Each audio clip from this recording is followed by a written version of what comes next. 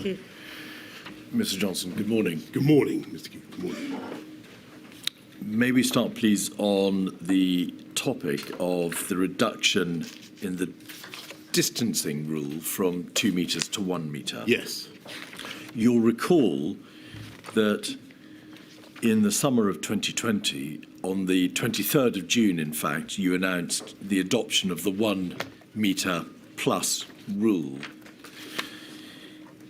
It is obvious from the material that, and you refer to this in a cabinet meeting or a meeting in the Cabinet Office on the 2nd of June, that the underlying scientific advice was that staying 2 metres away from other people remained the best way of reducing coronavirus transmission. But it is equally apparent that there was clear economic pressure upon you to reduce the 2 metre rule in order to make business viable. Was the 2 metre, 1 metre rule issue a particularly acute example of that balance between public health, epidemiological considerations and economic? In a way, it certainly was. But I think I would it wasn't quite as simple as that, because the 2 metre, your observation that the scientists were recommending 2 metres is, of course, correct, or many scientists were recommending 2 metres. Some were not. Some were saying 1 metre was all right. But it was also true that 3 metres would have been better, or 4 metres, 5 metres would have been epidemiologically more effective than 2 metres. It was a question of where to draw the line. And there was plenty of evidence from around the world that other countries had gone from down to 1 metre. There were other international comparators that had done it safely. And so although you're quite correct that hospitality and other sectors were desperate to be able to operate, because it was very, very difficult under the 2 metre rule, it did not seem to me, on balance, to be epidemiologically unsound to do it. And I, of course, had to balance the very considerable hardship that was being caused to people by the effective closure of hospitality as a result of the 2 metre rule. I posed the question the way that I did because I've actually quoted your own words from the summing up of that Cabinet Office meeting on the 2nd of June. Summing up, the Prime Minister said the underlying scientific advice, so obviously the combination of the various views that you'd received, was that staying 2 metres away from other people remained the best way of reducing coronavirus transmission. There was no doubt about 3 metres would have been even better. Indeed, but there was no doubt at all that epidemiologically the pre-existing 2 metre rule was the best way to proceed epidemiologically. But you were under understandably intense economic pressure to try to take a different path in order to be able to alleviate the economic burden. And there were plenty of other countries that had done the same. That debate took place, of course, in advance of the Eat Out to Help Out scheme, which was put into place in August in those mid-week days, Tuesday, Wednesday, Thursday of the 4 weeks of August. In your statement, you make plain that you and the Chancellor thought that there was a sound policy rationale for the introduction of the scheme. Were the policy rationales, firstly, the obvious economic support for the hospitality sector, but secondly, to influence social behaviour by incentivising the public to engage more generally in indoors hospitality? That was the thinking. The thinking was that the country had made a huge effort, that we got the R down below 1, that the disease was no longer spreading in the way that it had been, and that within the budget of risk, it was now possible to open up hospitality. That being so, logically, if we were going to take advantage of that, if we're going to allow people to take advantage of, allow the hospitality sector to take advantage of the freedom that our collective efforts had won them, then it seemed to me to make sense to make sure that they actually had some customers. That was my thinking, and it seemed to me that if it was safe to open hospitality, then it must be safe for people to go to hospitality. Do you accept, as Professor Edmonds said in his evidence to this inquiry, it's one thing to take your foot off the brake, which is, of course, what had been done in terms of easing the restrictions in June and July, but to put your foot on the accelerator is, by implication, quite different. He, in fact, used the word perverse, but I'm just going to suggest to you that it's a different thing to do. Utmost respect for Professor Edmonds. All I would say is that at the time that the Eat Out to Help Out policy was being aired with me for the first time, it did not seem, it was not presented to me as an acceleration, simply something to make sense of the freedoms that we were already giving. And it was not, I must emphasise, it was not at the time presented to me as something that would add to the budget of risk. But it wasn't being presented to you by the scientists, was it? It was being presented to you by the Treasury and the Chancellor of the Exchequer. The material makes quite plain that they were the ones who proposed the scheme. The paperwork makes that absolutely plain. And at the same time, your Chief Medical Officer, Professor Sir Chris Whitty, in particular at a COVID-S meeting on the 22nd of June, was saying that in general terms, the proposed easing of restrictions with relation to in relation to indoor hospitality was at the top end of the risk boundary. So you knew that there was an element of risk in this. There had to be a degree of epidemiological gamble. That's logical and fair. I don't think that I thought that scheme in itself was a particular gamble at the time, and it certainly wasn't presented to me as such, nor am I confident that there is very substantial evidence that it did indeed add to the although, you know, I defer to what your inquiry has discovered, but I can't see anything that conclusively shows that it made a big difference. At the time, it wasn't presented to me as something that would. Could we have 232086, pages 1 and then 2? We'll stick with 1 for the moment. This is just to demonstrate, Mr. Johnson, that there was considerable debate between the Treasury and Number 10 in relation to a voucher scheme which became the Eat Out to Help Out scheme. This is an email from the Treasury dated the 22nd of May. It refers to the bottom of the page, the Chancellor asking her to thank all the teams as a meeting with you went very well. You complimented him on doing a great job. And then if we just go over the page to the middle, we can see a reference to presenting a plan for July. And then right at the bottom of the screen, Chancellor clear that should not do options in box at the bottom of the page, e.g. IT cut, people save, not spend, PM very keen on vouchers idea. So there was a general debate going on, obviously and sensibly, for some time before August. And you expressed your optimism, as it's been described, that the scheme was a good idea.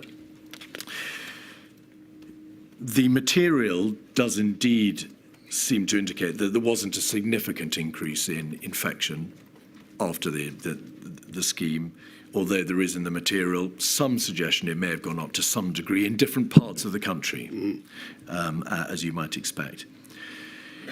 But you knew that the Treasury and HMRC had not in fact sought scientific advice on the epidemiological consequences of the scheme. That must have been apparent to you. Well, I say in my statement that I thought that Chris and Patrick must have known or did know about Eat Out to Help Out, and I said that because it wasn't a very secret thing. It was I thought a pretty well publicised scheme, and I'm fairly confident that it was discussed several times in meetings at which I believe they must have been present. You know, I understand that they don't feel that they were properly consulted, and I remember being, but I don't quite understand how that can have happened, to be honest. I remember being surprised later, I think it was in September, when Chris says this is Eat Out to help the virus, and I thought that's funny, because I didn't remember any previous controversy about it. Mr. Johnson, in June and July, you had a number of bilateral meetings with the Treasury and the Chancellor, Yes. which the scheme was debated. Yes. There were no scientists present at any of those meetings, were they? No, but it would have been normal for a project like that, a scheme like that, to have gone through the COVID-19 task force, and it seemed to me odd that the scientists hadn't been made aware of it. So you knew they hadn't been made aware of it. You knew that... Sorry, I don't think I said that.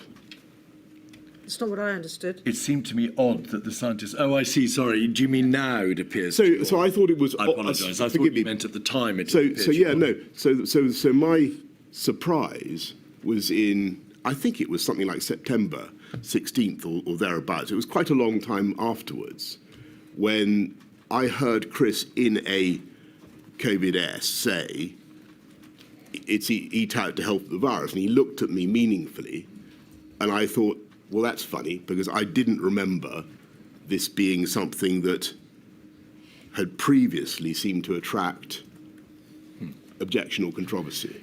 But please, may we be clear about this?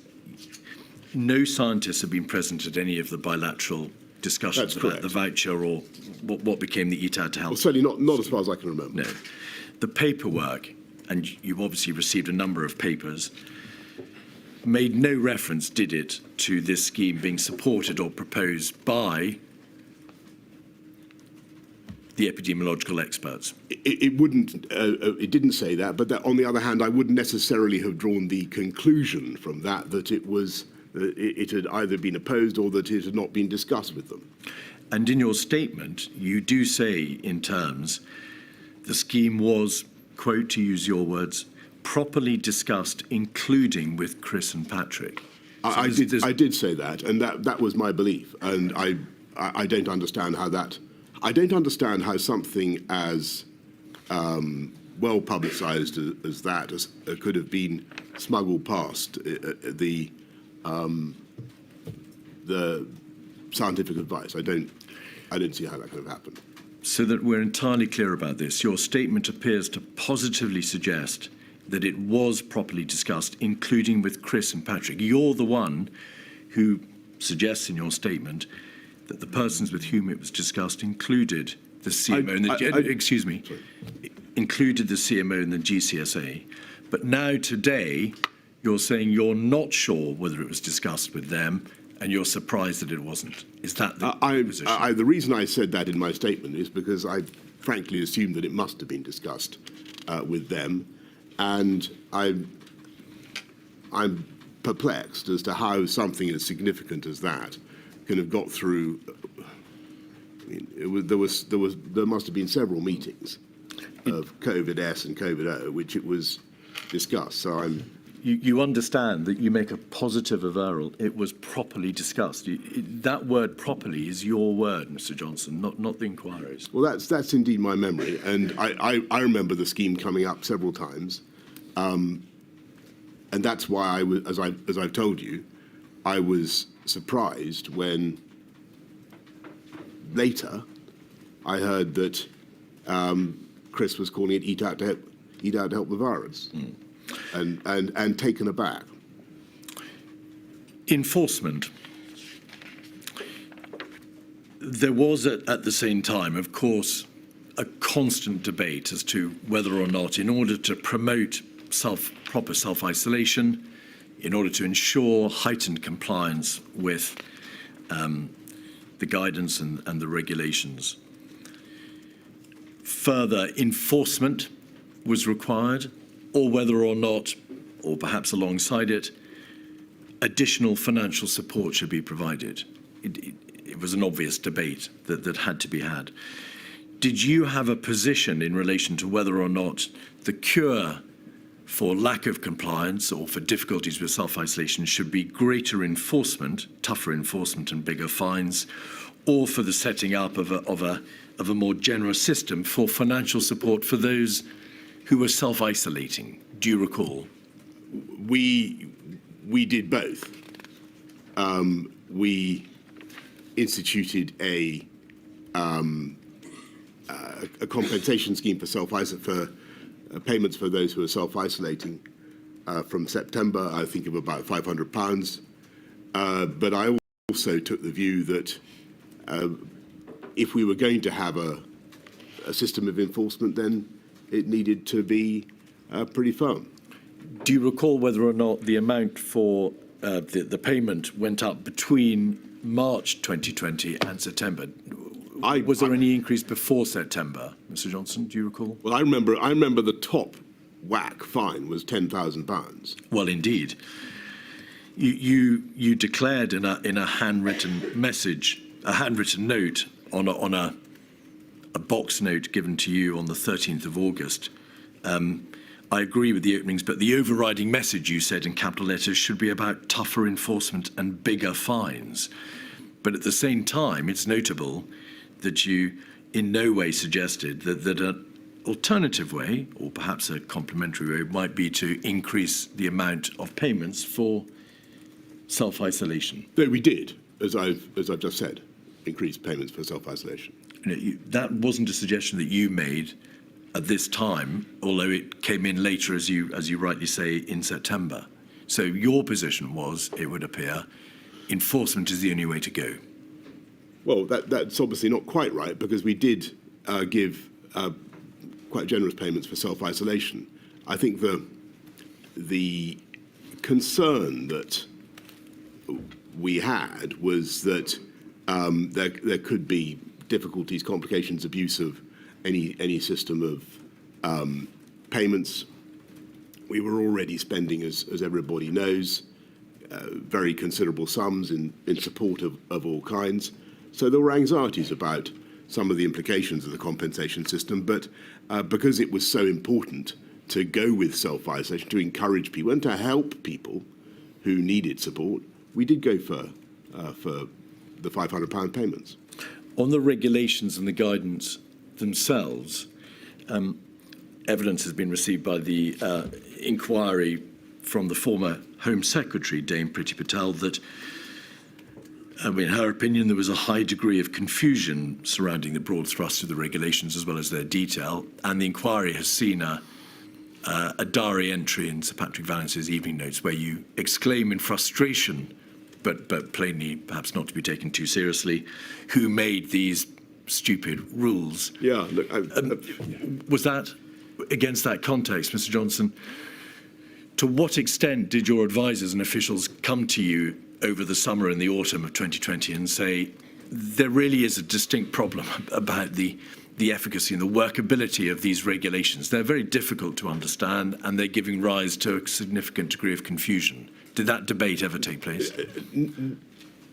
We did try to make the rules as simple as we could, but the problem was the effort did to get people to self-isolate, to avoid contact because of the complexities of human life, became extremely complicated. And I think we really need, for the future, to think about how we do it again. Because yes, it was very difficult to enforce. And I do have a great deal of sympathy for those who were the police, those who were charged with enforcing it, because it changed very often. I think there were 60 separate changes, and the complexities for the public to understand were very great. Have you thought about how it might be done differently next time in terms of the promulgation of the legal superstructure?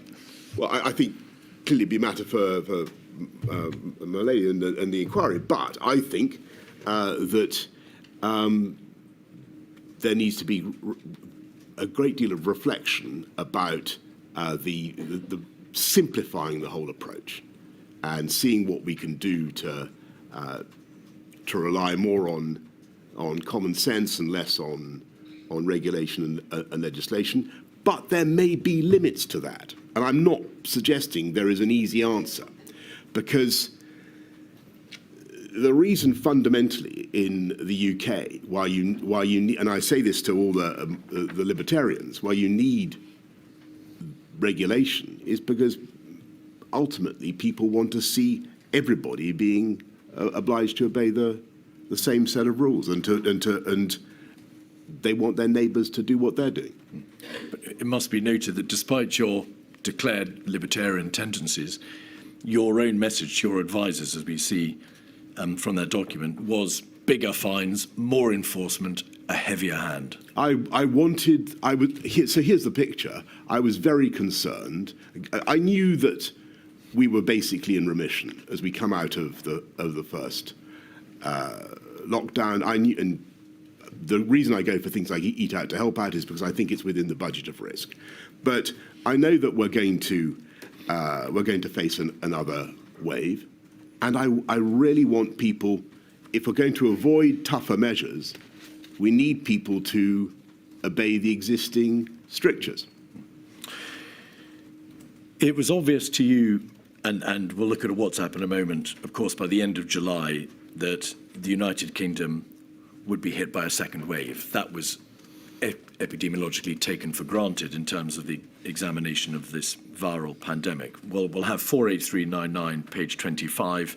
You say it's completely obvious we're about to be hit by a second wave.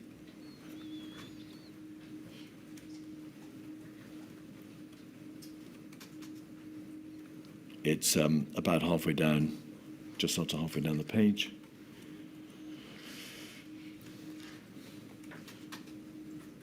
(8:10:48). Folks, looking at Spain and France and remembering March, it is completely obvious we're about to be hit by a second wave. And on page 32, a month later, the 31st of August, in the same WhatsApp group, you say, page 32, we've seen the wave coming for miles, so we should be ready. And thank you. It's obvious that the government was concerned in the summer of 2020 with, as you say, the prospect of being hit by a second wave.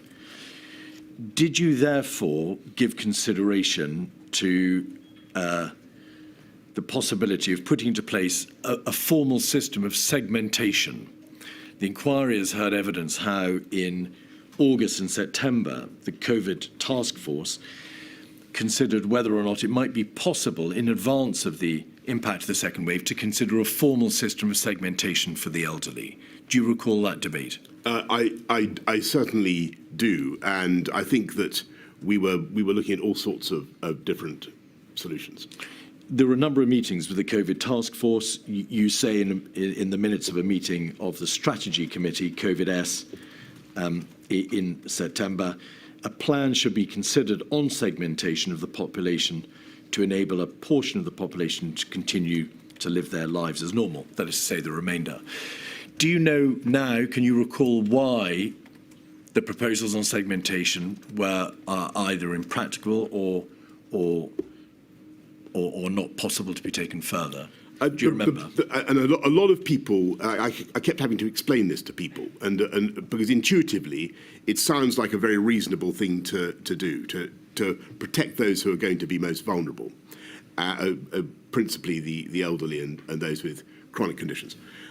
The trouble is that when the R starts circulating above a certain rate, the velocity of transmission of the disease becomes so extreme that it just breaks the segregation that you've tried to impose. And that vulnerable population, a percentage of them, will inevitably get the disease. And as you know, a small percentage of a very large number is a very large number. So if we look at 48399, which is the CSA CMO PM WhatsApp group for August, page 28, you entered into a debate with Sir Chris Whitty and Sir Patrick Vallance about the merits of giving the elderly a choice. And you say, in effect, why not give the over 65s a choice? They can decide whether to enter into spontaneous self-preservation and keep themselves, or run the risk of hugging their grandchildren and engaging fully in society. And you put that position to Sir Chris Whitty, and he says in the middle of the page, starting at 7:22:49 p.m, I agree it's entirely reasonable at an individual level.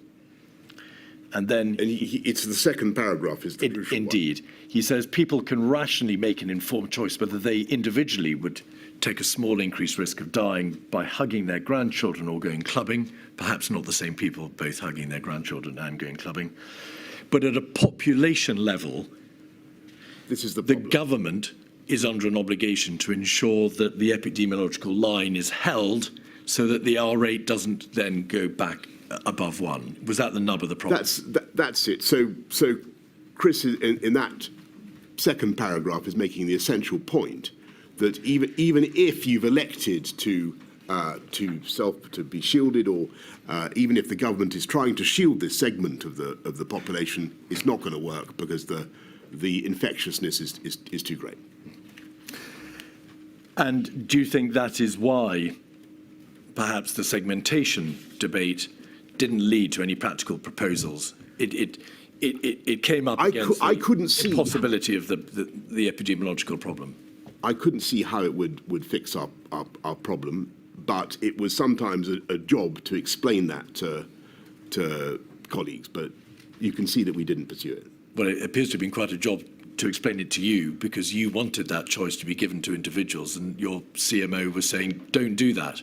And quite rightly, I was interrogating my advisors about points that had been made to me with a view to understanding the arguments and being able to explain them to the world, which is my job.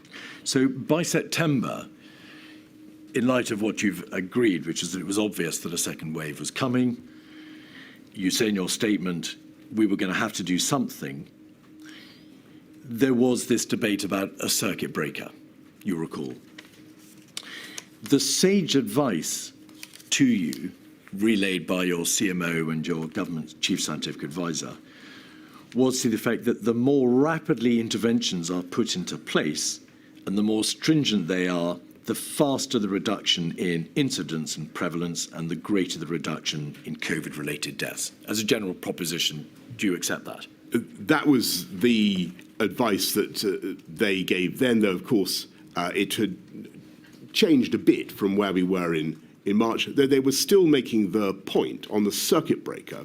If you look at that, I think that sage advice in September, they're still saying, if you do one, it may not be enough, and you may have to do another, which was, if you remember, Patrick's point back in March. So if we look at 102265, page 2, this is a WhatsApp communication on the 17th of September, we can see that Mr. Cummings says we should consider a 2-week circuit breaker, keep schools open but close bars, restaurants, etc. We should consider doing this week. And then he says, sorry, I meant consider now, saying this early next week for a fortnight. You say, what's the difference between a circuit breaker and a national lockdown? And what if it doesn't work? Is that a nod to the point you've just made?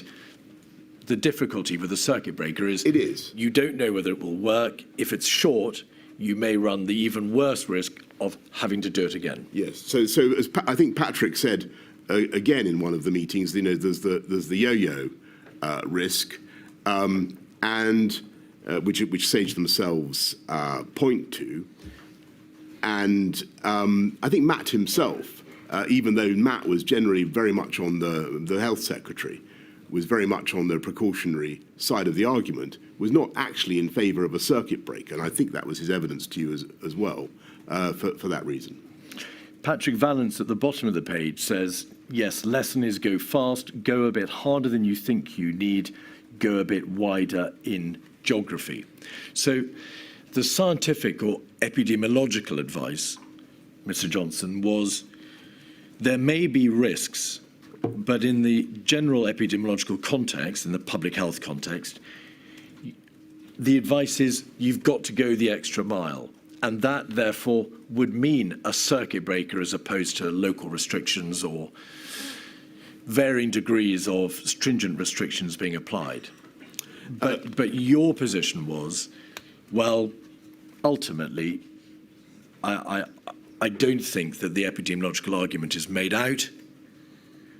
I want to take a different path, and of course, circuit breakers were not applied. Yes, is that the nub of it? I want to try to just remind everybody of the context when we're coming out of the first lockdown, because what's happening is that the disease is very diversely spread, shall I say, over the country, and there are parts of the UK where it's barely present. Some places, sadly, Leicester, some parts of the northwest, where they barely came out of restrictions throughout 2020. And so the question would have been, do we continue with national measures the whole time, which would have been which is the logical tendency of some of the submissions I think that you've had. You know, that would just write off 2020.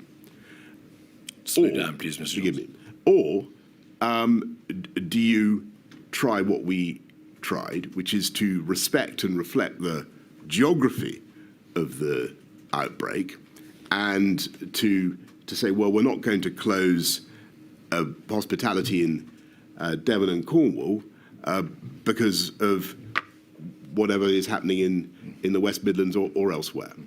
And that, for a while, seemed to a lot of people to be a sensible way forward. And I think, I mean, I will probably come to this, but I'm trying to the defects in the tiering system.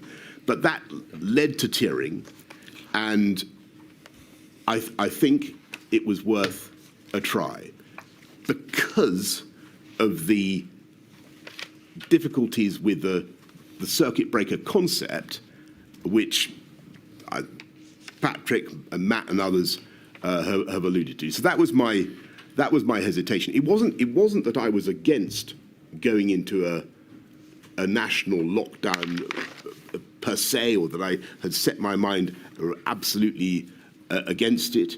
If you look at what I said to the Cabinet in July the 21st, I said we've got to keep this as part of our arsenal.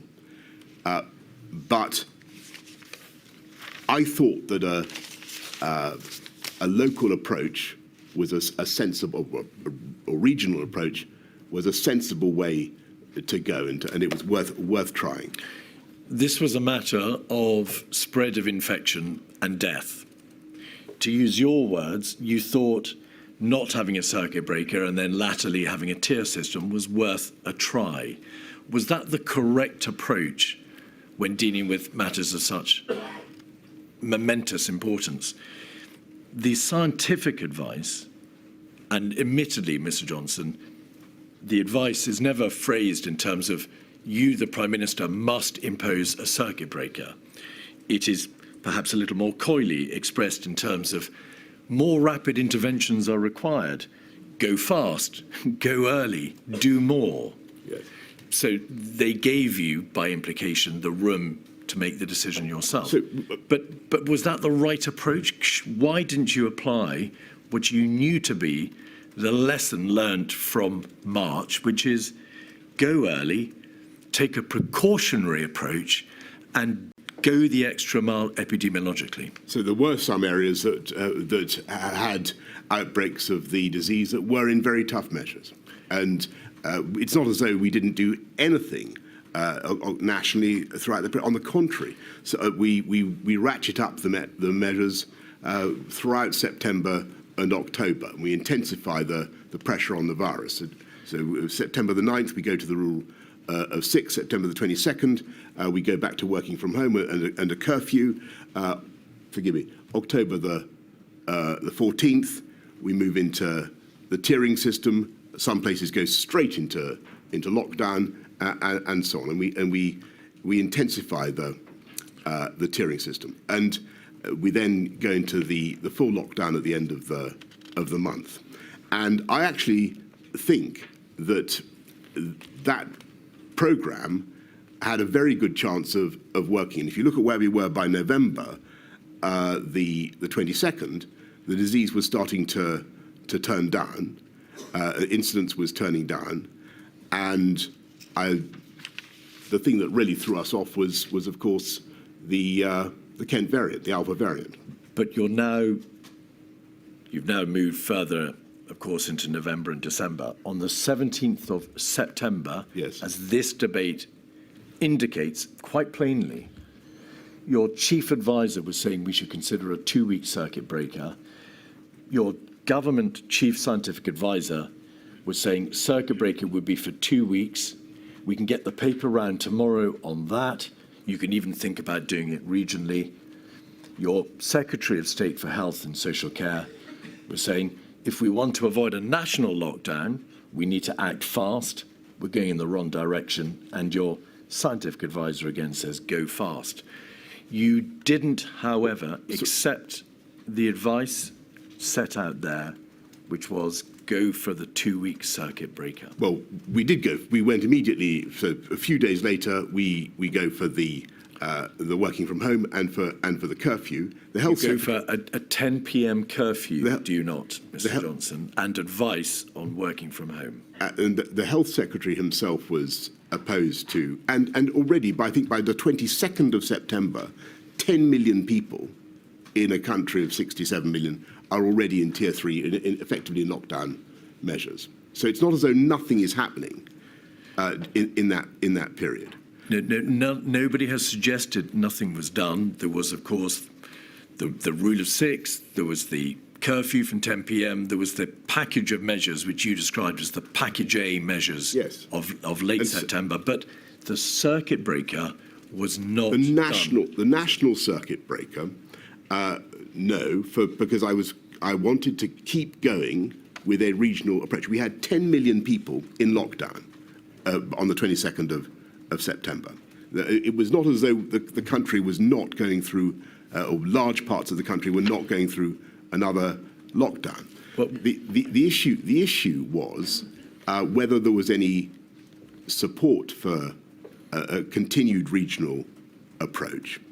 And actually, if you look at the October, even October the 20th cabinet meeting, you'll see that the CMO says that the country, and I think the JVT also, Jonathan Van Tam also said this, the country is basically divided into 3 parts. Those where the disease is flat, those where it's increasing slowly, those where it's rising fast, and a regional approach is therefore still justified. And that is what, as far as I remember, Chris said in that meeting. And so I'm not going to pretend that this was an easy decision, and it certainly wasn't.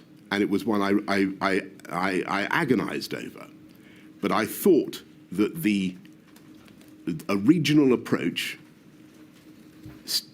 could still save us and could still help us. You have said twice that part of the rationale for not having a circuit breaker in September was that you said it was not as though the country was not going through, or large parts of the country were not going through another lockdown already. Is this the position? Obviously, from July, there were areas and local restrictions, notably Manchester, Liverpool, and parts of the northwest of England. There was the national rule of 6. there was then the package A measures of the Correct. 22nd of Correct. September, which was a 10 p.m. curfew and advice to work from home. Yes. But the majority of those regions, which, to use your words, were placed in lockdown, were not in fact placed in lockdown unless and until they went into Tier 3 in the tier system, which wasn't introduced until the 14th of October. Yes, but there were there were already restrictions around the country, which were very severe, and They were local. not, with respect, comparable to lockdown, were they? Well, people faced restrictions around the country on the basis of where the disease was prevalent and where it was spreading, and I thought that we'd learnt a lot in that period. We'd seen the horrors of the first wave and the shock of what had happened. You're completely right about that, and it was appalling. And we'd seen the suffering. But we'd also seen the impact of the pandemic, of the measures that we'd taken. And our objective remained the same, which was to protect the NHS and save life. And our strategy was to use NPIs. But it seemed to me, given the disparity in the prevalence across the country, it seemed to me for that period that a local approach was worth pursuing. And in justice and fairness, a lot of people thought the same, because they thought the disease is not prevalent here. It is not circulating in my community. Why am I being locked down? And we had to address that issue as well. But the other people who thought the same, Mr. Johnson, were not the Prime Minister with access to this epidemiological public health advice, which appeared to be pointing in that direction. Some of it did, and some of it, as I have just said, continued to support a regional approach. Is that why you called for the meeting on the 20th of September in Downing Street with Professor Gupta, Professor Hennigan, Anders Tegnell of Sweden, I think the state epidemiologist, and also Professors Edmund and McLean, because you wanted to have a greater diversity of scientific advice, and at least advice beyond the advice which you were receiving, but which you were not inclined to accept from your own Chief Medical Officer and governmental Chief Scientific Advisor? I think, with great respect, it was the other way around. What I could say, this is towards the end of September, middle of September, and I can see that things are going to deteriorate. There's no question, and I can see the direction of travel. I still want to use tough local measures to try to achieve what we need to achieve, but I can see that, as I've told Cabinet, and as I think I've told the public as well, we're probably going to have to go back into international measures. And what I want to, and I know that when I do that, whenever it comes, there will be, of course, a lot of downsides. And people are going to complain and to object for all sorts of good reasons. I need to have the arguments. I need to understand what a lot of people talk about, the great Swedish success, and how they managed to do it without lockdowns. And if I'm going to impose another lockdown in the course of the next few weeks, which is indeed what I ended up having to do, I need to know what the counter arguments are. Mr. Johnson, your government and you personally had declared that you would be following, by which you mean you'd be guided by the science. Throughout the course of that year, you had been guided by, accordingly, the Scientific Advisory Group for Emergencies and by your CMO and GCSA. Why did you not continue to follow, to be guided by that advice in September 2020? Why did you deliberately allow yourself to depart from that stated position? First of all, because the scientific advice was not clear, there was a push for a circuit breaker, but that was not supported by the health secretary, as he's testified to you, and he was normally in the amongst the toughest in wanting to impose lockdowns. There were question marks about the circuit breaker and its efficacy, and indeed, where a circuit breaker was tried, as you know, in Wales, it's not clear that it actually worked. So that was later. It wasn't, of course, imposed until October.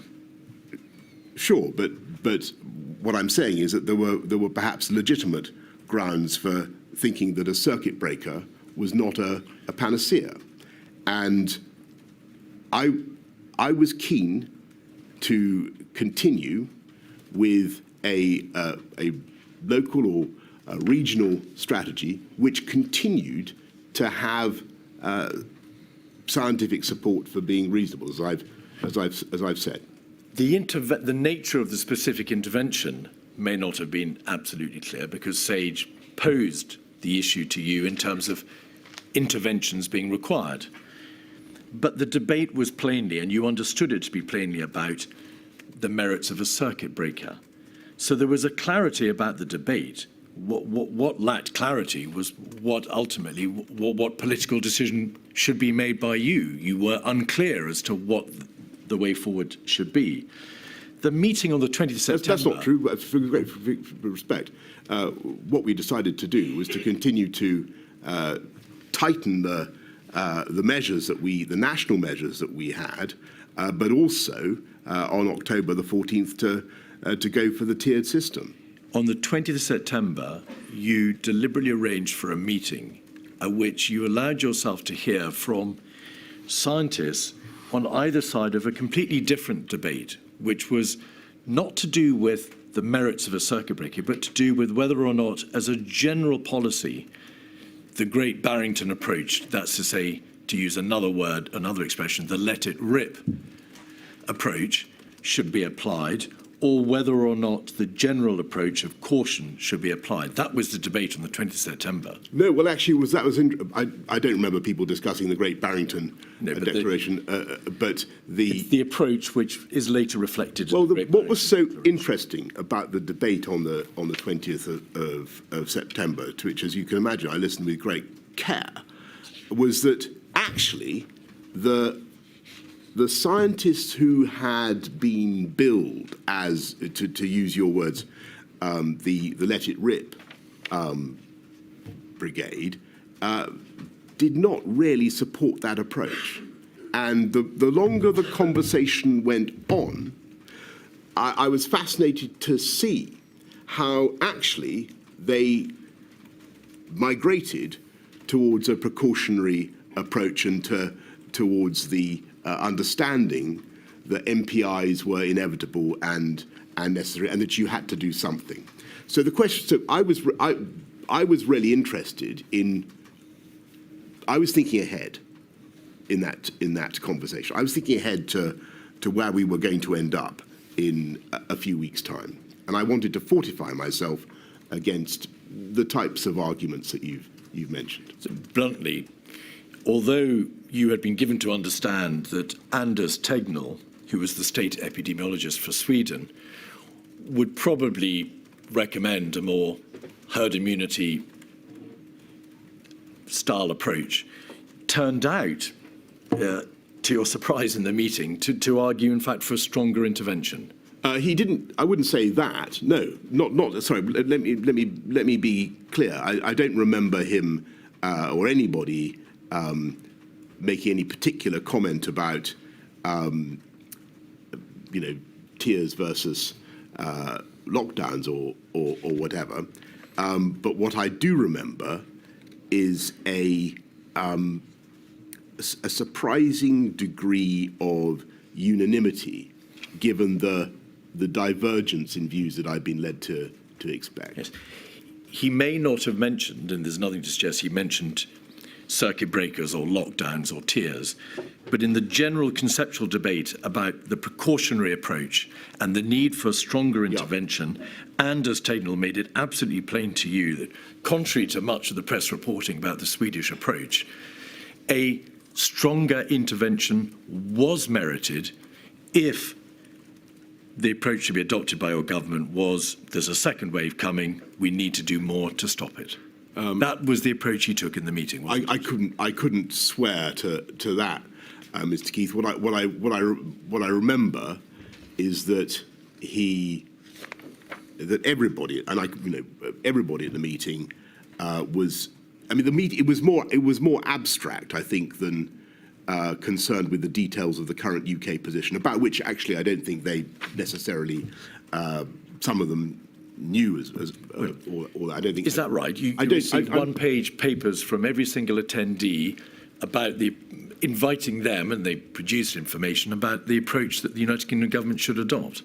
Well, do you recall? I don't remember them commenting specifically on the situation that we were in. What I do remember is there was a much greater uniformity of view that we needed to do something. What I'm trying to say to you is that if you're saying to me that Anders Tegnell said you've got to lock down now, that wasn't. I have not suggested that to you, Mr. Johnson. Well, that's not what I remember anyway. At a COVID-S meeting on the 21st of September, the following day, you said, and the minutes record that you said, the events of the spring showed that the consequences of making decisions too late. So you were well aware of the need to get on and make decisions and to avoid the mistake of the spring, yes, which is to leave the most stringent interventions to the last minute. Correct? Well, the mistake of the spring, if you remember, was that we'd mistaken our place on the curve, and that was, but we were in much less doubt about that now. The mistake in the spring was making a decision too late. The fact that one of the reasons for the decision, for that mistake, Mr. Johnson, may have been a misunderstanding as to where we were on the epidemiological trajectory is quite different, is it not? No, we couldn't have made the decision earlier because the facts as we understood them were different. Your summary in that meeting. Oh, you're both losing I'm so me. sorry. No, you're both Talking losing over me. each other. Exactly, that may be part of the problem. But also, can we make sure that we know which period we're talking about? Because we've been talking about the spring and the autumn. Just to be clear. In the autumn, I suggested to you, you had said in a COVID-S meeting, the 21st of September, by reference back to the spring, the events of the spring showed the consequences of making decisions too late. Regardless of why those decisions were taken, Mr. Johnson, what were the consequences of making decisions too late? Your reference. Yeah. What did you mean? Sorry. So, just to clarify this point, in the spring, we couldn't have made the decision any earlier because we didn't know the relevant facts. When it came to the curve in September, October, we were much more on top of it. We could see where it was going. And the relevant facts are that the virus was not evenly distributed across the country. And that was the key thing. It looked as though it might be in abeyance for a long time in parts of the country, and therefore it made little sense to lock it all down. And what we were trying to find, and you can criticise us for this, but I think it was reasonable. We were trying to find a way through that allowed as much of the country as possible to keep going. Mr. Johnson, what were the consequences of making decisions too late? When you said those words to your colleagues on the COVID-S meeting on the 21st September, what did you have in mind by consequences and the decision making having been too late? Clearly, if you make any decision too late, then there's going to be a cost, and in the case of COVID, there's a cost in human life. But what I wouldn't accept is that the decision in all the decisions in September, October, November were too late. Nor would I accept, knowing what we did then, that the decision in March was too late. Well, there we are. On the 22nd of September, you announced the Package A measures. You recall that you were presented with a paper which had Package A measures, the majority of which were described in the very same paper as being unlikely to bring R below 1, some Package B measures, Package C measures, the more stringent, plus the possibility of a circuit breaker. And you went for all the Package A measures and some of the Package B. So largely, the measures which your own CMO had advised would be unlikely to work, even in combination, to bring R below 1. But that was your right. You announced that your government would not listen to those who say, let the virus rip, nor to those who urge a permanent lockdown when you announced those measures. But the phrase, let the virus rip, and the notion that you as a government would let the virus rip was your own phrase, was it not? Well, so, no, I'm sad to say there were plenty of people who had used the phrase in conversation with me. I was trying to represent a view which was sadly quite widespread, which was that, as you've said already, the approach might be to segment the most vulnerable and to protect them, and to allow the vast majority of the population who were much less vulnerable to gradually acquire immunity. Now, that was not, as we've discussed repeatedly, an approach that I could take at all. And I was saying that in order to explain to the public why it was not an approach that we were taking, any more than going into permanent lockdown was an approach that we could take. We faced an appalling... The problem with this whole period is that we had come out of... We'd found a way out of lockdown, and we'd got the R below 1, but we didn't yet have either good enough therapeutics or a vaccine. And so our only tools remained NPIs. And the question was, do you go straight back into lockdown, which is what a circuit breaker is? I mean, a circuit breaker sounds like a pretty it's a glib phrase. It actually means an immensely difficult, costly exercise, which falls hardest on the poorest and neediest in society. You then might have to do it again and again. And even then, there's no guarantee that it's going to work. And you don't know what the end state is because you've got no vaccine. And that was why I thought it was sensible to continue to throw everything we had at a combination of intensified national measures plus the regional system, the tiering system. My question to you was whether or not you, whilst announcing that you would not listen to those who had said, let the virus rip, had used the words used the words yourself. You deny that. So could you please look at the diaries? Sorry, what I'm saying is that this was a phrase in common parlance at the time, and remains so. Sir Patrick Valence's diary is 273901, page 92. Yes, sir. Actually having a discussion, a meeting with the PM about, quote, letting it rip, page... But I don't wish to be I'm just going to put... repetitive, but this is exactly what you'd expect me to be talking about at this stage. Page 245. This is June 2020. I'm going to show you all the ones, Mr. Johnson, out of fairness. The Prime Minister meeting begins to argue for letting it rip, saying, yes, there will be more casualties, but so be it. They've had a good innings. 608.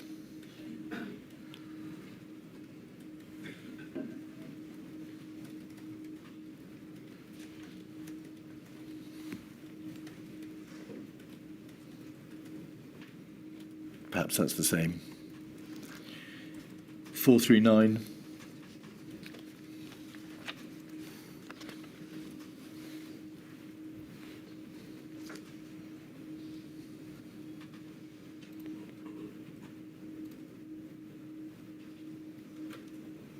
We should let it rip a bit. 150.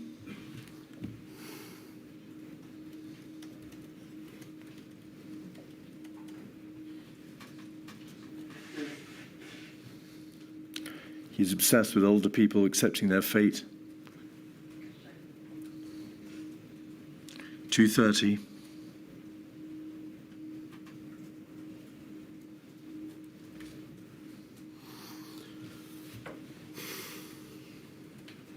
Obsessed with the average age of death being 82, which is longer, you believe, than the average life expectancy. Get COVID, live longer, you said.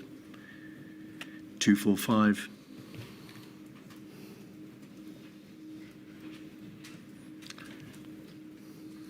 Back to the other one. You say at the bottom of the page, according to Sir Patrick Vallance, we're in a really tough spot, a complete shambles. I really don't want to do another national lockdown. You are told that if you want to go down this route of letting go, you need to tell people, you need to tell them you're going to allow people to die. Was your position, Mr. Johnson, that in light of your views secretly held about people dying having reached their time anyway, that you were obliged to reject the advice of your advisors that there be a circuit breaker? No. That there be no national lockdown until the last possible moment? No. And that you would try a tier system? No. No.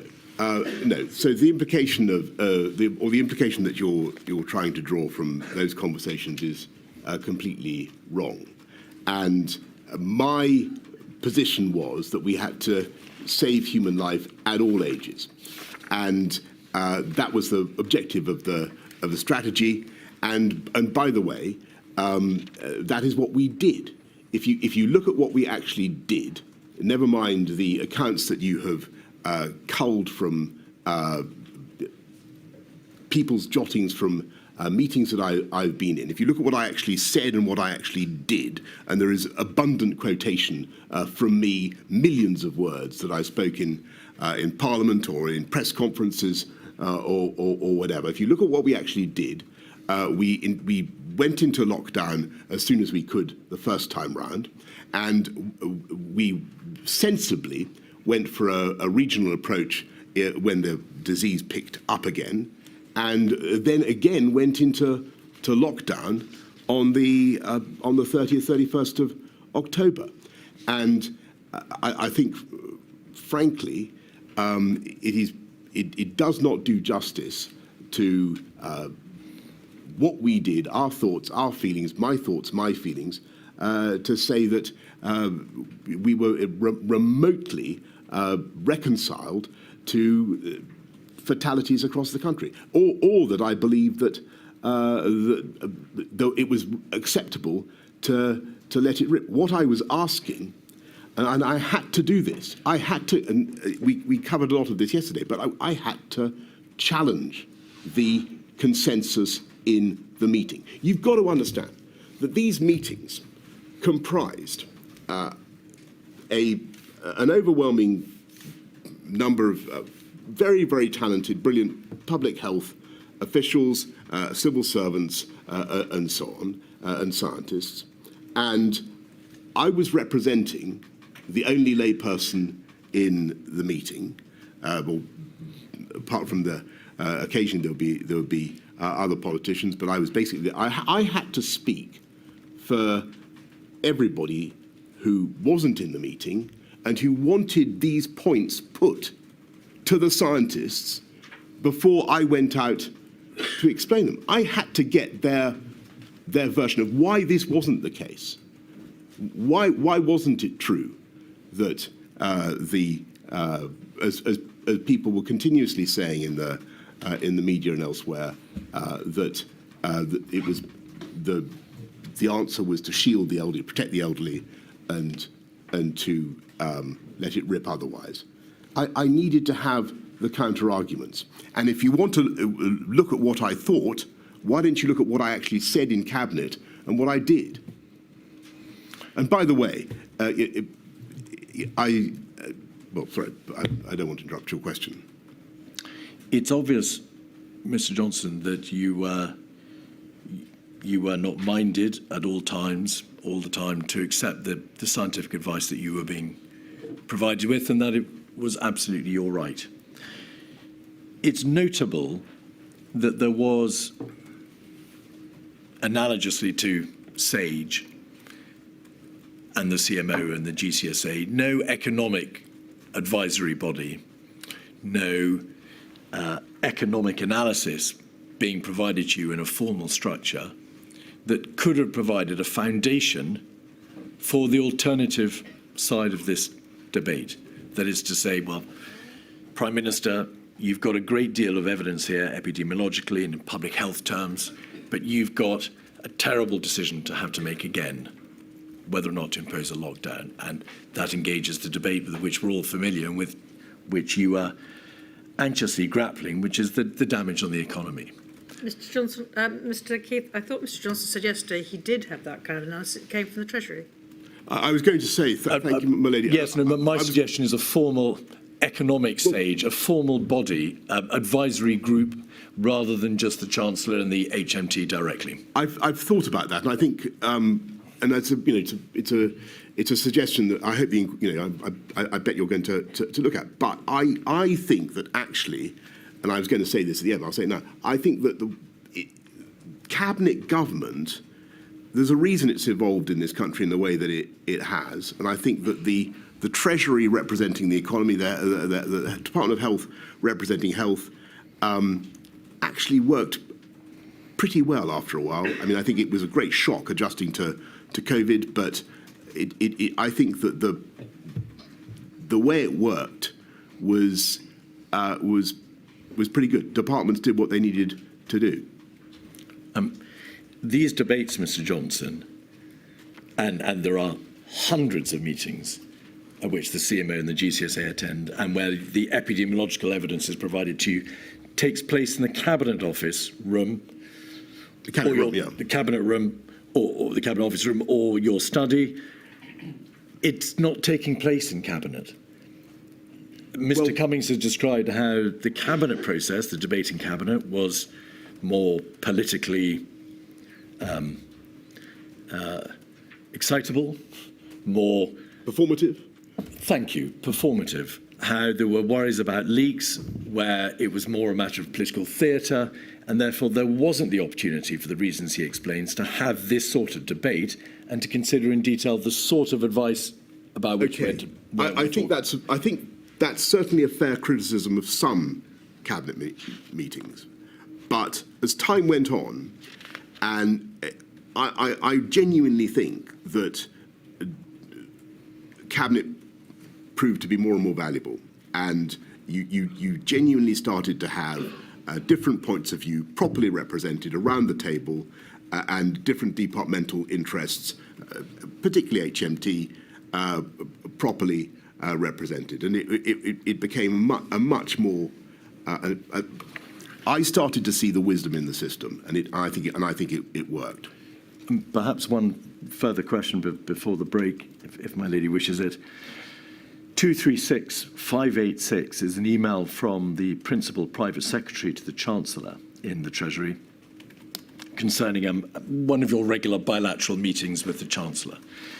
You, as Prime Minister, plainly had a large number of bilateral meetings with him, Mr. Sunak, and there is a reference in the first paragraph of the email from the Principal Private Secretary to the following the inconclusive strategy meeting, so a strategy meeting, perhaps a wider strategy meeting in government, the Prime Minister and Chancellor met and discussed the plan for the NPI easements on Friday.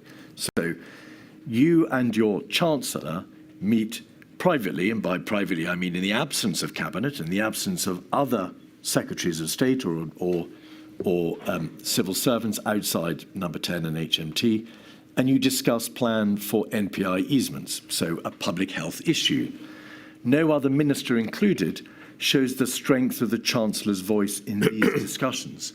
So with reference back to my earlier question about a more formal, open, perhaps transparent process of enabling the Prime Minister to receive economic advice, do you think that these private bilaterals where you discuss with the economic voice in government, the Chancellor, matters of public health, were the right way to have done this? I can't remember the meeting that I think it's Elizabeth Perelman is referring to. It's a normal bilateral. These would be normal conversations that I would have with Rishi. You'd expect me to have them. The plan for NPI easements that she refers to is not something that we have devised at this meeting. It's something that we're discussing, and presumably we're discussing the funding implications or the economic implications of what's envisaged. Well, there are references to SAGE, there are references to MPI. It's obviously a public health argument or debate.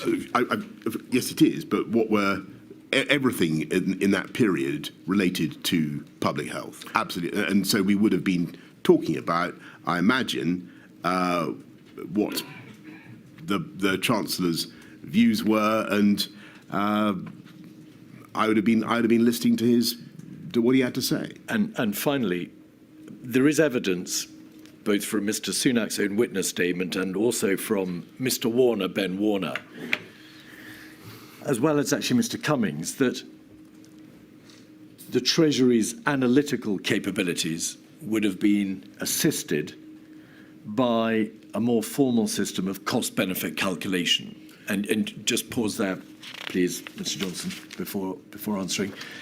In your strategy update comments, we'll come to this in a moment, but in response to the final paper, or one of the final papers before the second national lockdown from the COVID task force, you wrote in your handwritten annotations at the end, in capital letters, "Can I please see some serious economic analysis?"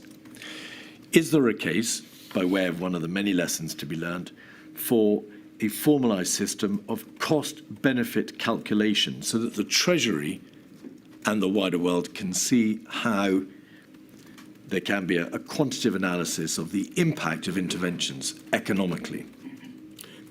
Well, the Treasury does a phenomenal amount of cost-benefit analysis, as you can imagine, already.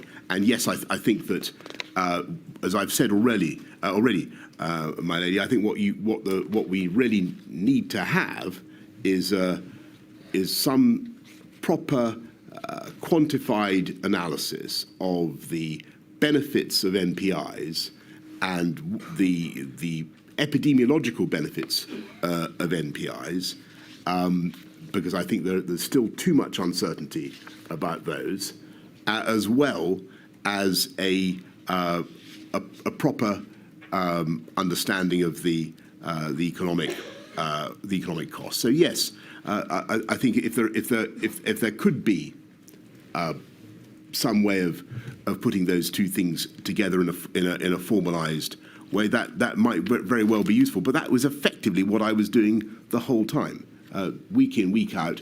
Those were the calculations we were making. But I want to stress that the objective was always saving life, and that was what we were trying to do.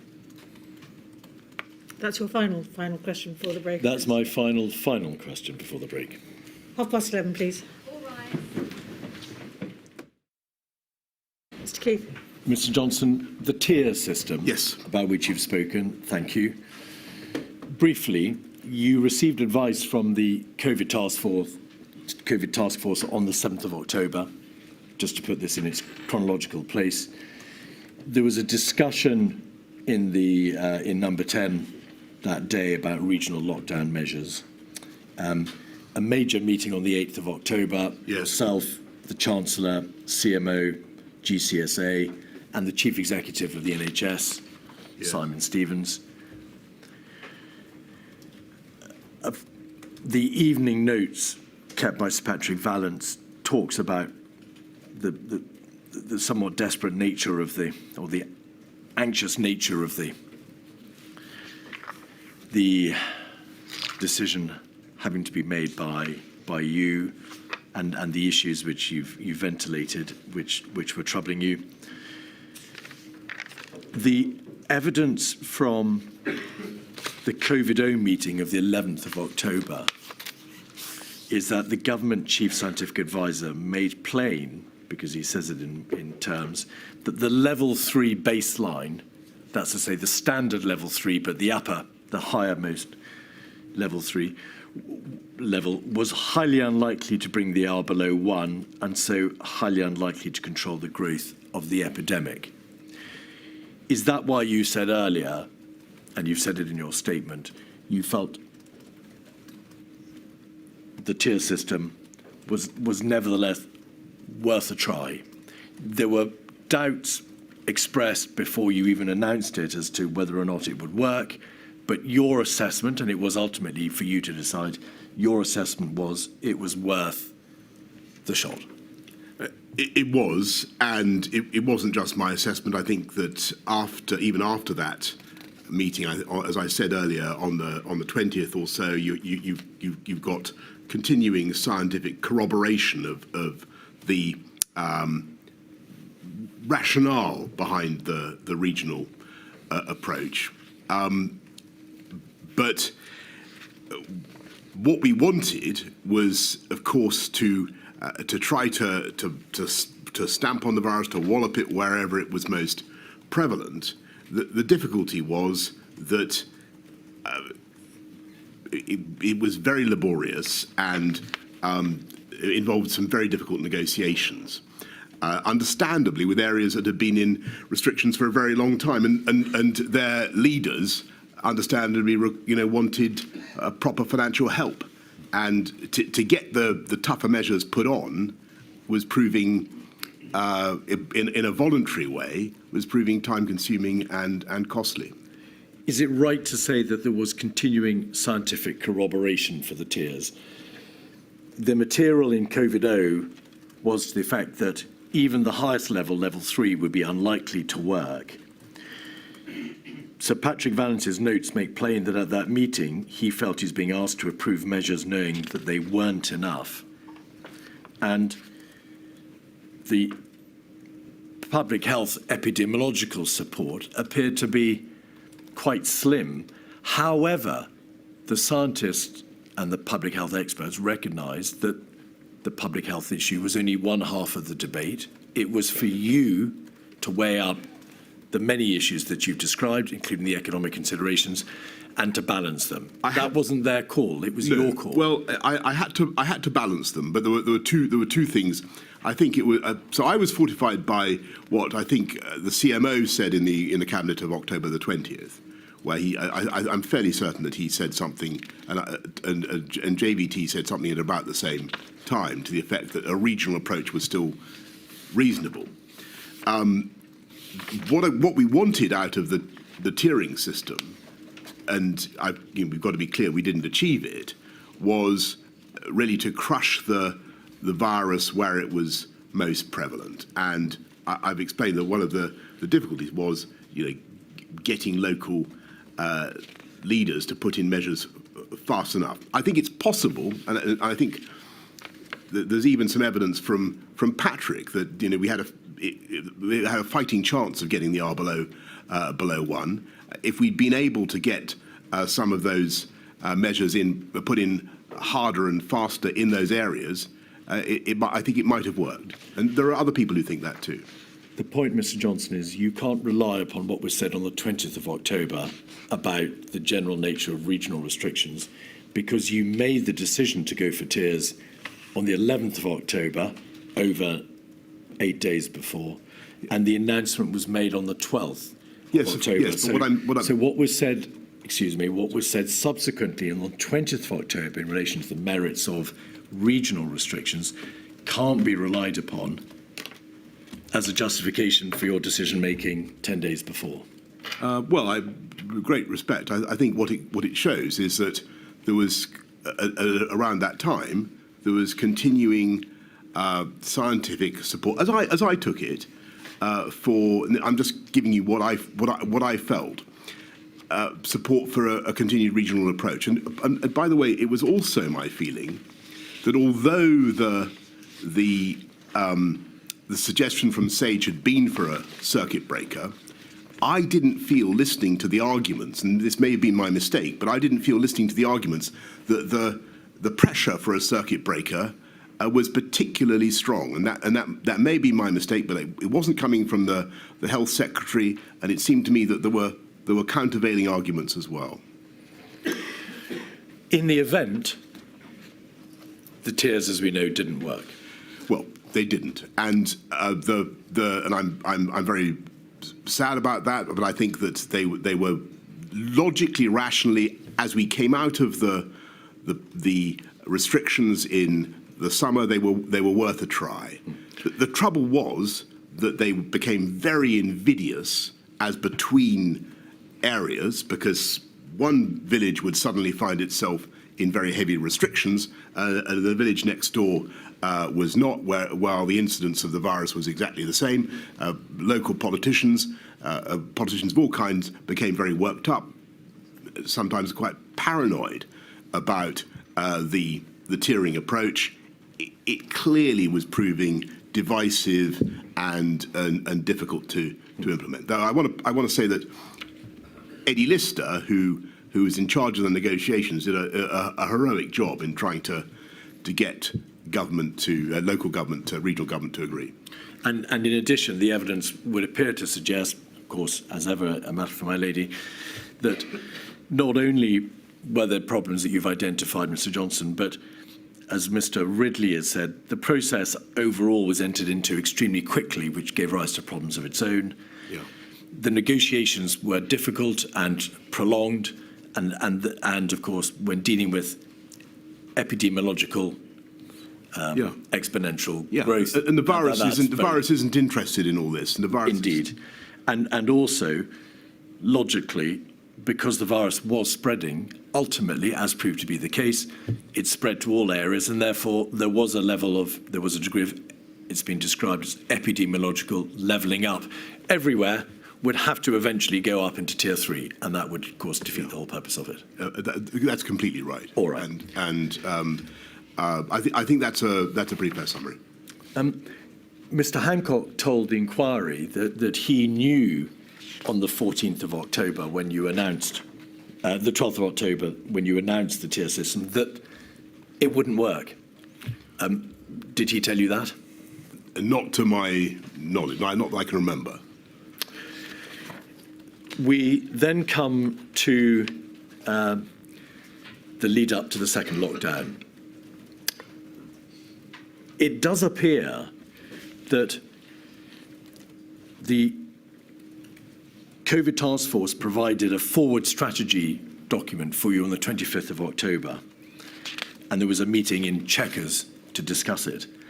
You then received a further task force advice on the 28th of October, and then another paper for a COVID-0 meeting, and then there was ultimately a meeting at which you decided that there had to be a lockdown. And my question is this: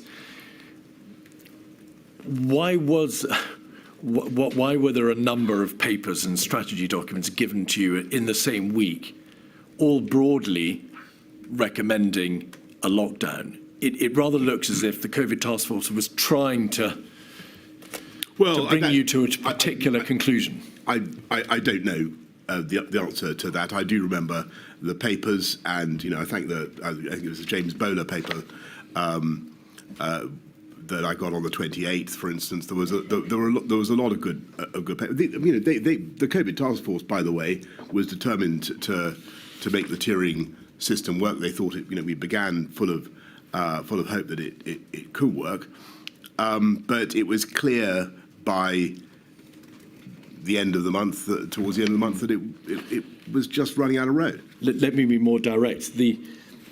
Mr. Shafi's notes of a meeting on the 25th of October, the forward strategy meeting, record you as recognising that the country was in a very tough spot.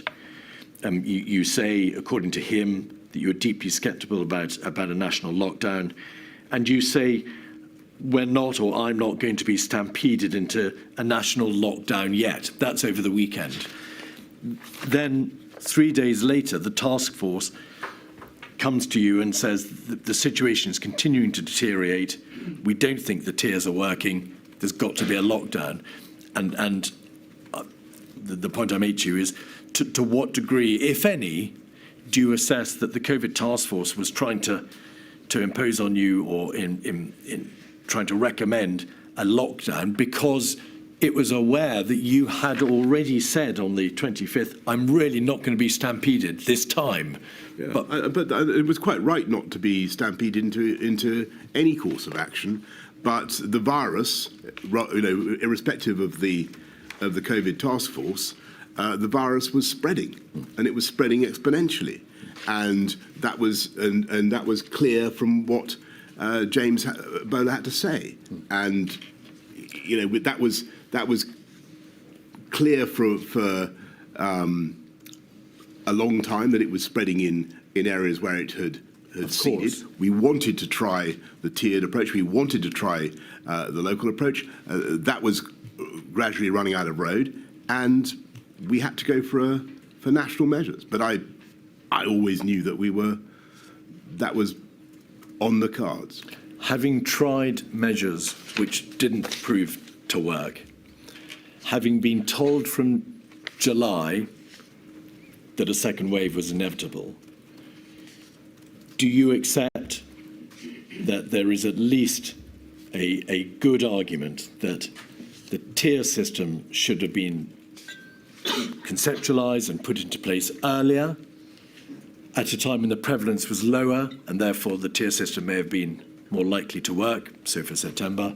Alternatively, that a circuit breaker should have been applied in September so as to avoid, possibly, and we will never know, possibly the second devastating national lockdown which you were forced to apply. So on the point about the circuit breaker, I think we've been round that quite a bit. There were arguments for and against. It wasn't actually presented to me as something that we urgently needed to do. It was an option. The health secretary was against it, and there were clear downsides because of the problem of bounce back. And people, as I say, a circuit breaker is not just flipping things on and off. It's a very, very a massive intervention. You've got to get it right. And like a lockdown. And it's a complete lockdown. So, and on the your point about tiering, should tiering have been introduced earlier and formalised earlier, which is, I think, what you asked. That's an excellent question. I think that the truth is that we already, for a long time, had a kind of tiering, in the sense that some places remain. Leicester, the Northwest, remained under measures for a long time. It took a while. I'll be honest. It took a while to work out the LCAL system and to work out how to move places up and down. And I think one of the lessons of the whole experience is that when you set up these artificial boundaries between epidemiological areas in using council boundaries or whatever, you're going to create huge problems or parliamentary constituents. You're going to create huge problems, and we ran into those. And I say in my statement, I don't think that it in the end worked, but logically it appeared to be the right way to go as we came out of the first lockdown. And do you accept, Mr. Johnson, that the position that was ultimately reached was that you did have, and you imposed, a roller coaster lockdown process overall?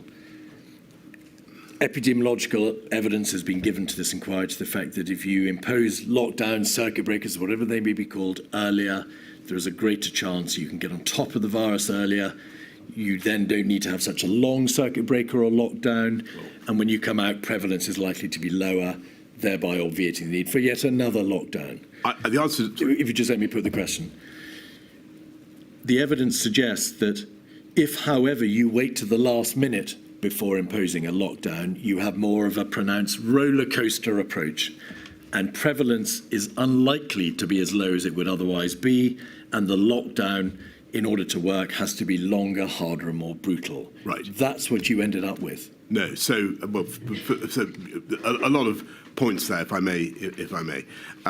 So, first of all, we didn't delay and then do something at the last minute, as though there were. So neither in March nor in September, October did we do one single lockdown. And I think this is one of the most important points that people need to remember, because it's been slightly forgotten. In March, there are a crescendo of measures beginning in I think on the 9th, when I first tell people to avoid contact and so on. There's school closures, hospitality closures, non-essential retail closure, and so on. Then the lockdown on the 23rd. When it comes to to September, October, again, there's a series of steps that we take nationally in addition to the regional measures. Now, and I've described them: the 9th of September, the rule of 6, the 22nd of September, working from home curfew, so on, so on. Then the tiering system, then lockdown. Now, the question about whether the actions helped change the shape of the curve, I think that they did. I hope that they did. I believe that they did. But epidemiologists will have, and I think it's one of the most important things that the inquiry has to evaluate, in my view, is the exact extent to which those NPIs changed, deflected the progress of the virus. What I also think is that if you look at what happened, particularly the second curve, the second wave, it's very interesting that the first it's two parts to it, and the first wave, you can see that the collective impact of what we're doing from September onwards, because we're following it very closely by this time, does bend the curve. And again, I'll leave it to you to evaluate the exact extent to which that worked and that happened, because that's the crucial thing. We need to explain it properly. But then what happens, as I said earlier on, is that you get alpha, and that we hadn't budgeted for. And that's why the second curve describes the shape that it does. And would you just explain what the significance of alpha was in terms of its additional transmissibility? Yes, well, alpha is the Kent variant, which was identified in early December. I don't know why we called it the Kent variant. It didn't originate in Kent, but it was much more transmissible than the original coronavirus. To a very large extent, is this right? The emergence of the alpha variant swept all the pre-existing considerations before it away, because yes, so transmissibility meant that the government's room for manoeuvre was very much more constrained thereafter. That's right. So when you talk about a roller coaster, I would say that roller coaster was very largely driven by nature. The extent to which we were able to control the roller coaster is something that I think we all need to focus on. Well, indeed. The roller coaster was plainly evident from November, hence the lockdown. The Kent alpha variant did not make itself plain until the first 3 or 4 days in December. That's correct. Yeah. Though what's happened with the measures that we put in, as I said to my lady before, in that second wave, it actually looks, and I remember Matt telling me this, as though we've started to get the numbers under control again, and that was encouraging. And so it was unbelievably depressing when we got Alpha. There was a small margin for discretion, as far as you could see it, in December, because there was some way of trying to delay the more stringent measures that would be required as a result of the Alpha variant. There was Christmas to consider. Yeah. Obviously, the prevalence level of the virus, the rate of transmission, was still relatively high in December, although the November lockdown had, of course, brought it down significantly, but not to the same level as it had been brought down to in May. And therefore, there was no possibility, was there, of opening entirely in December.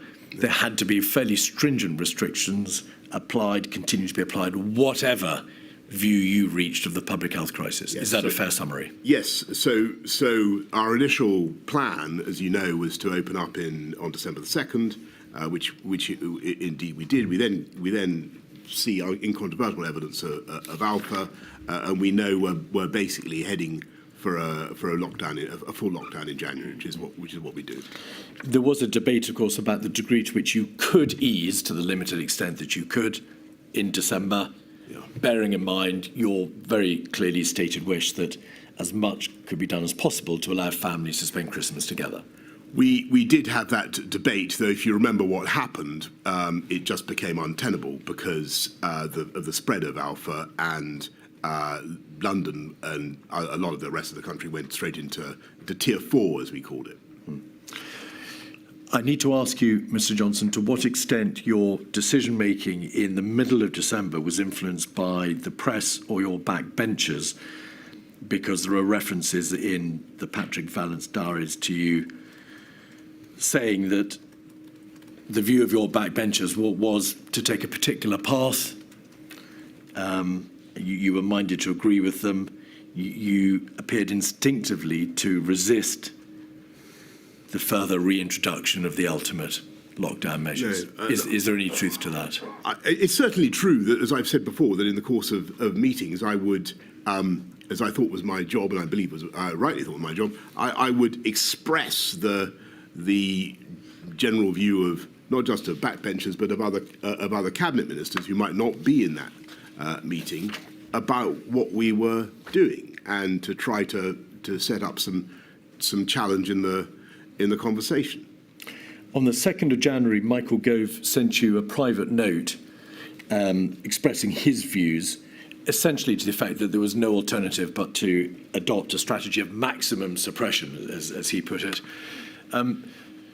Did that note, which perhaps traversed well-trodden ground, change your views as to what should be done on the 4th of January? No, I mean, we'd already basically knew that. I was grateful to Michael for his note, but we already knew that we were, again, we just had to take the toughest measures that we could. How did the last minute change in relation to whether or not schools, as opposed to secondary school, schools not going back at all, as opposed to just primary schools going back? It was terrible. Arise. It was terrible. I mean, it was. How did it happen? It was just it was inevitable because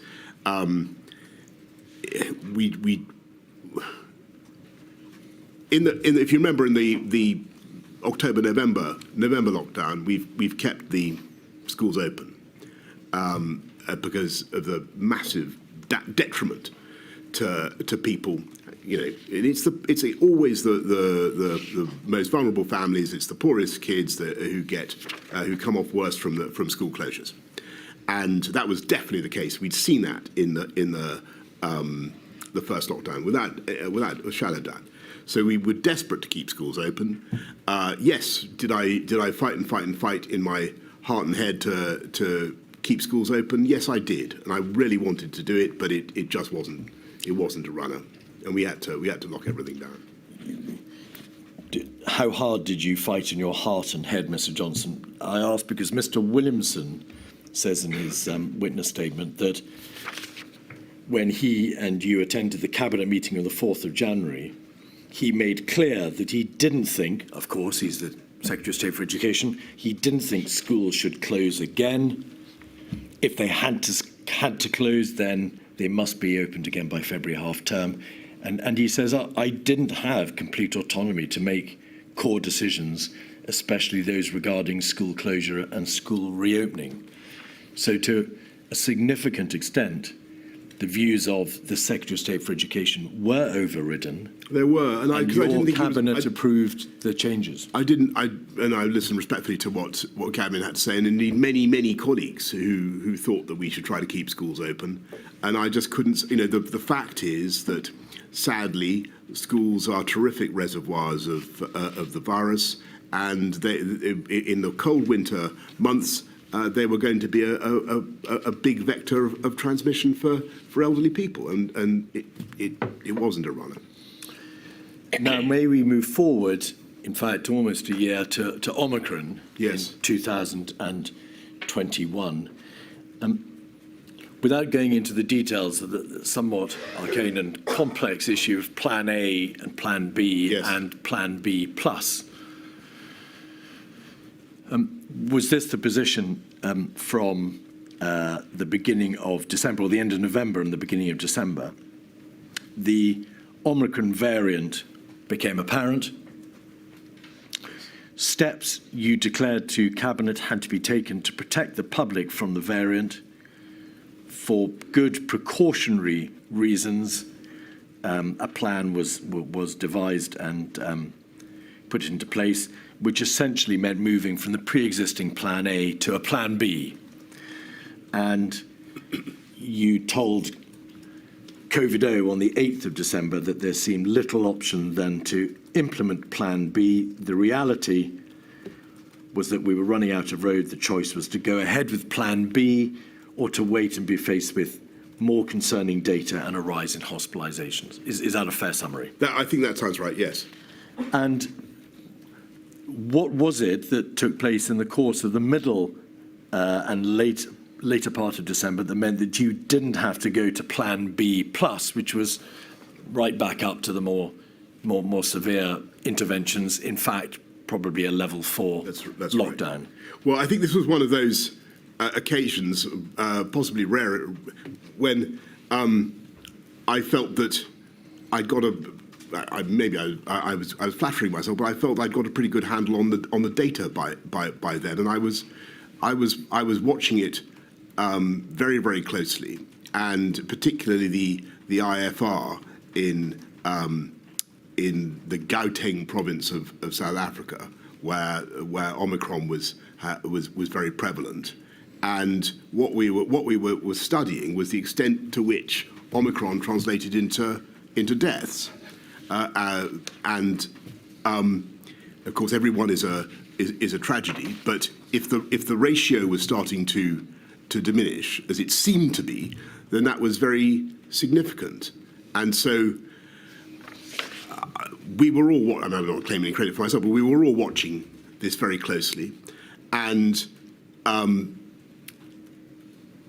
I thought that it seemed to.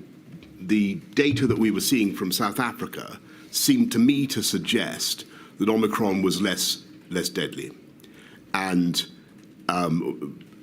considerably less deadly. And I didn't know this, and I was very. I mean, Omicron was absolutely terrifying to be, because it was very transmissible, and there seemed a real risk that it would do a huge amount of damage to people. But what I'm trying to say is that around about the end of that month, I start to think that maybe it's less deadly, and there seemed indeed to be, that did indeed turn out to be the case, and we were lucky with Omicron. The material shows, Mr. Johnson, that there were, as before, and you've addressed this issue, a number of bilateral meetings between yourself and the Chancellor of the Exchequer. And one in particular, we have an email concerning a readout of a meeting between yourself and the Chancellor on the 18th of December makes plain that, quote, you seem generally undecided. You raise a number of points on each side of the argument. This goes back to your stated tendency to try to ventilate both sides of an argument. The Chancellor, according to the readout, said ultimately this is a decision for the Prime Minister, but he personally remained unconvinced that there was a compelling case for significant restrictions. And that is ultimately, of course, what you indeed decided. There's been an article in the press dated August 22, which suggests that at that meeting, the Chancellor came as close as he could, or used the closest formulation of words that he could to imply that he would resign if there was another lockdown. Does that accord with your recollection? No, I don't remember that. The debate, of course, continued in government to the end of December, and you were presented with a paper concerning measures for January, and you expressed your scepticism for those additional measures in your habitual way by using expletive across the paper to describe what you thought of the measures. And on the 5th of January, you told Cabinet it was time to grip the handlebars tightly as the next few weeks would be bumpy, but the best option for the country was to get through the period without going back to restrictions. Is that correct? That is correct, and I think that was entirely justified based on two things: what we were starting to learn about Omicron, but also, of course, on the vaccine rollout, which was by then, I think we'd vaccinated a huge number of people already. Now, rule breaking. You supported Mr. Cummings when the Barnard Castle affair exploded in Easter 2020, did you not? I did. The material, the suggestion is that Mr. Cummings drove 250 miles to Durham over the weekend of the 27th, 28th, 29th of March at the height of the lockdown with his wife and child, and then on the 12th of April he drove to Barnard Castle. He has said that you knew that he had moved his family out of London on that weekend of the 27th of March. You, the inquiry is aware, have said in a WhatsApp with another official that Mr. Cummings is a total and utter liar. He never told me he'd gone to Durham during lockdown. I only discovered it when the stories came out. He claimed he'd told me, but that he said my brain was so fogged by COVID, I didn't register. But it's not true. I would have noted it. He never told me. Is that the position you take today? That's what I remember. The position, though, was, of course, that public confidence in your administration, the United Kingdom government, not, I should say, from the data, the Scottish or Welsh administrations or the Northern Ireland Executive, dipped significantly. There was a very notable drop in confidence in the competence of your government. That obviously was highly regrettable. In the height of a public health crisis of unprecedented proportions, to have that blow to the public confidence in your government's competence was obviously damaging. It was a bad moment, and I won't pretend otherwise. But actually, I think that what happened thereafter was fascinating in that whatever the rights and wrongs of the position I took on that episode, people continued to want us to get on with the job of fixing the pandemic, and they continue. In spite of what you say about the confidence factor, they continued to be more than willing to work together to defeat the virus, and that's what they did. Is that right, Mr. Johnson? The same data which established the significant drop in confidence in your government, data from UCL called the COVID-19 Social Study, also appeared to suggest a drop in self-reported adherence to guidance. So there was not just you would say, a communication or political or presentation issue. There was a substantive impact. Well, I can't quantify that. What is certainly true is, as we've discussed a lot over the last couple of days, all MPIs start to degrade over time. Public adherence starts to fray.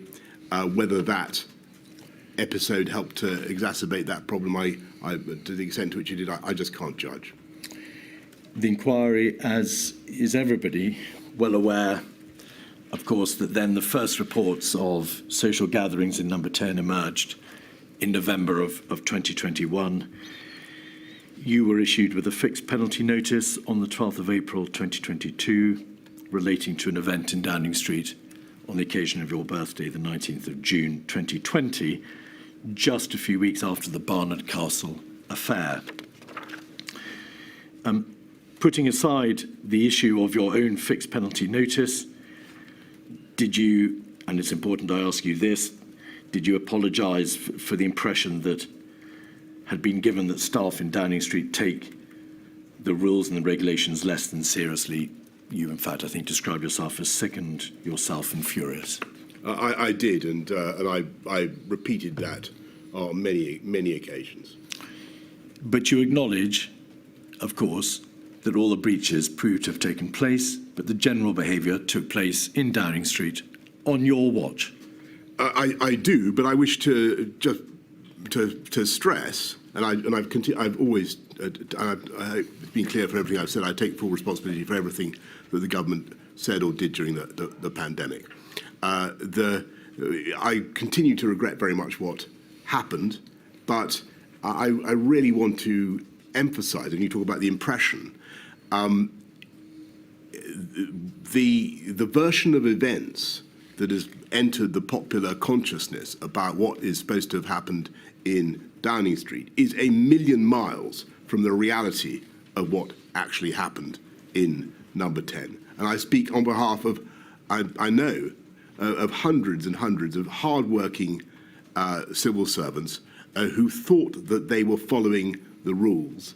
And I know, I don't think have been properly characterised by some of the, not just the media coverage, but the dramatic representations that we're now having of this are absolutely absurd. And I want to repeat that. They're a million miles from the reality of what happened. Mr. Johnson, one of the problems is that I've received a number of messages from bereaved people as I've travelled around the United Kingdom, and so many of them who suffered horrific grief during lockdown. Yes. We all know that it's far more traumatic even than many other kinds of grief. And then I'm afraid Partygate has been called exacerbated. Of course, and I totally understand their feelings, and you know, what can I do but again apologise for mistakes that we made in Number 10. What I'm trying to tell you and to tell the inquiry is that I think that the characterisation, the representation there has been of what civil servants and advisors were doing in Number 10 has been a travesty of the truth. They thought they were working very, very hard, which they were, and I certainly thought that what we were doing was, as I've said before, within the rules. So that is in no way to attempt to mitigate the offence that has been caused, and I understand the offence that has been caused, and I apologise for the offence that has been caused. And you know, if I had my time again, of course I'd have done things differently in Number 10, and I would have sent repeated messages round saying, please, you know, make sure that everybody can see that you're properly following the guidance. So, frankly, I think, as some of your witnesses have said, it was logistically impossible to do that. But anyway, Mr. Johnson. I think people know my views on this. You say it was a million miles away from the reality of Downing Street.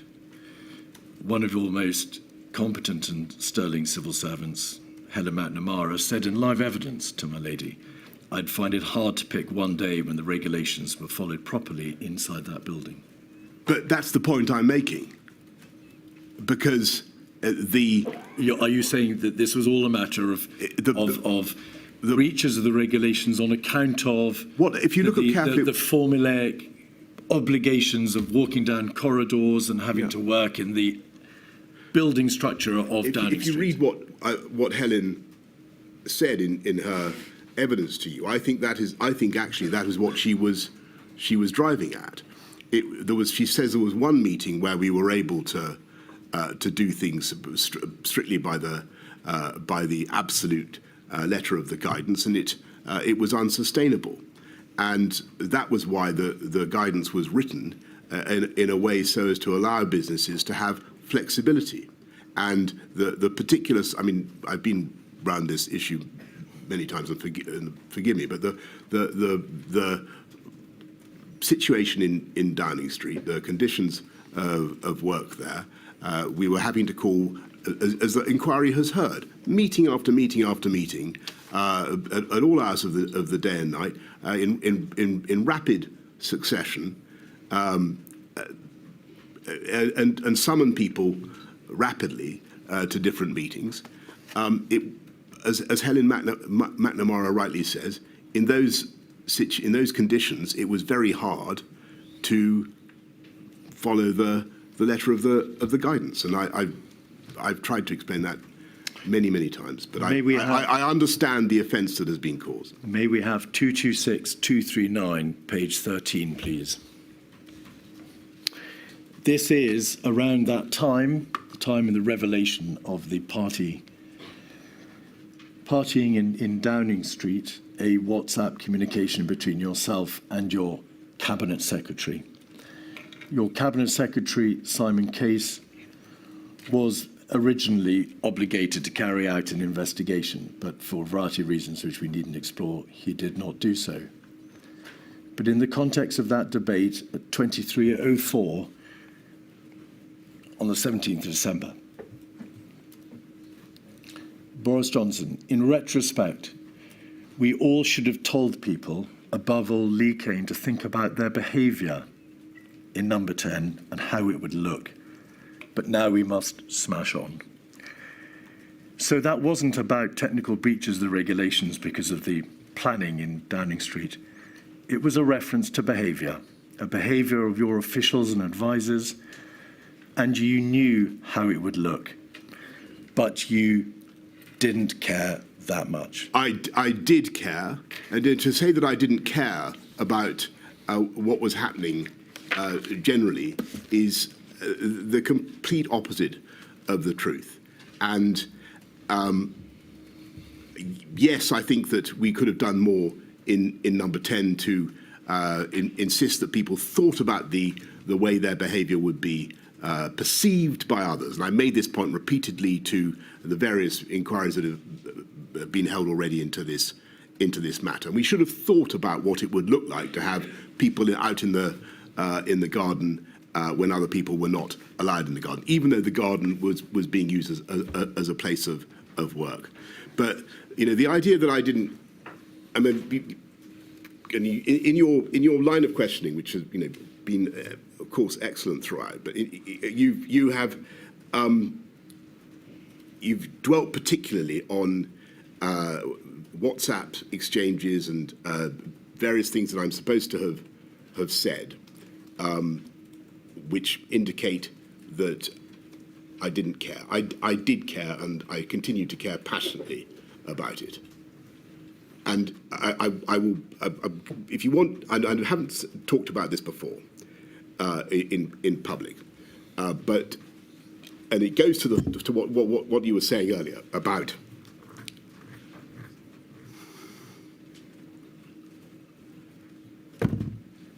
elderly people and my what you claim is my indifference to the pandemic. I just want to remind you that when I went into intensive care, I saw around me a lot of people who were not actually elderly. In fact, they were middle-aged men, and they were quite like me. And some of us were going to make it, and some of us weren't. And what I'm trying to tell you, in a nutshell, and the NHS, thank God, did an amazing job and helped me survive. But I knew from that experience what an appalling disease this is. I had absolutely no personal doubt about that from March onwards. To say that I didn't care about the suffering that was being inflicted on the country is simply not right. Mr. Johnson, I have never suggested you didn't care about the suffering. I suggested you didn't care about the reaction to the behaviour demonstrated, a clear reference on the face of that WhatsApp. Well, I thank you for that clarification. My lady. Thank you. Mr. Weatherby, I think you're going to ask some questions, and then Ms. Campbell. I want to make sure that we don't have too long a morning. I'm happy to crack on as long as you are and the stenographer and Mr. Johnson is. So if we crack on for about 20 minutes? Yes, indeed.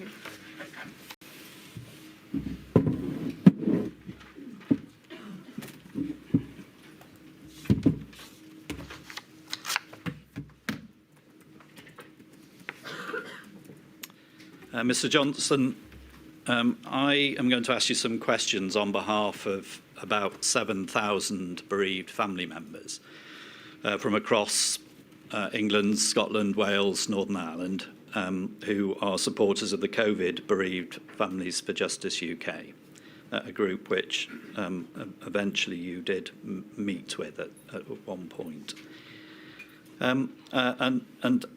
I'm going to ask you questions for about 20 minutes, and some of the points that I'm going to ask you about have been touched upon by Mr. Keith, so I hope that you and I can collaborate in dealing with them effectively.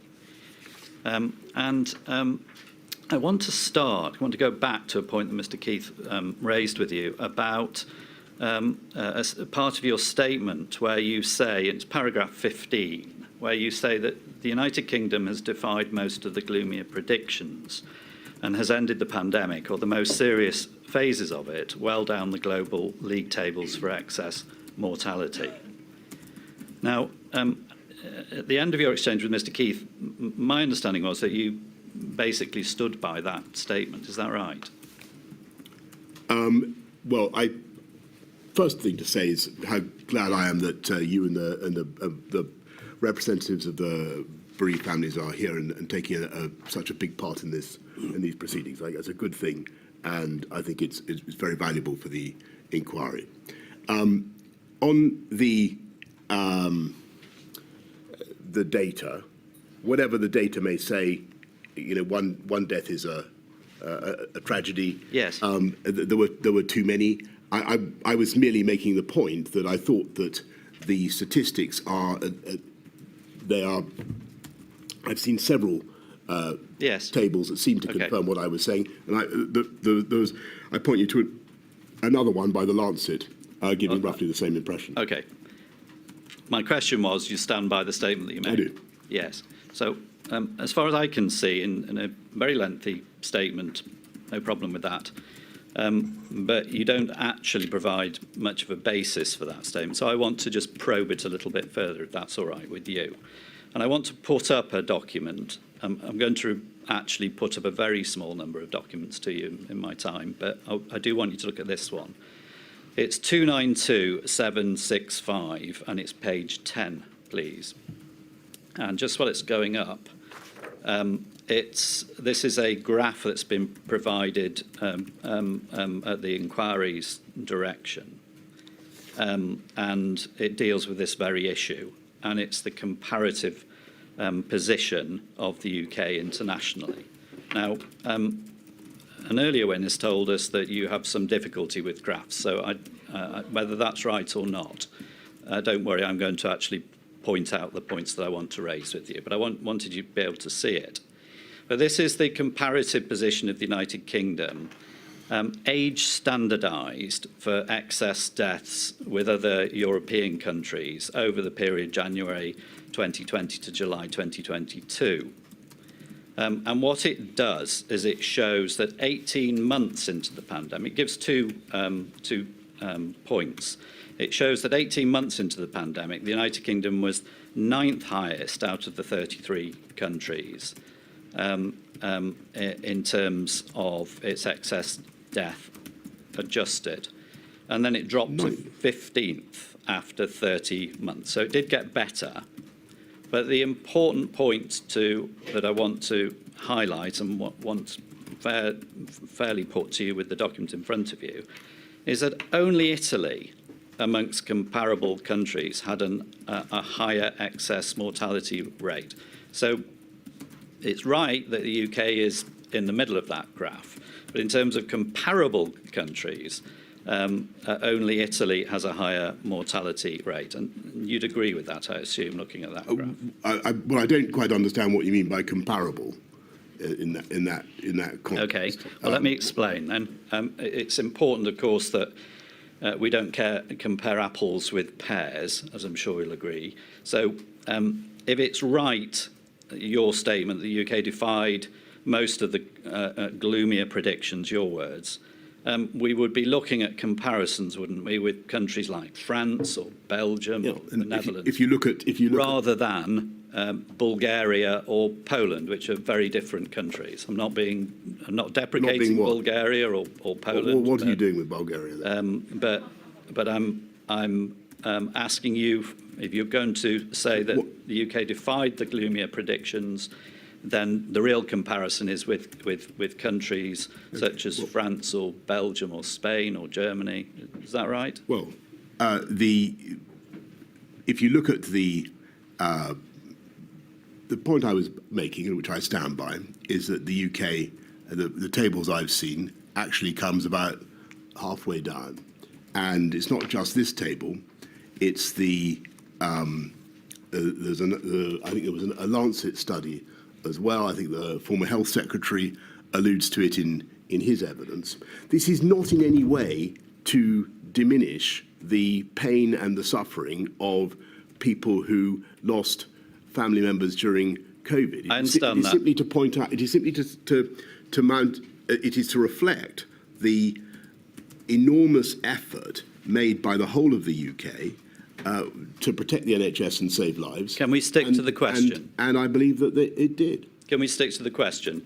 You've raised this in your statement. You made a sweeping assertion that the UK defied the more gloomy predictions. I'm putting to you some cold steel of evidence, and that's what I'm trying to do here. Well, I don't believe that I don't believe that your evidence stacks up. Okay. And I think that actually, if you look at, Could we just pause, please, Mr. Weatherby, Mr. Johnson? I'm sorry. I know that emotions are running high, but I have to ask those in the public gallery to keep quiet, whatever their emotions, because it's going to disrupt the proceedings and it affects the live feed, the streaming for other people who are trying to follow.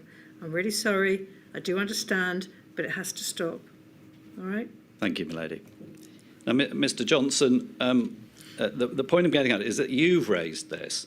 I'm actually now trying to present some evidence. The inquiry has sought this evidence itself. Now, before you, I'll give you the opportunity to answer. But this evidence is based on ONS, Office of National Statistics material, and Eurostat material that they've got. And there's a document accompanying this. I'm not going to put it up. It's quite a detailed document, but it's been provided to the inquiry. I'll give it for the record. It's 271350.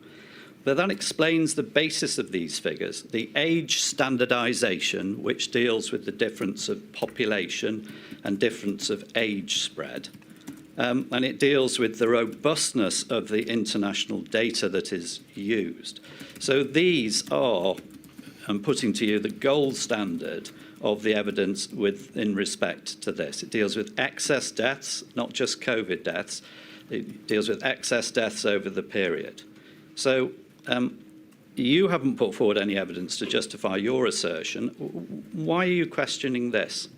I'm not questioning this. This shows, first of all, this shows exactly what I said it shows, which is that if you look at the European tables, we come about halfway down. Secondly, actually, if you look at the data, for instance, that the former Health Secretary, Mr. Hancock, cites in his own evidence, the Lancet study, you can see that the UK, France, and Germany and the tables for excess mortality are grouped very close together, and I think Italy sadly has a little bit more, and the Netherlands has a little bit more. Other nations a little bit more. The interesting thing for me is how at the end of it all, a prophecy by Chris Whitty was proved correct when he said that the UK would probably end for excess mortality around about the middle of the pack.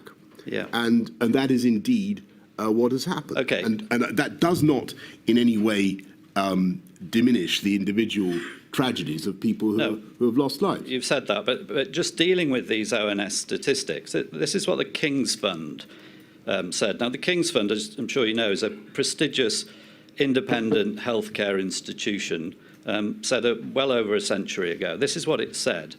These figures show that although all European countries have experienced devastating death tolls from COVID, and the impacts varied geographically in terms of timing and magnitude, excess mortality in the United Kingdom during the pandemic exceeded that of most comparable Western European countries.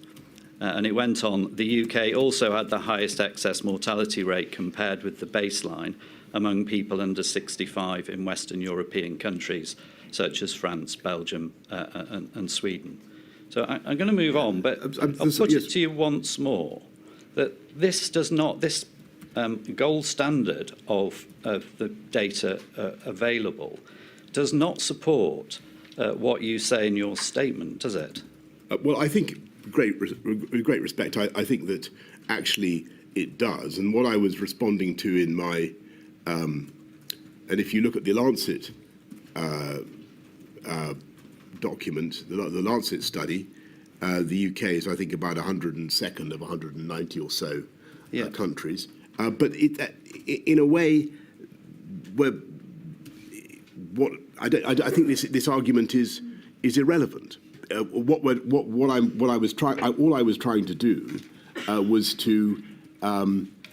I didn't want the inquiry to run away with the impression that there was something uniquely awful about the performance of the UK's services. I put the evidence to you. I put it from what I'm describing as the gold standard. I've indicated to you that it's age standardised, it's excess deaths. One further point on this. Looking at the global picture, the Johns Hopkins University Institute of Medicine has done a review or a research or per head of population. The UK comes out as number 20 in its global table of 173 countries for COVID. And similarly, the Worldometer website, which is a data set provider, which includes providing data to the UK government, has the UK at number 18 out of 231 countries. So again, the UK did far worse than you're trying to suggest, didn't it, Mr. Johnson? Well, I don't agree with that, and I think that if you look at the age of the UK population, as I said earlier in my evidence, the comorbidities that we sadly have, the density of the UK population. Well, let's look at that. I think that the original prophecy of the chief medical officer has turned out to be broadly correct. Okay, well, let's look at that. You raise age and density. South Korea, a comparatively wealthy country of 52 million people, has an older population than the UK. It has a population density of almost twice the UK, and it had a quarter of the UK's deaths. Can I try? I'll venture an explanation for Absolutely. that. And I think the answer is well known to people who followed it, and that is because, in no way to detract from the wonderful efforts of South Korean healthcare, but they already had substantial experience of plague, SARS, and other such diseases, and were well prepared, and arguably better prepared than the UK. Yes. To tackle something like this. If you look at the, notwithstanding what you say, if you look at the comparator countries in Europe, you haven't mentioned the United States, which had significantly higher mortality. The UK, given the elderliness of the population, the comorbidities, I do not think it is fair to say that the UK did significantly worse than others. With respect, that's deflecting from my point, isn't it, by going off and talking about another country? I've given you the full picture here and asked you to comment on it. I'm giving you... Sorry, you asked me for my opinion about South Korea. Now you're saying that I shouldn't be talking about another country. No. Well, okay, South Korea, that segues me into my next point about what happened in March. So it was only by mid-March, wasn't it, that the United Kingdom government was serious about sourcing ventilators and oxygen supply and PPE and protective clothing. And it had failed to source anywhere near enough tests, as evidenced by much of the evidence that no doubt you've followed in this inquiry. That's the reality. You got to mid-March without having addressed all of these issues of testing and PPE. Well, it took a long time before we had a convenient lateral flow test that everybody could use anyway, and that it took a while before that had been devised, partly thanks to work done at Port and Down. Well, and yes, it is, but yes, and I think it's one of the things that the inquiry needs to focus on is, yes, our diagnostics industry and capability was not strong enough at the time COVID broke. No doubt. That's absolutely true. No doubt. One of the legacies, and I should have said this since you've mentioned test, it allows me to segue conveniently into a point I wanted to make but didn't. Actually, what happened was that we went up massively in our ability to test people. Yes, later. By the end of that year, we were doing, I think, 300,000 by September and 500,000 people. Okay, let's stick to the point. And since you make other comparisons with other countries, yes, it is worth bearing in mind. Okay, but let's our stick to the point. Our testing ability was by far the biggest in Europe. Okay, going back to the point about South Korea, by mid-March, South Korea had actually tested 5 times the number of people that the UK had tested. And the reason for that was partly because they had a history of learning from SARS and MERS, which apparently the UK hadn't. But also because you and the government had not seen the COVID coming over the horizon. You had seen it, but you hadn't acted on it. I mean, paragraph 46 of your statement, looking back, it's clear that we vastly underestimated the risks in those early weeks. If we'd properly understood how fast COVID was spreading, and the fact that it was spreading asymptomatically, there are many things we would have done differently. If we realised that what this virus could do, then we would have immediately laid down stocks of PPE, checked PHE had diagnostic abilities, started the race for a vaccine, and started to socialise the public with the idea that they were going to have to do NPIs. That's your own words, that you failed to act on things like ramping up testing and PPE until it was too late. Sorry, what my words say is that we didn't know at the time what we needed to do. But even had we known, we would not have been able, in the time available, to build up anything like the diagnostics capabilities that were necessary for a test and trace scheme. And the test and trace system was rapidly overwhelmed in every European country. Well, the problem is you hadn't got started with it, Mr. Johnson. That's what you're saying in your self-reflection in your statement, isn't it? The reality is. No, that's not true. We had a test and trace system, and we could already test and trace people, but it was nothing like big enough.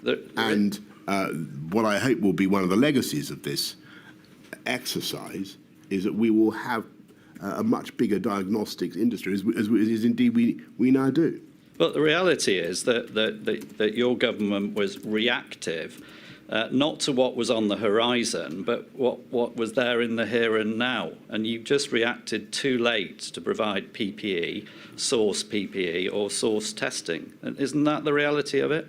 No. As soon as we understood the scale of the problem, we shifted heaven and earth to get both things. I think by the end of the year, I think it was something like 35 billion items of PPE that we'd. By the 5th of April, the BBC were reporting, still on the website, headline: coronavirus, the NHS workers wearing bin bags as protection.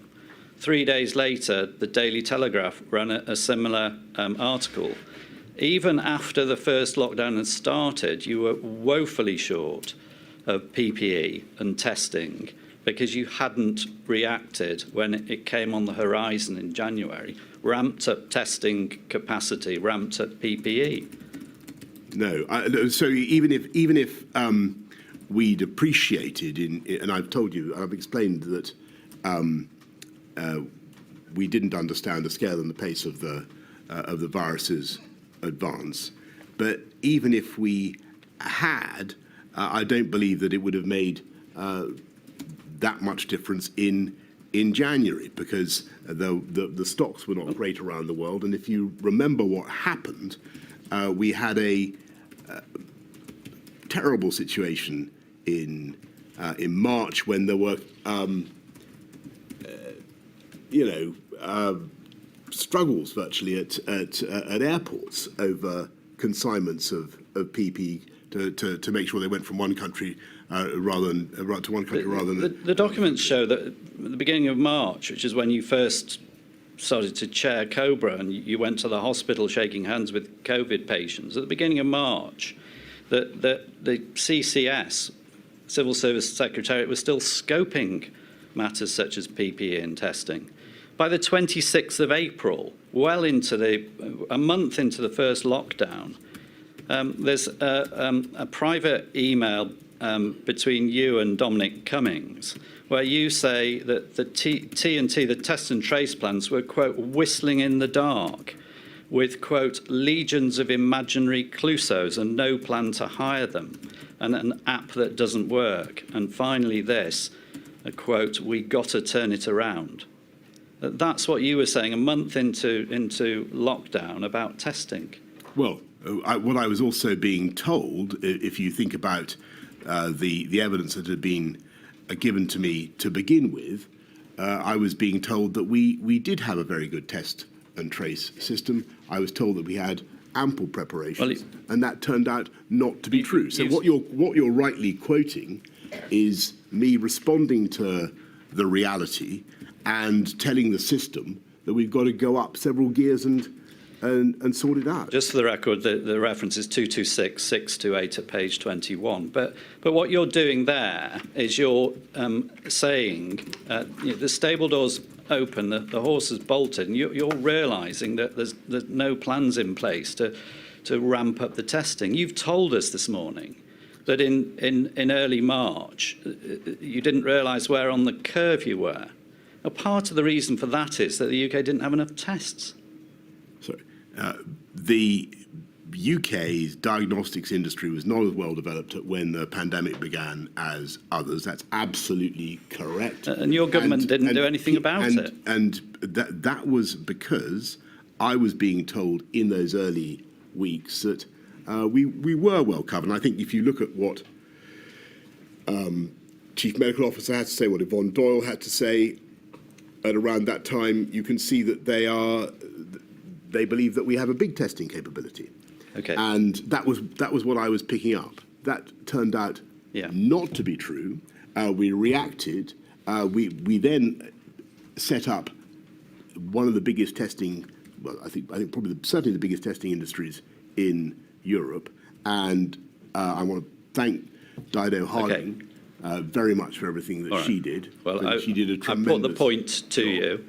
And I want to thank Paul Dighton for what he did on securing PPE. You're deflecting again, Mr. Johnson, aren't you? No, I'm telling you what we did. I'm going to move on to a final point, if I may. And I'd like you to look, it's a different point, jumping to September, the 11th of September. Can we have up on the screen, please, 280061, page 153. Now, this is September. Mr. Keith dealt with much of this, so I can deal with it very quickly. This is a page from Professor Valence's diaries relating to that day. I'll read it just through quickly. 11th of September, schools data reviewed on the dashboard. You say, what am I being told? Is this a great triumph? Mr. Hancock says, yes, a great triumph. Professor Valence comments, care homes upward spiking cases over the past few days. Here we go again. You say, and this is the critical point, or one of two critical points here, you say, we need to remember the grim history of March. And then Professor Valence called for a package of actions. Mr. Hancock refers to care home winter plan. And then you say, everyone says the rule of six is so unfair, punishing the young, but fuck you, Daily Mail. I apologise for my language. Okay, well, it's in shouty capitals and underlined. Well, not by me. By Professor Valence.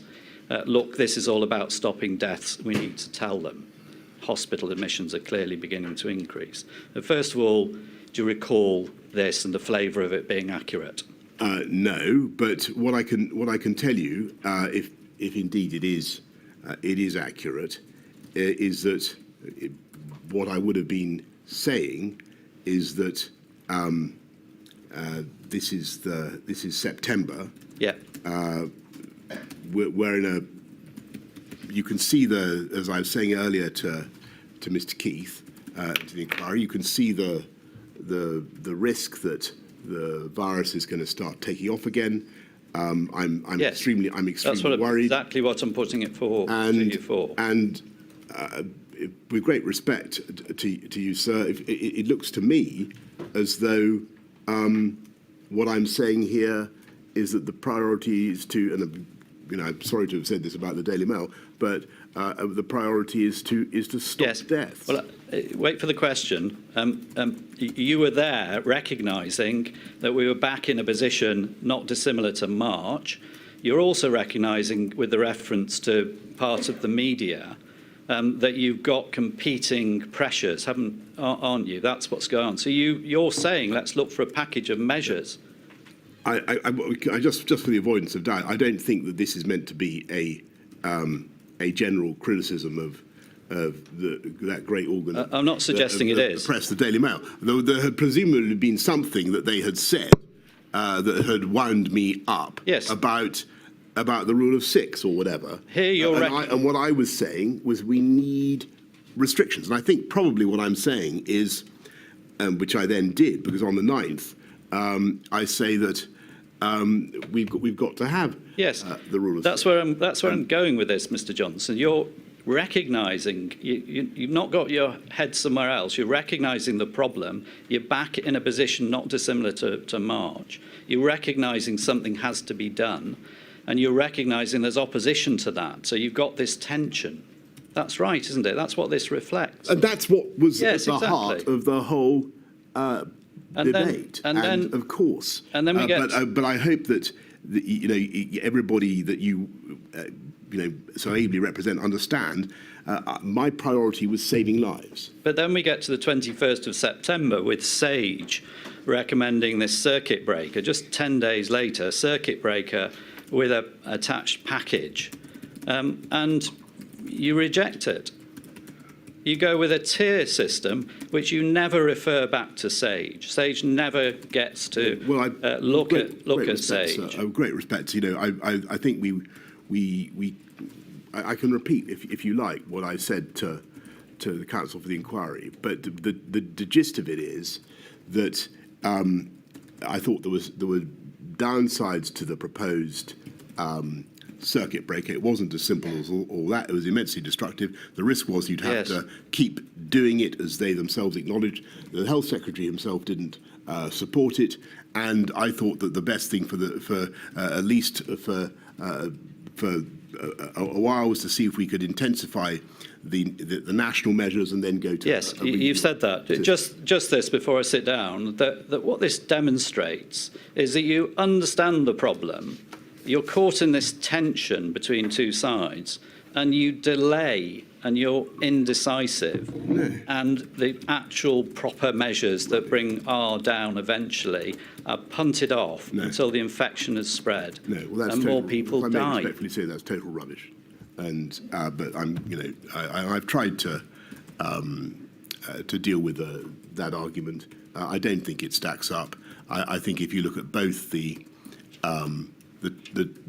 timing of events in March, the sequence of things that we did, then the sequence of things that we did in September, October, November, they were reasonable. Our priority was to protect the NHS and save lives. And by the way, unlike some other countries, we did not have our healthcare system overwhelmed. And in that respect, at least, unlike the scenes we saw in some other countries, the healthcare system was not overwhelmed in this country. And in that respect, I think that the efforts of the British people paid off. Thank you, my lady. Thank you very much. We'll break now. The stenographer's had too long a morning, and I'm sorry for that. Mr Johnson, this afternoon, when you do answer the questions, I appreciate it's very difficult, but keep your answers slower, because the I will. Okay. is trying to keep up. And I don't want to have to repeat my warnings. Please heed what I said this morning, because otherwise I'm going to have to ask other people to leave, and that is the last thing I want to do.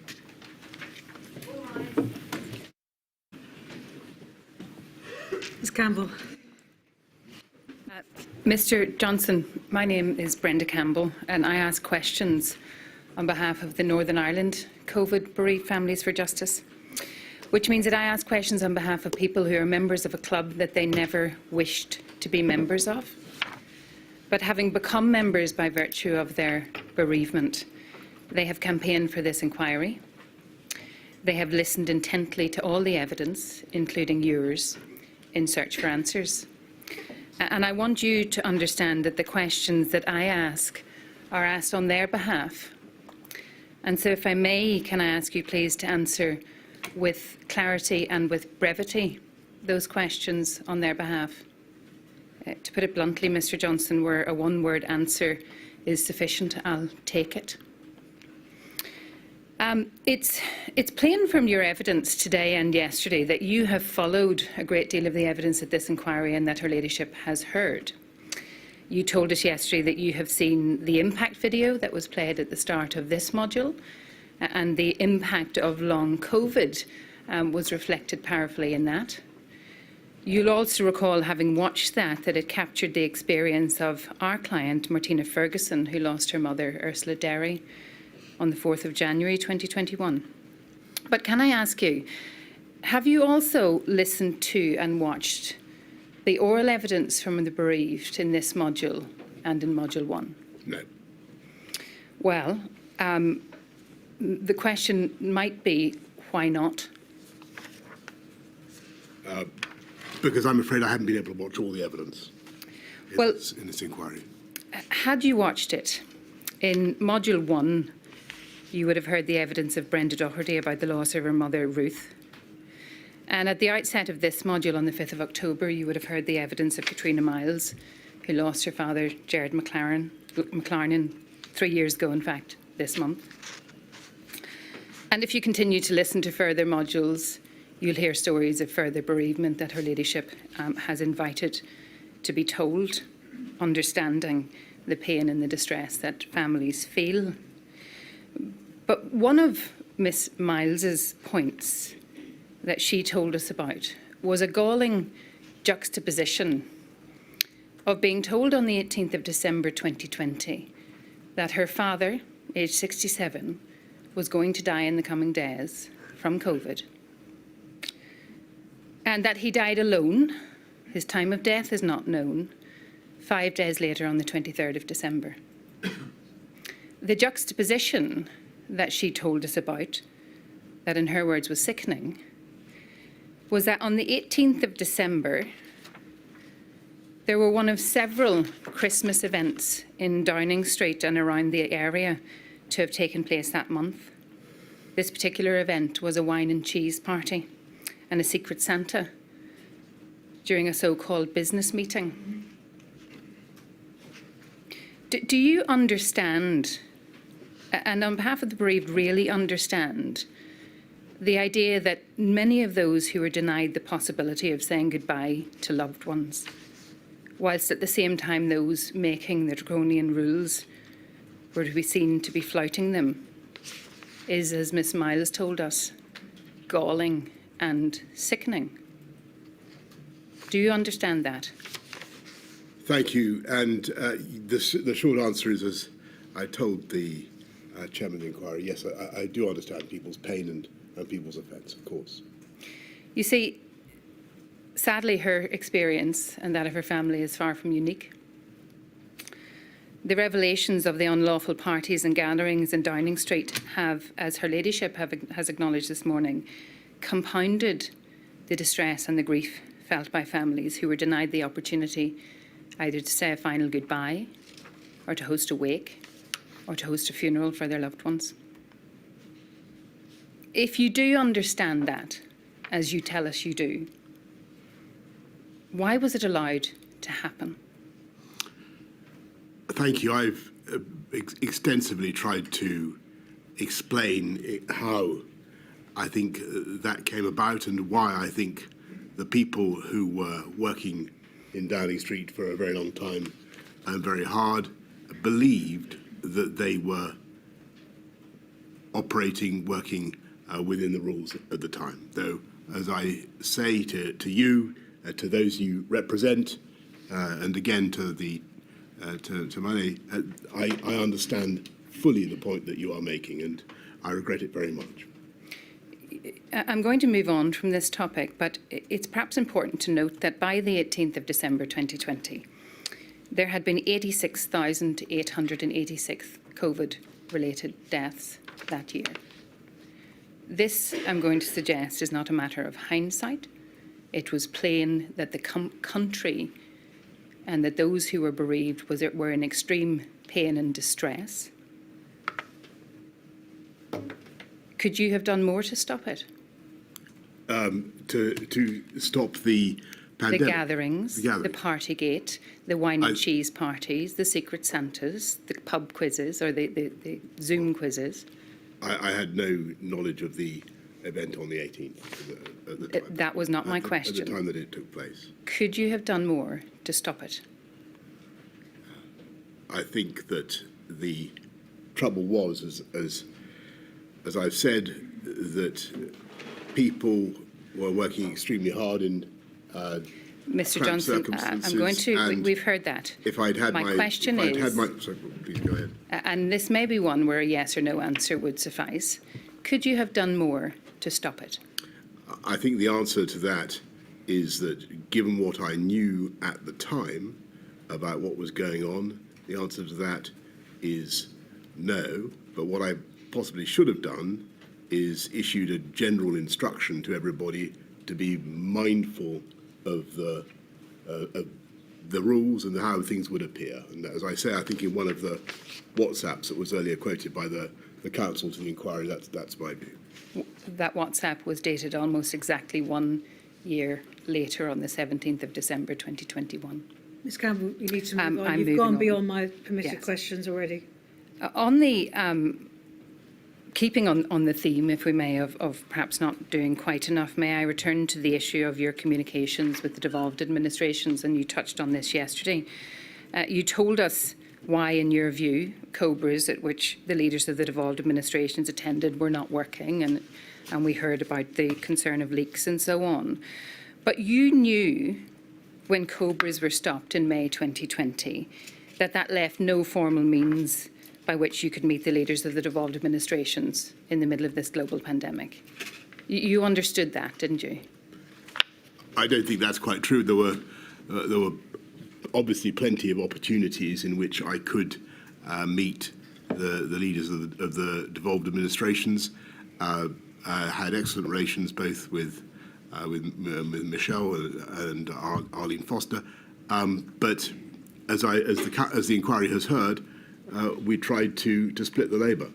Well, in fact, the decision, if you call it to split the labour, and the consequence of it was that between May and October, September 2020, you didn't have any direct meetings with the leaders of the devolved administrations. That's a fact.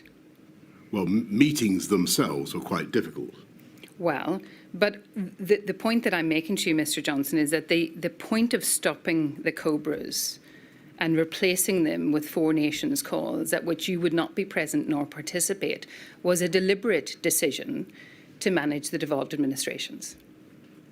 It was my judgment that the DAs, and with whom we had excellent relations, and I think that overwhelmingly things worked well across the UK. But I thought that the CDL was well placed to deal with them, and he did. So the answer to my question that it was a deliberate decision is yes. Yes. And it was deliberate because we've heard yesterday it was, in your view at the time, optically wrong. It was, as you told us in your statement, more importantly because you, in that way, would not be communicating directly with the First Minister of Scotland. And it was deliberate, I think, as you told us yesterday, in order to have a mechanism that would avoid leaks or so-called divergence. But there was an opportunity, wasn't there, for some forms of what you called integrated decision-making and direct communications that was, as you told us yesterday, in hindsight, desirable. But you opted not to take it. And that was the Joint Ministerial Committee. Do you agree? You opted not to take it deliberately. I think the problem with and I remember we covered this yesterday, the problem with that particular approach was that it was still vulnerable to some of the weaknesses you've just mentioned. The benefit of that particular approach is that it would have been an independent stream, a committee chaired by you, in which you would have met and discussed with the leaders of the devolved administrations the great crisis that this country was facing at the time. It may have been constitutionally weird, to use your word from yesterday, or perhaps even imperfect, but it was an option available to you, wasn't it? Yes, that's certainly correct, though I want to stress that I think that the overwhelming result of the cooperation we had with the DAs was very productive and harmonious. Your evidence yesterday, Mr. Johnson, was that perhaps you should have done more on reflection. I think what I said was that I would like what we need is some sort of leak-proof integrated system. That's the grail. Well, surely what you needed was better forms of direct communications with the leaders of the devolved administration in an environment that best benefited communication across all of the devolved administrations. I think we had excellent communications across all of the DAs, and I think that the overall performance of the UK in the pandemic as a single entity was remarkable, and every part of the UK played an important part in the effort. If you look at it, there was a huge amount of joined-up work going on across the whole country. Well, what credence then do you give to the complaints coming from the leaders of the devolved administrations, and I mean across the board, not just in Northern Ireland, of a high-handed, incommunicative approach from Westminster? Well, I don't recognise that version of events. So, just to be clear, you reject the idea of a high-handed, incommunicative approach by Westminster as complained about by the devolved administration? I do, and I think that we had a huge amount of contact between Number 10 and the DAs, between central government and the DAs, and every effort was made to bring along everybody together.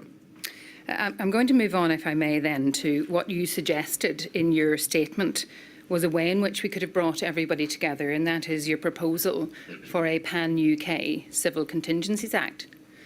Although that is the position in your statement, should we understand that your updated position is that there are powerful arguments against that proposal?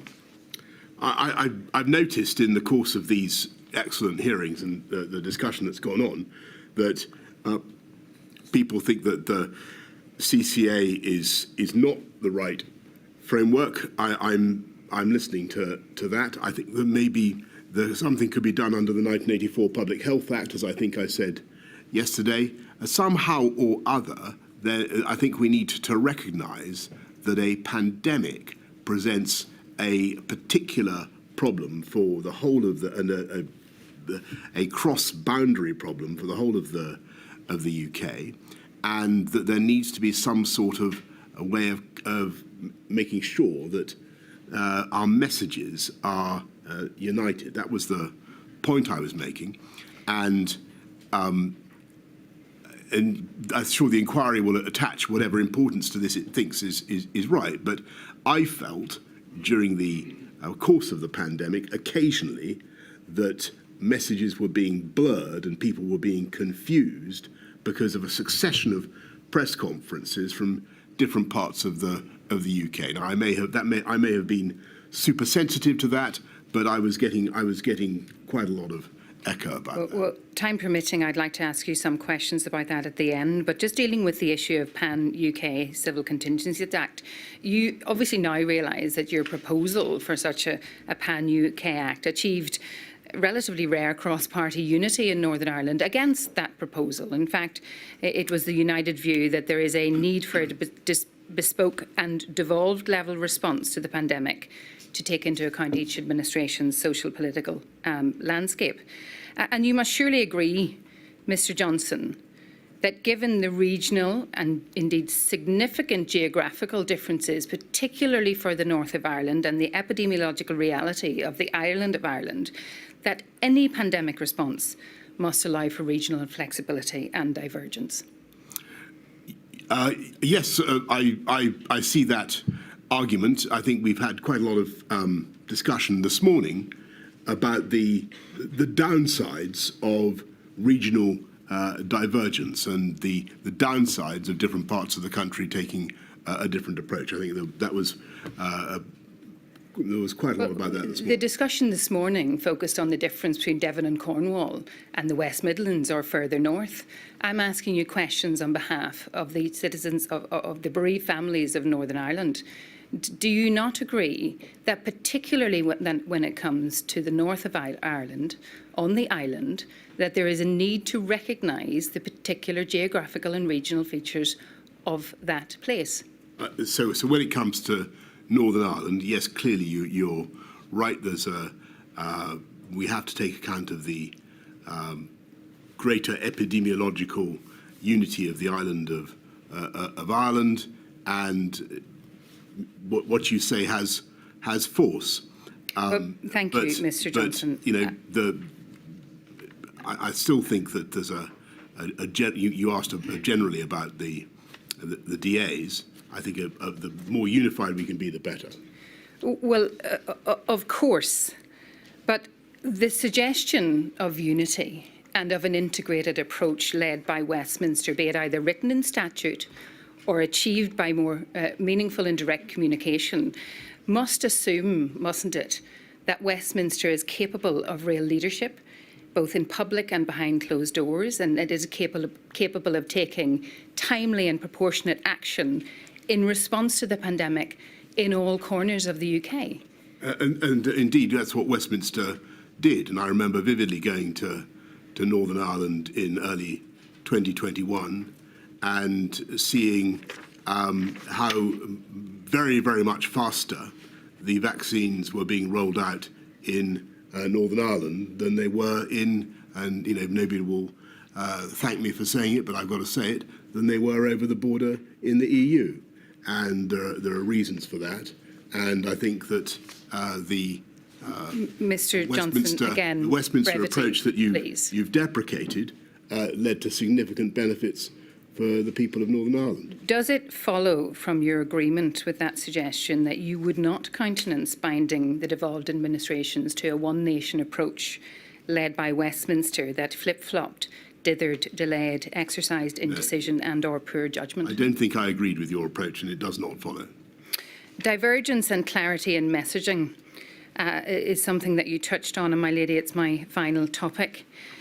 You blame divergence of the devolved administrations, some getting more blame than others, but you blame that divergence and differentiation of approach for the lack of clarity in messaging. And you know that the devolved administrations and the leaders who have provided statements to my lady don't necessarily agree with you. That the concerns raised by Paul Given, to take one example, is that if there is a need for divergence across the four nations, the communication around it simply needs to be managed. This was something that was not done well at the early stages of the pandemic. The Prime Minister tended to speak as though he was speaking for all four nations rather than giving space to the devolved administrations to manage communications. And my lady has heard a great deal of evidence about England-focused data being cited, about an England or even London-centric approach being adopted by Westminster. To borrow the words of Professor Henderson, if you choose not to be clear in your messaging, Mr. Johnson, do you accept that that's your choice? I think the issue was that within the UK and accepting the particular issues raised by the island of Ireland, it's a single epidemiological unit. The trouble was that we were, from time to time, and we mustn't exaggerate this, from time to time there was a dissonance in the message. I think that when message was so important, it would have been ideally we would have had complete coherence, because I think sometimes people found it hard to follow and couldn't see why one area was different from another. Was a reason for that confusion, to the extent that there was confusion, because of your government choosing a lack of clarity in message and not respecting the clear and giving a clear understanding of the need for regional differences? No, I think the reason was the difference in the messaging and people being confused as to what exactly they were being asked to do. Thank you, my lady. Thank you, Ms Campbell. Ms Harris. Now, if you look around the pillar, Mr Johnson, Ms Harris is in the back.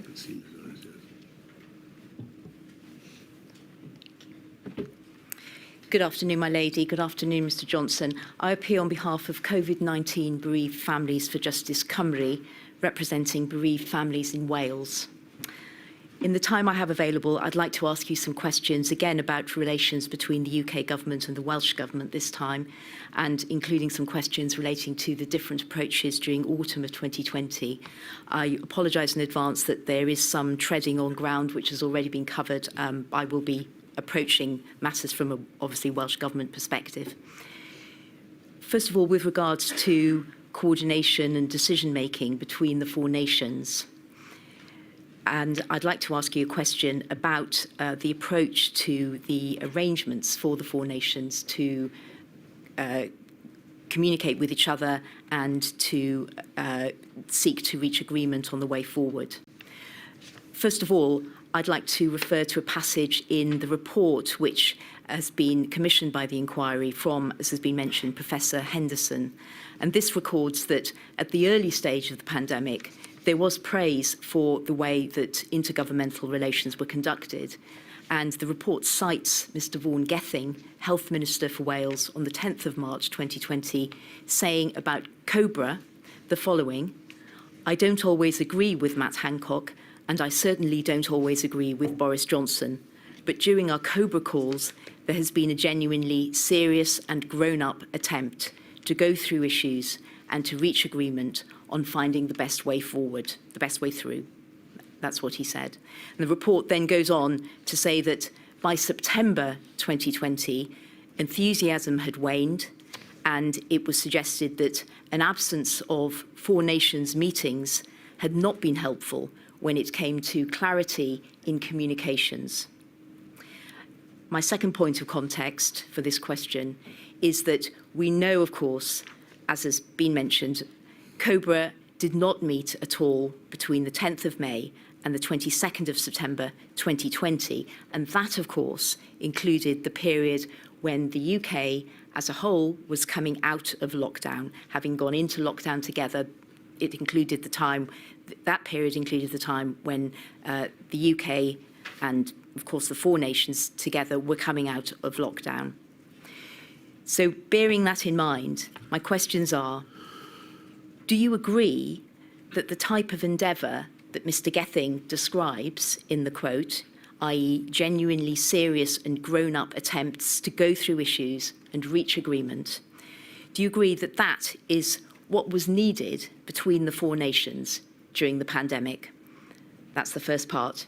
And the second part of the question is, do you agree, and I think you may have indicated your opinion on this already, but I'd like to ask you for any further reflections on the point, do you agree that in order for there to be the best chance for that type of engagement having been sustained throughout the pandemic, that there needed to have been different arrangements after May 2020 to those that were in place at that stage? And I'm not asking about changing the responsibilities of devolved nations.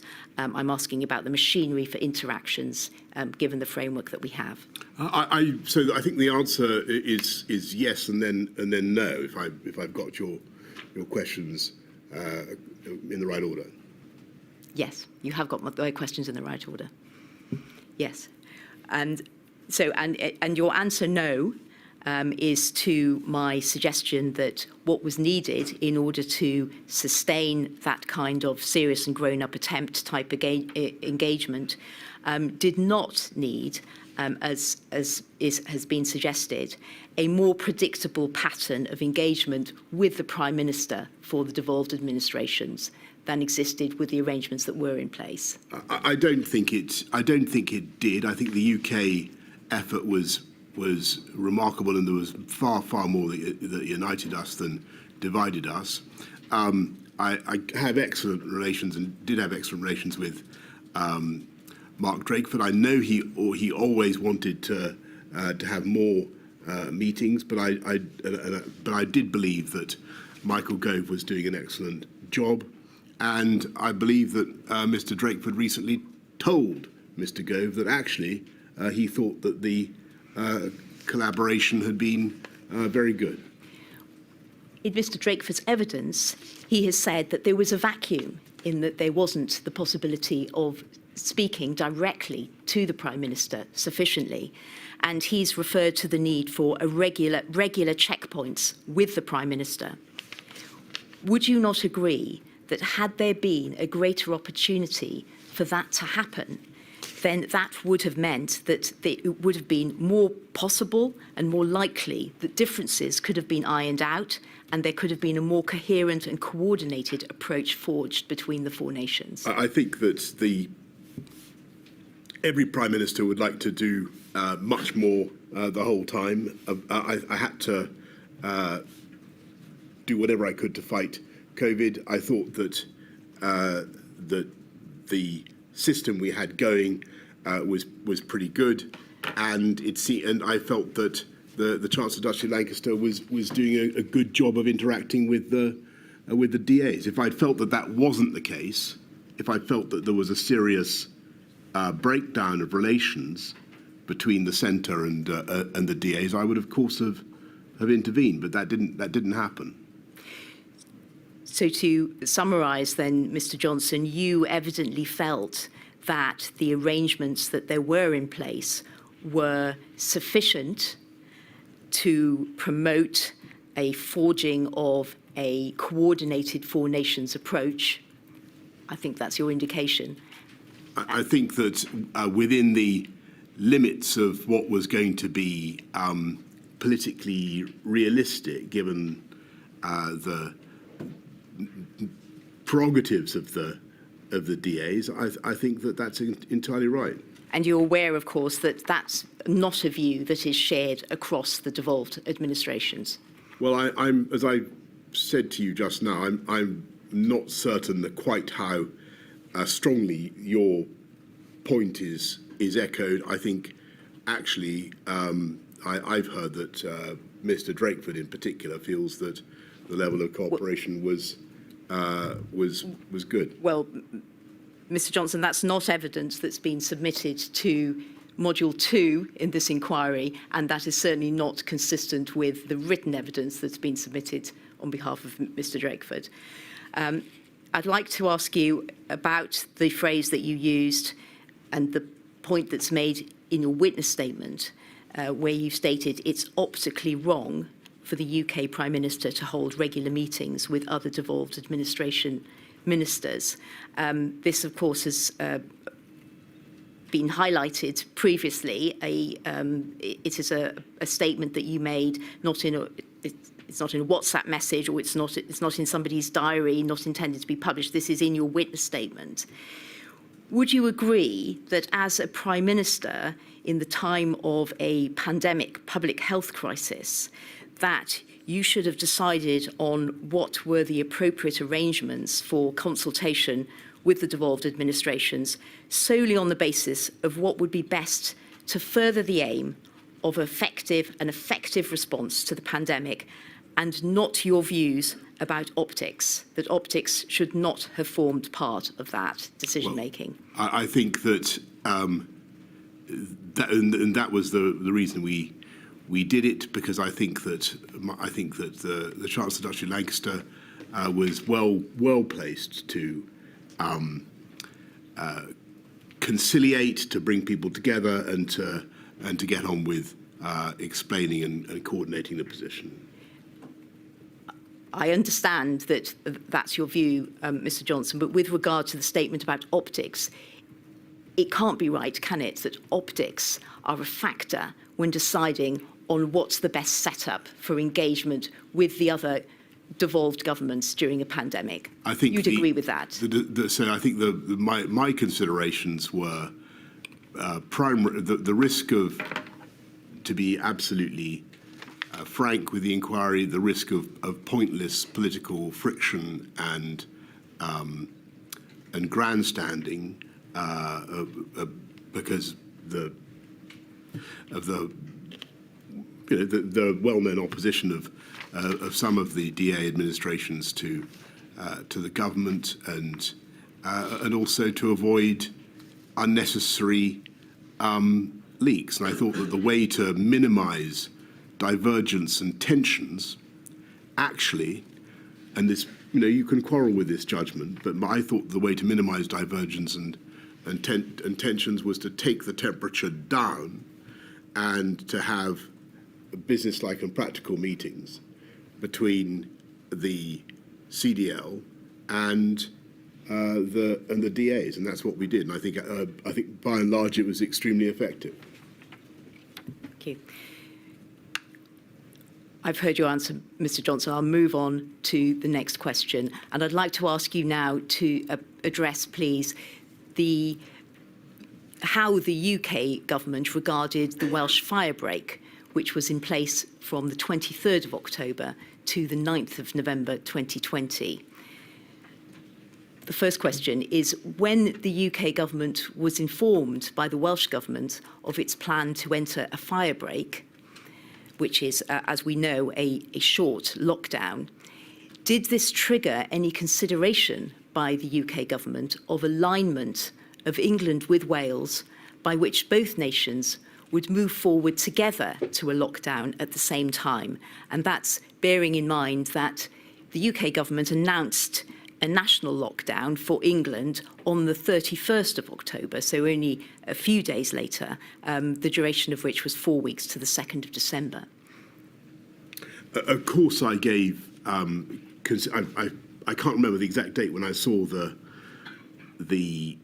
answer your question, the news of the Welsh firebreaker when I was informed about it. I'm sure that we would have thought about seeing if we could do things together. We've gone extensively this morning through my thinking around that issue, and that's why we went for the option that we did. Was there any thinking that it would be better for both nations to be acting in a coordinated way together at that point? I'm sure that we would have. I don't remember any specific conversations about this, but I'm sure we were thinking the whole time about the choice between fire breaks, lockdowns, and intensifying tiering, and all the other things that we've discussed today, and that might have meant England and Wales acting together, or it might not. But I'm certain that would have been. You're right to make the point that would have been one of the advantages had we chosen to go that way, but we didn't. Right.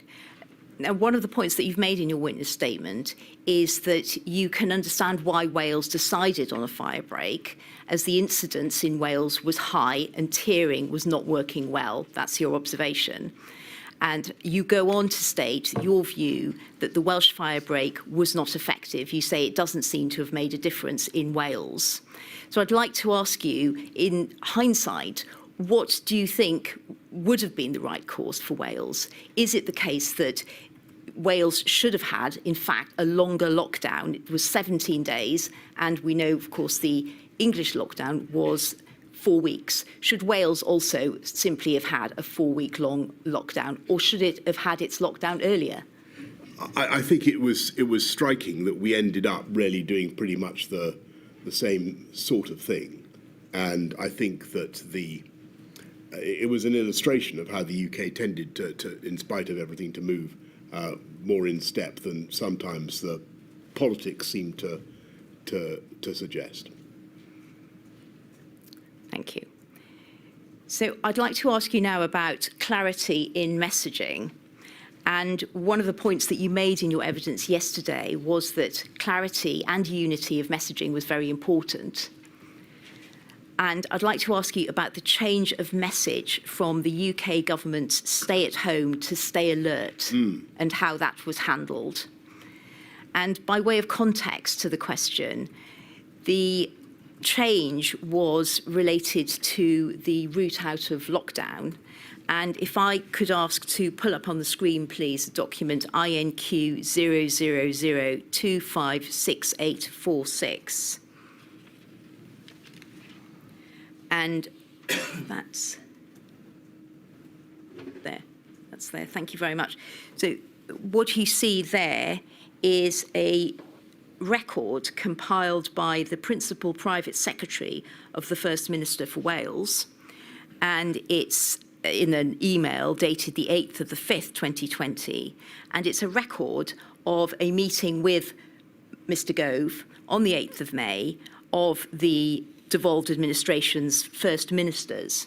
And it precedes the COBRA meeting, which was on the 10th of May, which dealt with the announcement or discussion prior to the announcement of the road out of lockdown.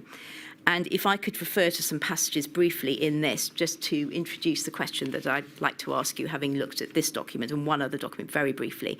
So first of all, we have the text, key points from call today with CDL and FMs, Scotland and NI. And obviously the Welsh First Minister was present as well.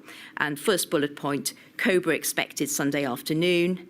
A little bit further down the page, recognition that different jurisdictions may move at different pace depending on progress of disease and practicalities, for example, different school calendars, but this does not undermine Four Nations' approach. Then a little further down, if we go to the bullet point, the penultimate bullet point, DAs emphasised keeping core stay-at-home message. Gove will reinforce with PM, and then CDL summarised, recognition that different pace of change reflects devolution and pace of disease. He will make sure we have time to contribute to Cobra discussions. And then finally, will talk to PM re-stay-at-home narrative. So it's obvious, of course, from that document, Mr. Johnson, just to confirm that the devolved administrations wanted to stay with the stay-at-home message at that time. Thank you. And if I could now ask for this next document to be pulled up, please. It's INQ 000216537. And this is a record that has been compiled of the Cobra meeting on the 10th of May. This is the record compiled by the Communications Director for the Welsh Government.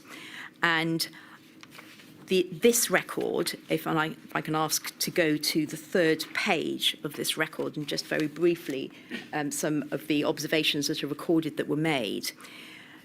The issue about messaging relating to the change of message from stay at home to stay alert was raised by the First Minister for Scotland, but as we know, it was a matter where there were concerns from all the devolved administrations.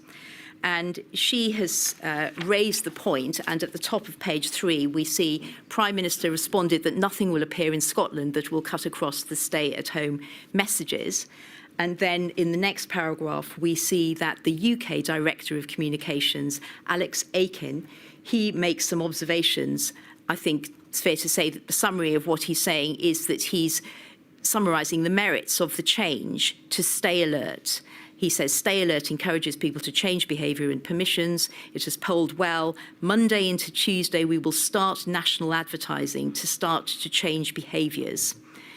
And then if we look a little bit further on, it refers to, in the next paragraph, to the First Minister for Scotland reiterating that they would not be moving to the stay alert message and looking for assurances that there would be no paid ads on TV or elsewhere in Scotland. This would undermine messages of the Scottish Government. Prime Minister said they will deconflict messaging as far as possible. We can move forward as Four Nations. Now is the moment to recalibrate messaging. And then further text relating to what you then went on to say. So the question that I'd like to ask, arising out of looking at those passages, is, as you can recall, what did the UK government do to make sure that the change of message took account of the fact that the devolved administrations were not changing their message? They wanted to stay with stay at home as the main message. And what did the plan to deconflict amount to? Well, if I may say so, and thank you very much for taking us through all this. I think you're rather eloquently illustrating one of the problems that we had, and you're perfectly correct that there was a divergence in the message and in the advice, and in England certainly we felt that the people had been through an awful lot. There'd been a huge sacrifice effort by the public to get the R down below 1. People needed to know whether they should go back to work or not. We wanted to have a message to allow people to go back to work if they could, and to get things going because of the very serious harms that we had seen. And now, the difficulty was, as you rightly say, that in other parts of the UK, they had a slightly different approach, and it was hard to get a message that everybody could agree upon. Yes, and a message wasn't agreed on. That's clear, isn't it? There wasn't agreement about the move to stay alert. The devolved administrations, as you've confirmed, wanted to stay with stay at home.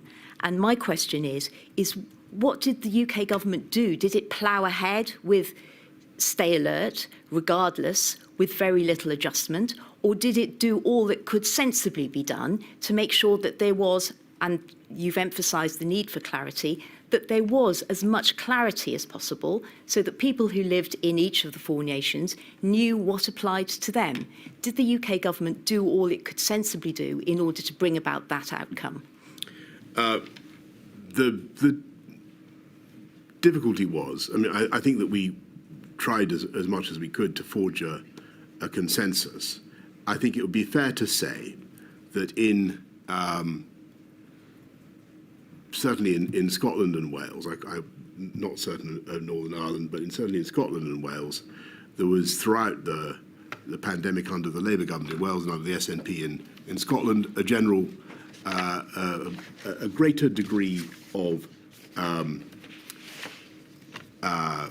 caution and a greater desire to keep within lockdown measures than there was in the UK government as a whole.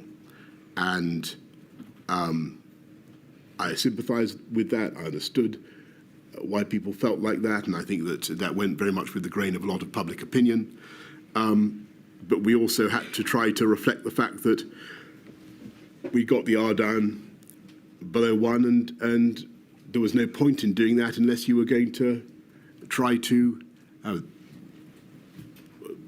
not just to save life, but also to take advantage of the freedom that gave us. And it was, and this is a perfect example of the difficulty that we had of having public health messaging that was divergent across the UK. Well, Mr. Johnson, I think it would have been, frankly, I'm afraid there's no more time. It would have been better. I have to finish. It would have been better to have a unified approach. Though I appreciate and I can from all the questionings that I've had, the legitimate sensitivities that raises in the DAs. We've got to find a way of doing this that doesn't tread on people's toes, but produces a unified answer. I mean, the UK government itself needed to be clear, didn't it? You'd agree with that? And the UK government was clear. The problem was that within the UK, we have, under our devolved settlement, we have the perfect right of people to announce policies that were divergent. Thank you very much, Ms Harris. I'm afraid everybody's running over and we can't have too long a day today, so could everybody else who's coming afterwards please stick to their time limits. Ms Mitchell. Ms Mitchell's over there, Mr. Yeah. Johnson.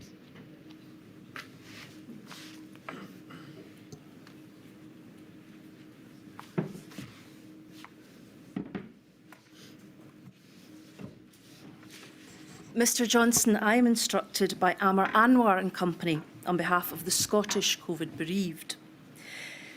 In his evidence to the inquiry, Lord Edward Udney Lister was asked about a chain of emails where the First Minister, Nicola Sturgeon, was requesting a telephone call with you. And this was on the 5th of March 2020, an important day because it was the day that COVID was added to the list of notifiable diseases. So it was a landmark day. An answer to asking why there was a reluctance to have the First Minister contact you, Lord Edward Udney Lister gave the following evidence, and this is from the transcript of 7th November 2023, page 105. Well, I mean, as you can see from the exchange of emails, the meeting took place, so I certainly wasn't trying to block that meeting taking place, but there was quite a lot of tension between the Prime Minister and the First Minister. They had no real personal relationship of any kind other than that they, I think, generally didn't like each other very much. I would like to ask, is this a fair characterisation of the relationship between you and the First Minister of Scotland, Nicola Sturgeon? Oh, I'm sorry to hear Eddie said that.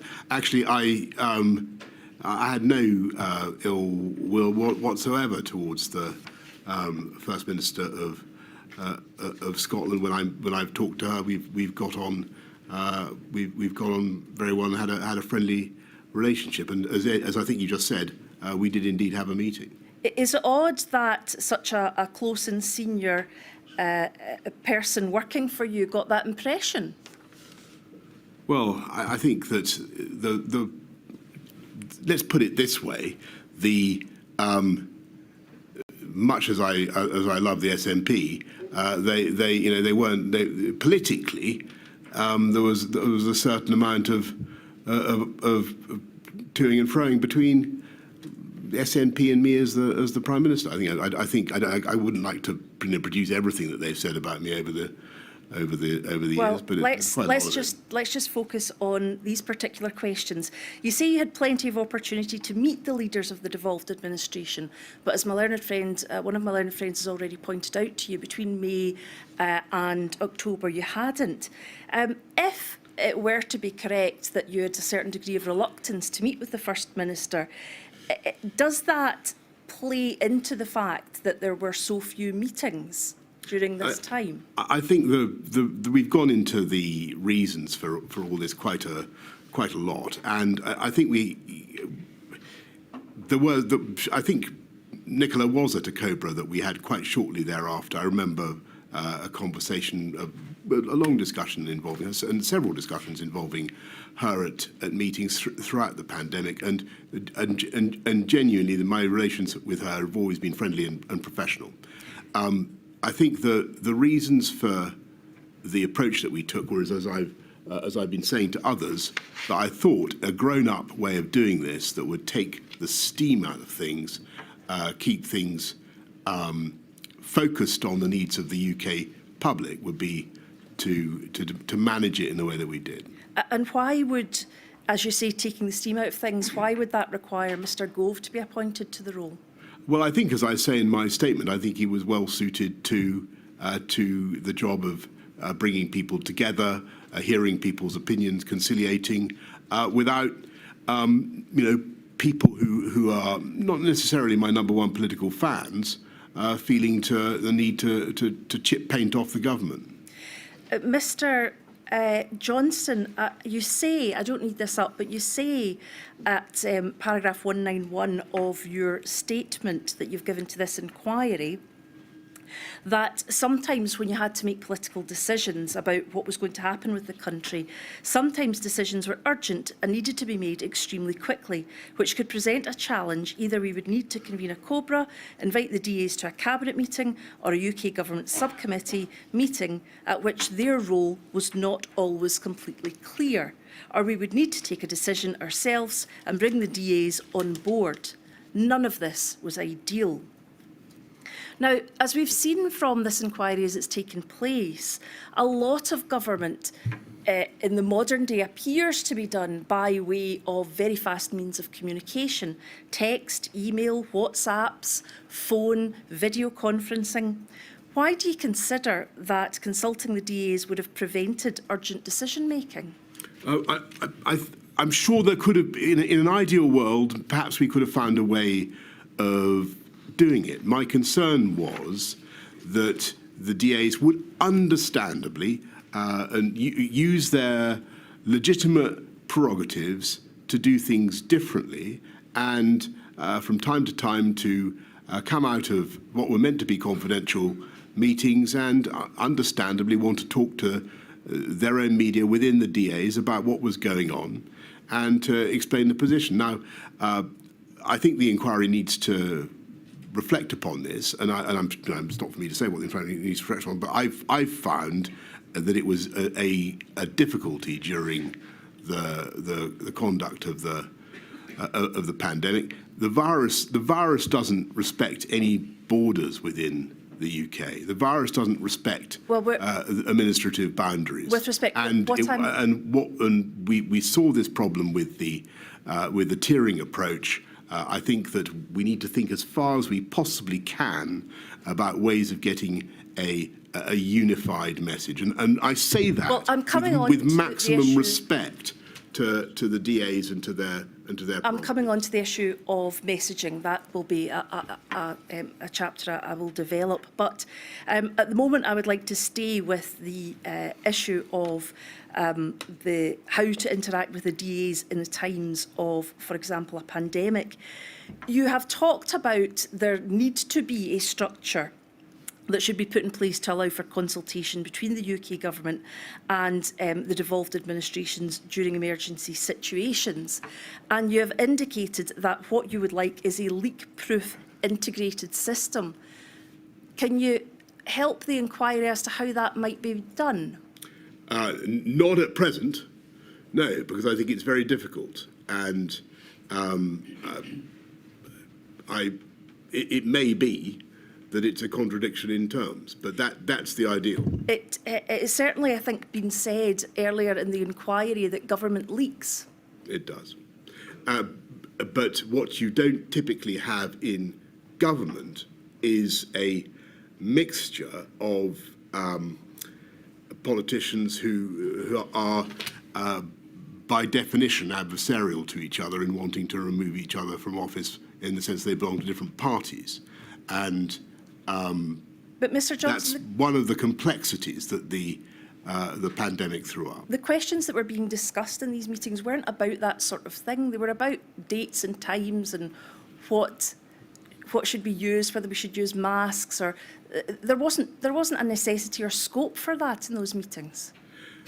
Well, I think what happened was that every topic rapidly became political because, of course, different constituencies in different parts of the country had different views about things, and that's the sad reality. I'm not saying this problem is insoluble. I'm just saying that within the time that we had available, it was hard to manage. I thought the best way to manage it, given the urgency, was to try to take the heat out of things, to get CDL to bring people together, to explain and to conciliate, yes, and if necessary, I would come in and talk to people as much as I could. We've heard that, Mr. Johnson. I wonder if I can have inquiry number 000136751 up, please. This is an email from Imran Shafi to Chris Whitty, and it relates to a meeting on the 14th of March. There was a meeting on the 14th of March involving yourself, the Secretary of State for Health and Social Care, CLD, the CMO, the CSA and other senior officials. There was no DA presence at this meeting, so no one from Scotland, Wales or Northern Ireland, which discussed the need for a cross-government signed-off package on shielding the vulnerable and elderly. It was noted that the decision on when to implement this package would be based on advice from the CMO and the CSA. The advice was to include how to handle the DAs. And you can see that in respect of the particular document at the very last entry on number 1. What did you understand, or what do you understand by the phrase, how to handle the DAs? Well, I think that the inquiry will know very well the context of this email within the timetable of COVID. It's coming the very day, in the early afternoon of the very day when we realised that we're behind in the curve, and that we have to take very urgent action. Indeed, Mr. Johnson. What this email reflects is the view of my Private Secretary Imran, that we've got to get onto the DAs as fast as possible. Well, what has meant how to handle the DAs? I mean, you say it's his view, but you were there at the meeting, and this meeting concluded with action points, and it's the first action point. Well, the question would have been who to ring, how to set the ball rolling, how to bring people together. Earlier on in your evidence yesterday, you were asked about mass gatherings. And I think it would be fair to say that broadly you accepted that it had been the wrong call to allow mass gatherings to go ahead. Is that correct? Well, I think what I said was that the advice on mass gatherings was that it was paradoxical in the sense that it was counterintuitive, because the scientific advice was that they were banning mass gatherings could be worse because you would drive people into smaller locations, pubs and so on, where the transmission would be even higher. That was the logic. I think Mr Whitty described it as, in a sense, technically correct, but logically incoherent to the general public. I think that it was put to me that it was logically coherent in the sense that we wanted to reduce the, we wanted to do what we could to reduce transmission, and it was put to me that banning mass gatherings itself would not really help because for the reason I've given. Can I have the document inquiry number 000129230? This is a WhatsApp message with yourself dated 11/3, 2020. As we can see, it reads, I spoke to Chris Whitty at length about your concerns about the comms tomorrow getting overcomplicated. He thinks there's a really simple way of describing what we want people to do in future, based on from Monday, if you're ill, stay home. He's going to make sure that by Cobra, we're in a good position. However, he also thinks the Scots are going soft on mass gatherings, and that Nicola has decided she definitely wants to move on some totemic cancellations.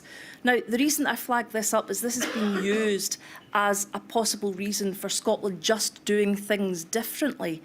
Would it be fair to say that, in fact, in retrospect, the correct call was to call off those gatherings and to send the correct signal to the public that this was an important thing and everybody had to be very careful about their health? I can't say how much of a difference it would have made at that stage. What I've tried to tell you is the reasons why we, at a very early stage in our understanding of the pandemic, had gone for one option, and what you've clearly got here is for what we thought were sound epidemiological reasons, and what you've got is Scotland using its prerogatives to do something different. Whatever the rights and wrongs of the epidemiology, you have a divergence of approach. Indeed, and what I'm asking you is retrospectively. The risk is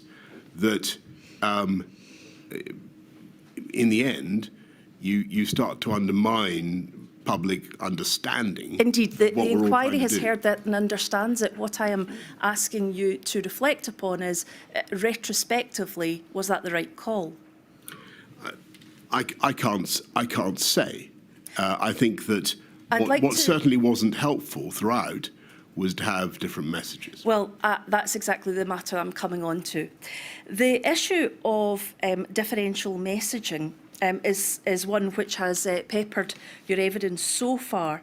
In your statement at page 30, I don't need that brought up, but in your statement at page 30, paragraph 126, it says, looking back, we should have thought much harder about the legal basis for the measures proposed. There's a respectable argument that we should have used civil contingencies legislation rather than public health. By allowing for at least the appearance of divergence in approach between the various parts of the UK, we were risking considerable public confusion and frustration when clarity of message was crucial. Now, given, as you've already identified, the prerogative of devolved administrations, in particular Scotland, where health is a devolved matter in Scotland, where Scotland has access to its own data, its own government, its own CMO, its own DCMO, and it has, I suppose, the best view on what's happening in its own area, i.e. the different spread of COVID perhaps between the Scottish Islands and London. Are your comments fair or proper? My comments on... Is your comment that the appearance of divergence in approach between the various parts of the UK we're risking considerable public confusion and frustration? Well, I think that clarity. obviously that's for the inquiry to decide. But I think I'm really grateful to you for raising all this. But I was worried that there was a continual dissonance of messaging, and I was worried that would do two things. It would confuse people, and that in the end it would undermine people's confidence in the message. One or other of these points had to be I would right. like to. Which one was it? And I would like to take you to that. First of all, I've got two issues left. First of all, the stay alert message. You say clarity and consistency were important. You are sensitive to this. That the messaging was so important and you were concerned that people found it hard to follow. The fact was, the message was stay at home, protect the NHS, save lives, and it was changed by the UK government by itself to stay alert. Did you have any communications with the devolved administration saying that you were going to change it? Well, I think the previous council for, I believe it was the Welsh bereaved families, indicated that there had been a consultation about that. Had there been if I may put this to you, if there was such a meeting and conversations were had, why was consistency of messaging not an issue when the UK government decided to change its advice, but the other three devolved administrations didn't? I think perhaps I could put it this way: the pandemic changed and the virus changed and its virulence, and we had to change our response. And I think the difficulty. I think that the just to complete the point, I think the problem was that we would find sometimes that there was a difference in message. I don't want to make too much heavy weather of this, but I think sometimes it was a problem. That brings me to my last point, but just before I leave the issue of stay alert, Professor Halpern has given evidence to this inquiry that the phrase that was changed was so bad because it told you to worry and it didn't tell you what to do. He described it as the worst combination, and I would respectfully allow you to reflect upon that. If I can take you on to my final point, and it's in relation to a report, an expert report, which has been heard detail of in this inquiry by Professor Ailsa Henderson, and it's about confusing messages. Now, you have said in your evidence that messaging was incredibly important. Messaging in the end was the most important tool we had to deal with the virus. I don't think we should deprecate the importance of messaging. So at the heart of what you were doing, you thought messaging was a critical tool in relation to the pandemic. If we can have before us inquiry number 000269372, the report by Professor Ailsa Henderson, page 49, paragraphs 151 and 152. This is about advice given by the UK government over communications with the public. If about halfway down the paragraph, it starts an analysis of the text prepared speeches. An analysis of the text prepared speeches throughout 2020 shows that those speaking on behalf of the UK government did an incomplete job of outlining the territorial scope of their data, information or guidance. In the first months, there was almost no mention of devolved administrations or their first ministers. There was little attempt to outline what applied UK-wide and what applied only to England. The phrase "this country" was employed frequently to mean England or Great Britain or the United Kingdom. In general, spokespeople were slightly more likely to clarify if a UK-wide matter applied to the whole of the UK. And it goes on to give an instance.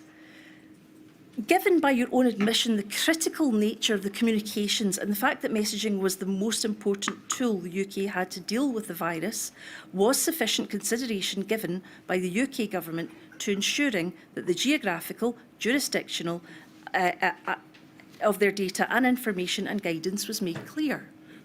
Well, I did my level best during the press conferences to try to make clear where the restrictions applied to. And I remember several times saying that they applied only in England and trying to restrict what we were saying. But I think Well, Mr. Johnson, I have one example. You can't blame ministers for talking about this country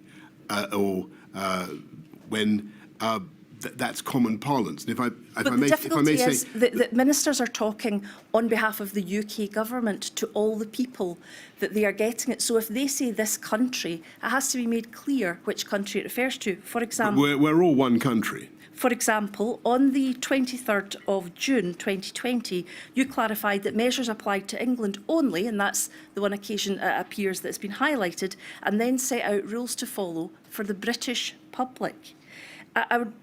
Is what was needed was clarity, and isn't it, in fact, that the problem was that the difficulty was created by the UK government? No. Later on in this report, it says that notwithstanding efforts throughout 2020, the UK COVID press briefings repeatedly failed to clarify rules governing school closures, rules for social gathering, funds for local authorities, funds for the coronavirus community support, the renewal task force, dedicated funding for mental health, bike voucher schemes, increased marshals on rail works, the reopening of car showrooms or other retails were all England specific.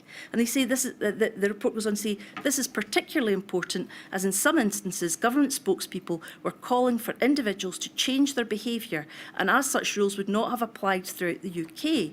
Indeed, it was advice about rules rather than data that suffered from a particular lack of clarity.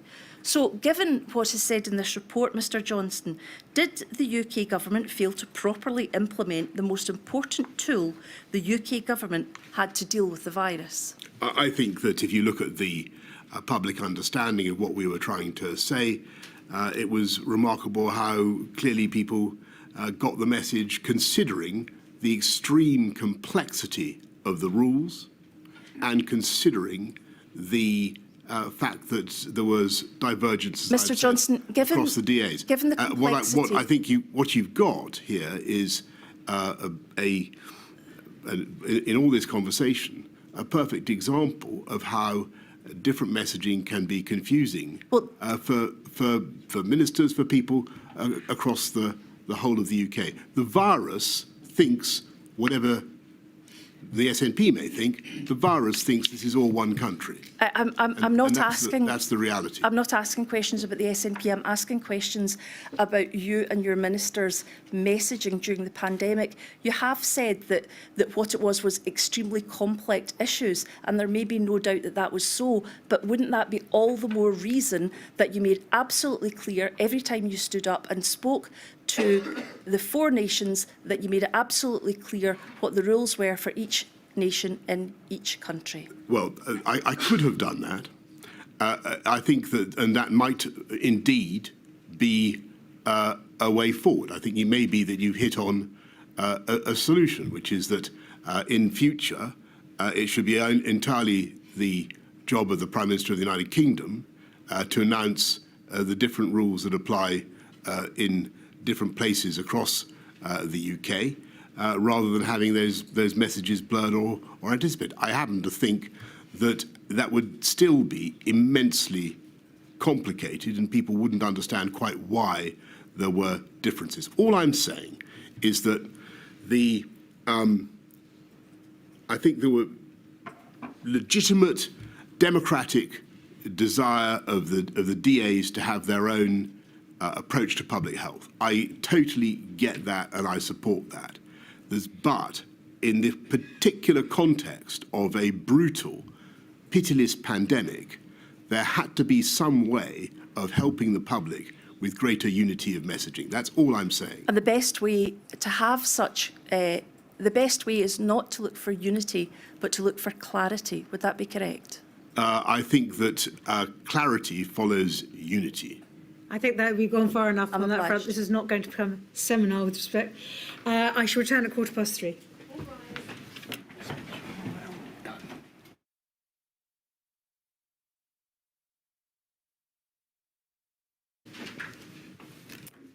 Former Prime Minister Johnson, may I start by saying how much I appreciate your time here today. Let me introduce myself. I'm Leslie Thomas and I'm representing FEMHO, the the Federation of Ethnic Minority Healthcare Organisations. Now, I want to see what we can agree on. Can we agree that it's important to acknowledge the collective sacrifice and dedication of healthcare workers, especially those from diverse ethnic backgrounds? Can we agree on that? I certainly think it's crucial to acknowledge the sacrifice of healthcare workers in the UK everywhere. Thank you. Absolutely. Thank you. And we know that they tirelessly put their lives on the line during the pandemic. You remember, don't you, the nationwide applause every Thursday at 8 p.m. Jess, do you remember that? I do. Yeah.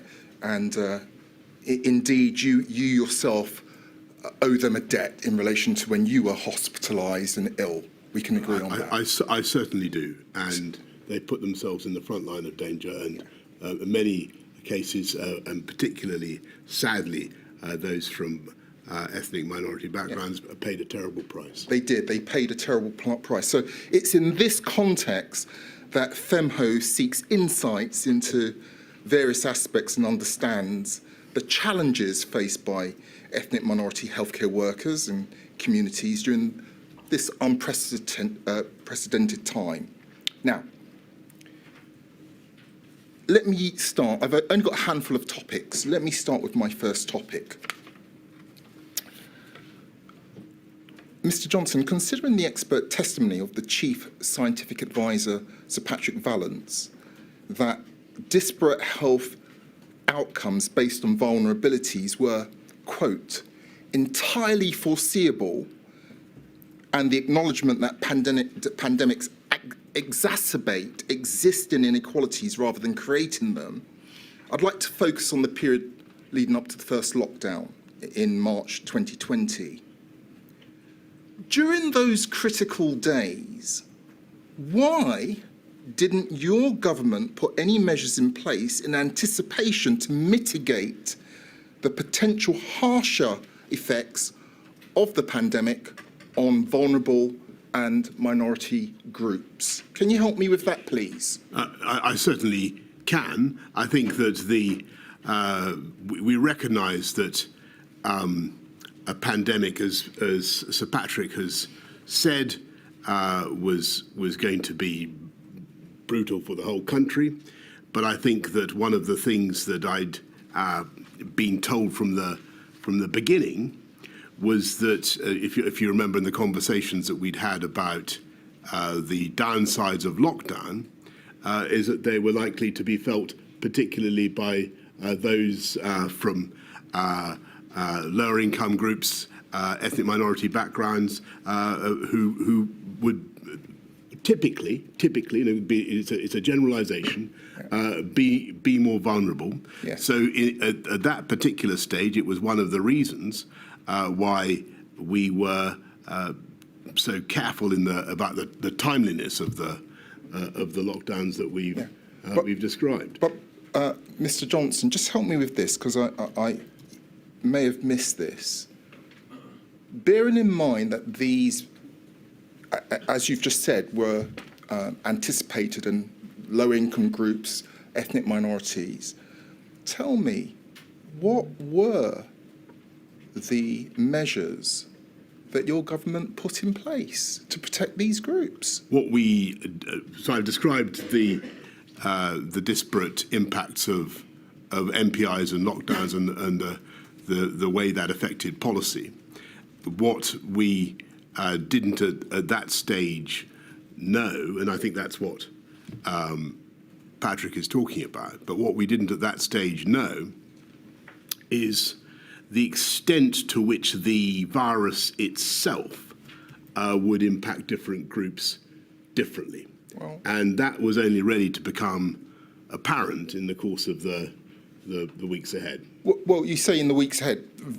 Very early on, it became apparent. The first 10 doctors who died were from ethnic minority backgrounds. The first 10 doctors were doctors of colour, Mr. Johnson. You knew that, right? And that is correct. And sorry, can I just clarify? You knew that. Well, let me say what I knew. I knew that from the, and I think I'm right in saying that victims in the NHS staff. I think I may have got the figure wrong, but I think it's something like 60% in the first year were from ethnic minority backgrounds. Yeah. I may be wrong about that, but it's something of that order. It was falling disproportionately on BAME staff, and we did spot that very early on. I was very worried about it, and I tried to find out why as fast as we could. Yeah, Mr. Johnson, just so we're clear, I'm not for one moment suggesting that you didn't try to find out why. What my question was aimed at is what you did, what measures, protective measures, did you put in place to protect these vulnerable groups? That was my question. But let me move on, because time is short. Let me move on to topic. Well, so we put in all sorts. It would be fair to say until we'd established the chain of causation and what was going on, it was difficult to put in specific measures for specific groups. But clearly we needed to do more to protect NHS frontline staff, and they made a huge and tragic sacrifice. Yeah, well, we can agree on that. Let's move on to my second topic. In your witness statement, you acknowledge that there was a vast underestimation of the risks related to disparities in health outcomes, and you state at paragraph 46. You state this at paragraph 46. Now, considering this acknowledgement, what were the specific factors or considerations that contributed to this underestimation in the context of disparities in health outcomes, particularly those based on ethnicity? I think that to begin with, we were looking at the data as it started to come in. It was heartbreaking, and we were uncertain as to the cause. And the question, bluntly, was whether there was whether there were medical reasons or whether there were, as it were, occupational reasons for the greater suffering. And I think it took us a while to try to get to the answer. I mean, we tried to get the answer quite quickly, but a great deal of work was done on that subject. The answer, as I'm sure you, of course, know, is that it appears that there isn't any medical grounds. What it, I'm afraid, tragically was fantastic NHS staff from ethnic minority backgrounds in the front line dealing with patients and being exposed to the virus. Well, it was more. Sorry, forgive me, Mr. Johnson. That's what it seems to me to have been. Well, forgive me, Mr. Johnson. It's more than that.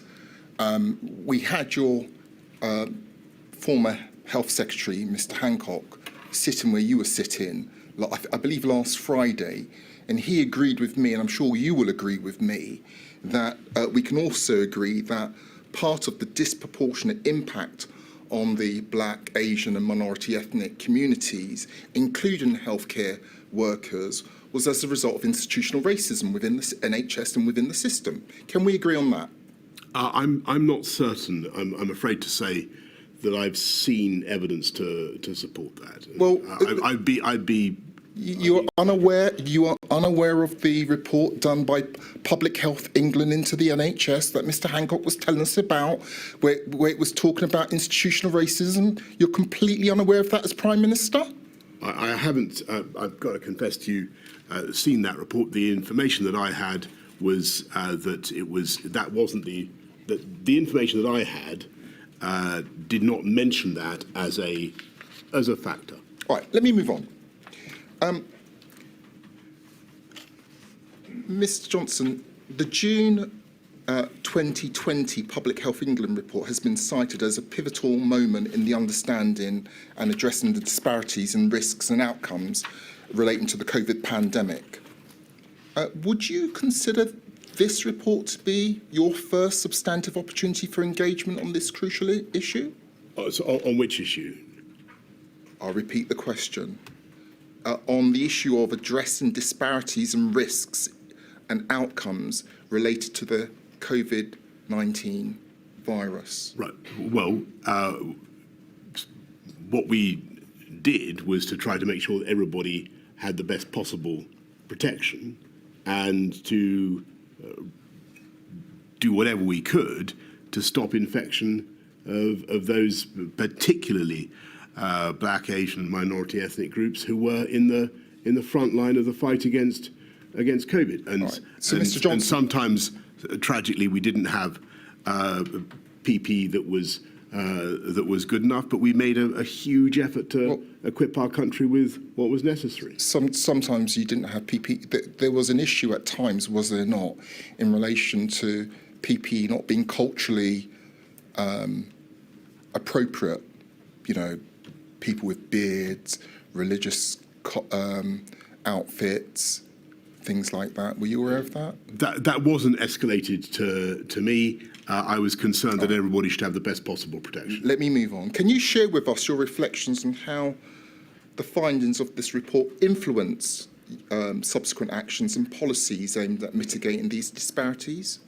I think that what we wanted to do was to make sure that the incredible frontline staff of the NHS had greater protection, above all by being less overworked. And one of the things that the pandemic was a terrible time, but one of the things that we did was not only to embark on a program of big program of hospital building, but recruiting 50,000 more nurses. And I think we're well on the way to, or the subsequent government is well on the way to achieving that now. And if you're a nurse or a frontline worker, then clearly one of the best ways to mitigate the risk that you face and the disproportionate risk that you face as a black, Asian, and minority ethnic frontline care worker is having an extra pair of hands to help you. And that was one of the key objectives of the program. And it's a very large program. There are plenty of other things that the NHS now has, I believe, or certainly did when I was Prime Minister, more people in it than it's ever had in it. Mr. Johnson, forgive me. Thank you. They have limited time, Mr. Johnson. So I'm not trying to talk I'm you sure out, you're please. not trying to talk me down the wouldn't, clock. I wouldn't dream of You that. wouldn't dream of that, would you, Mr. Johnson? I wouldn't. No. Right. I've two more topics and I've finished. Given the first indications of starkly disproportionate rates of infection and mortality in ethnic minority communities, which began to emerge in late March, early April, can we agree on this?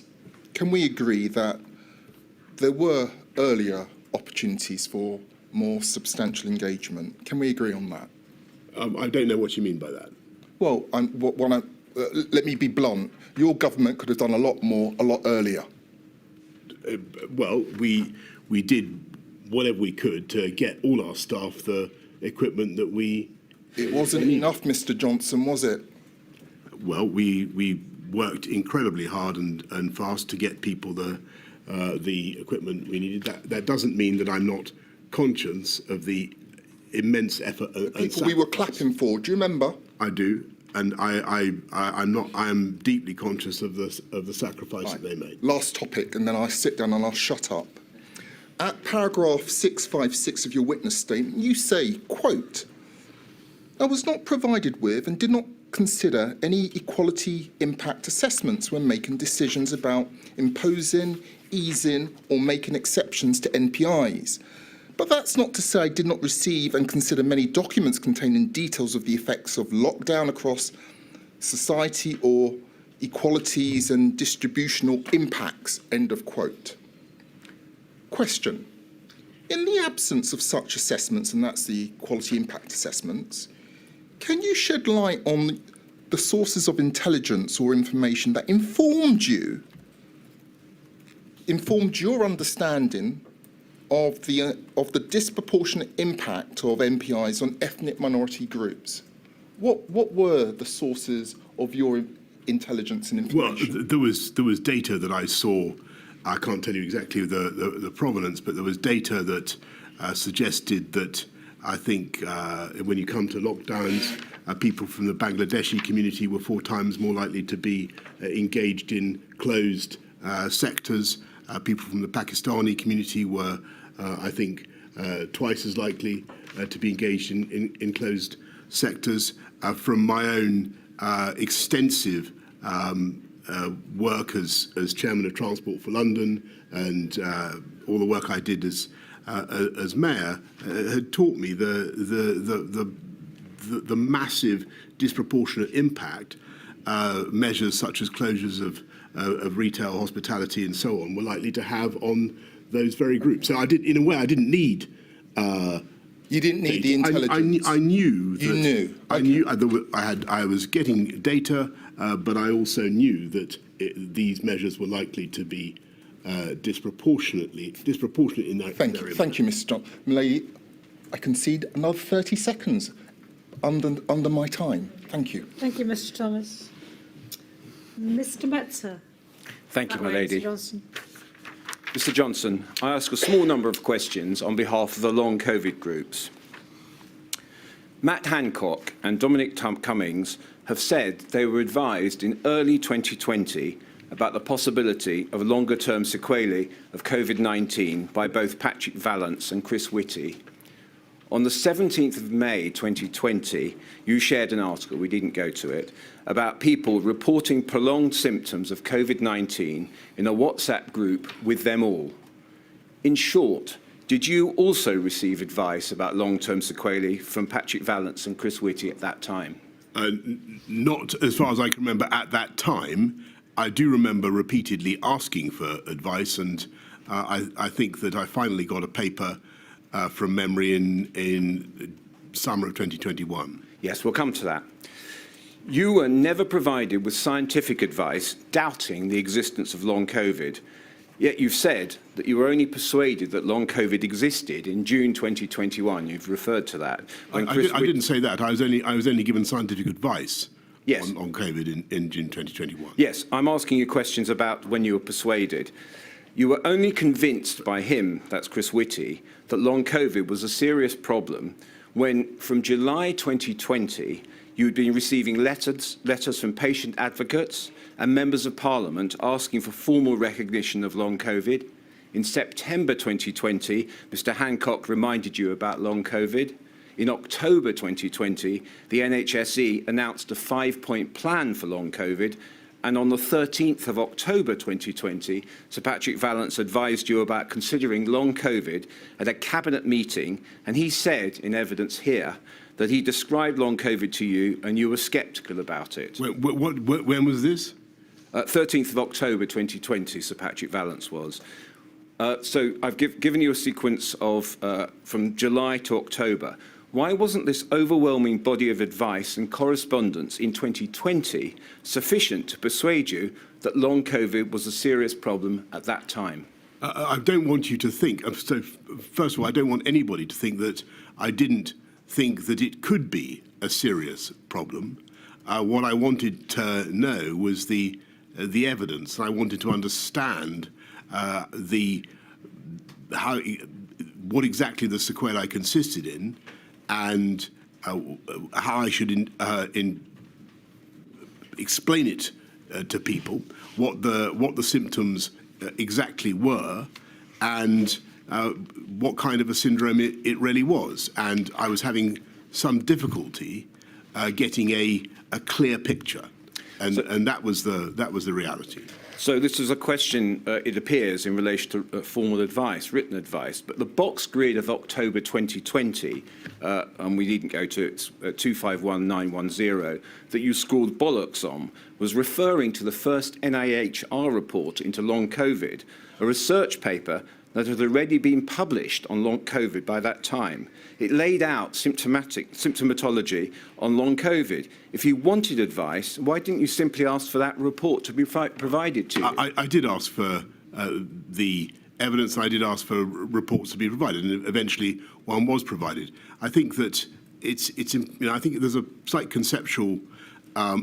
First of all, I wish to again to recognise the hurt that those words must have caused to people suffering from long COVID, and the very real suffering that they that they endure. And but when I referred to Gulf War syndrome, I was making I think a reasonable question, and I'm sure you wouldn't say that everybody suffering from Gulf War syndrome is mistaken. Mr. Johnson, I don't want to be developed about Gulf War syndrome. I just want to ask you, do you agree you never asked for the NIHR report to be provided to you? I certainly asked for a report to be provided for me into long COVID, and it was eventually provided, but much later on. Yes, so not that report. Do you agree? Yes. Thank you. In July 2021, the Cabinet Office planned a policy which accepted high prevalence of COVID-19. It noted that the strategy was to continue to live with COVID without restrictions. One risk was noted as high rates of long COVID.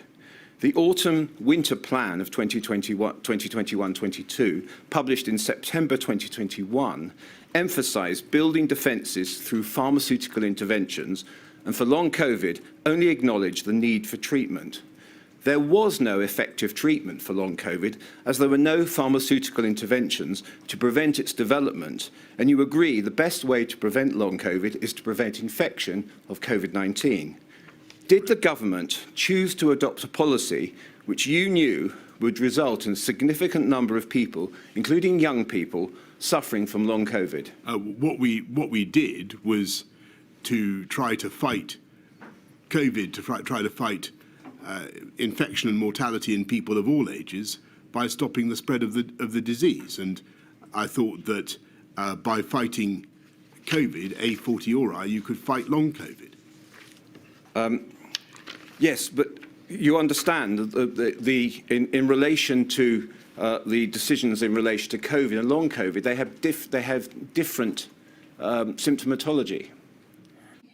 And that was precisely what I wanted to understand, and that was why I requested the report and the advice that I did. And when I spoke about Gulf War syndrome, what I meant literally was, can somebody explain to me, because Gulf War syndrome, as I'm sure nobody would say, I'm sure you wouldn't, that everybody suffering from Gulf War syndrome is mistaken. Yes, Mr. Johnson, I want to move away from Gulf War syndrome with greatest respect. A choice was taken to allow high rates of transmission, which brought more cases of long COVID, and you've said a number of times that messaging was incredibly important. Messaging, in the end, was the most important tool we had to deal with the virus. Why didn't you therefore communicate the risk of long COVID to the public so they could take measures to protect themselves? Well, the way to protect yourself against long COVID is to avoid getting COVID. That's not the simple. It doesn't follow, does it? They're not. There are other specific features to long COVID. Unless I'm much mistaken, I don't believe there's a way of contracting long COVID without getting COVID. But it has a different risk profile. Do you appreciate that? Well, forgive me, and I don't wish in any way to, to minimise the importance of what you're saying, but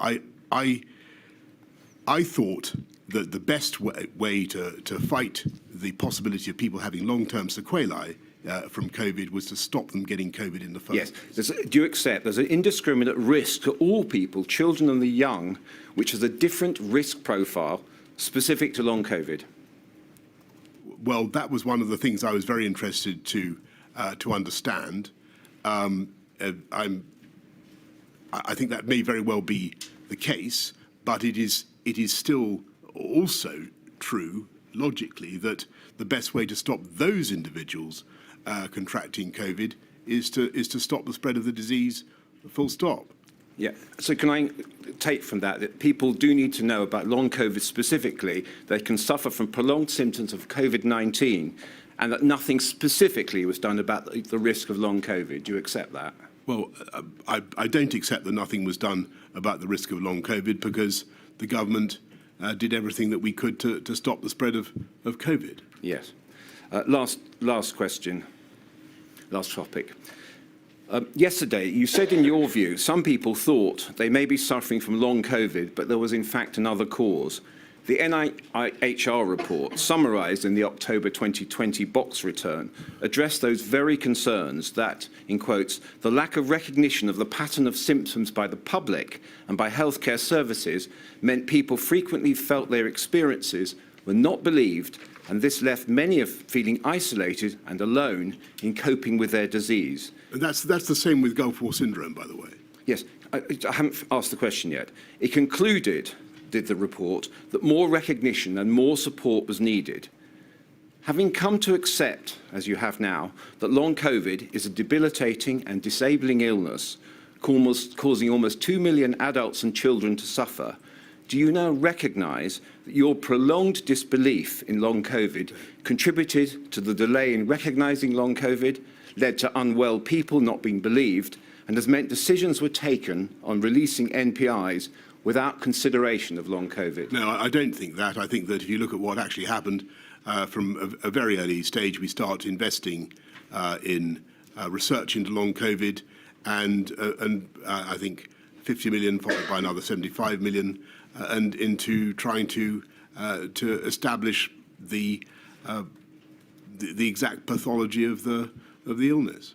But the decisions were taken on releasing NPIs without consideration of long COVID. Do you accept that? No, I think that there were going to be risks involved in releasing the MPIs. They were going to be basically the risk that the disease would spread, and that was the thing we wanted to fight. Yes. Thank you, Mr. Metzer. Can I just complete the question, please, my lady? It's the last question, I promise you.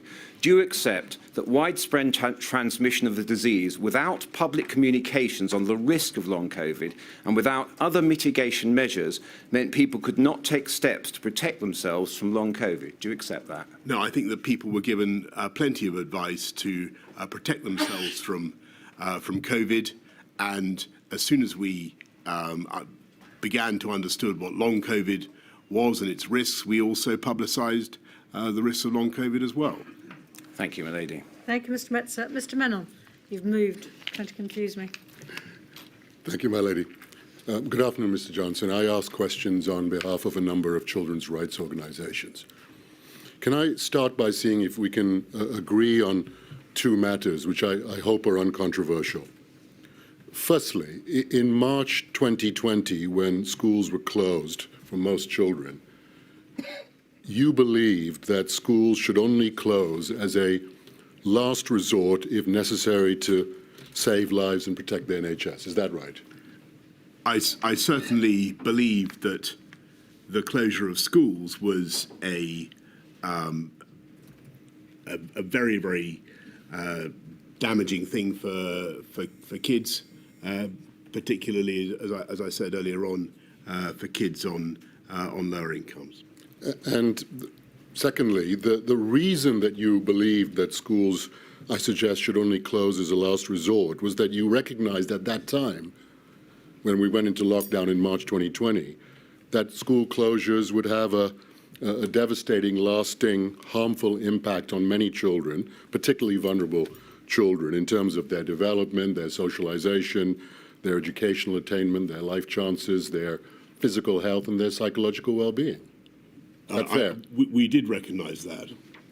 Now, given those answers, can we also agree that the primary problem in March 2020 was not the fact that schools were closed for most children to save lives and protect the NHS?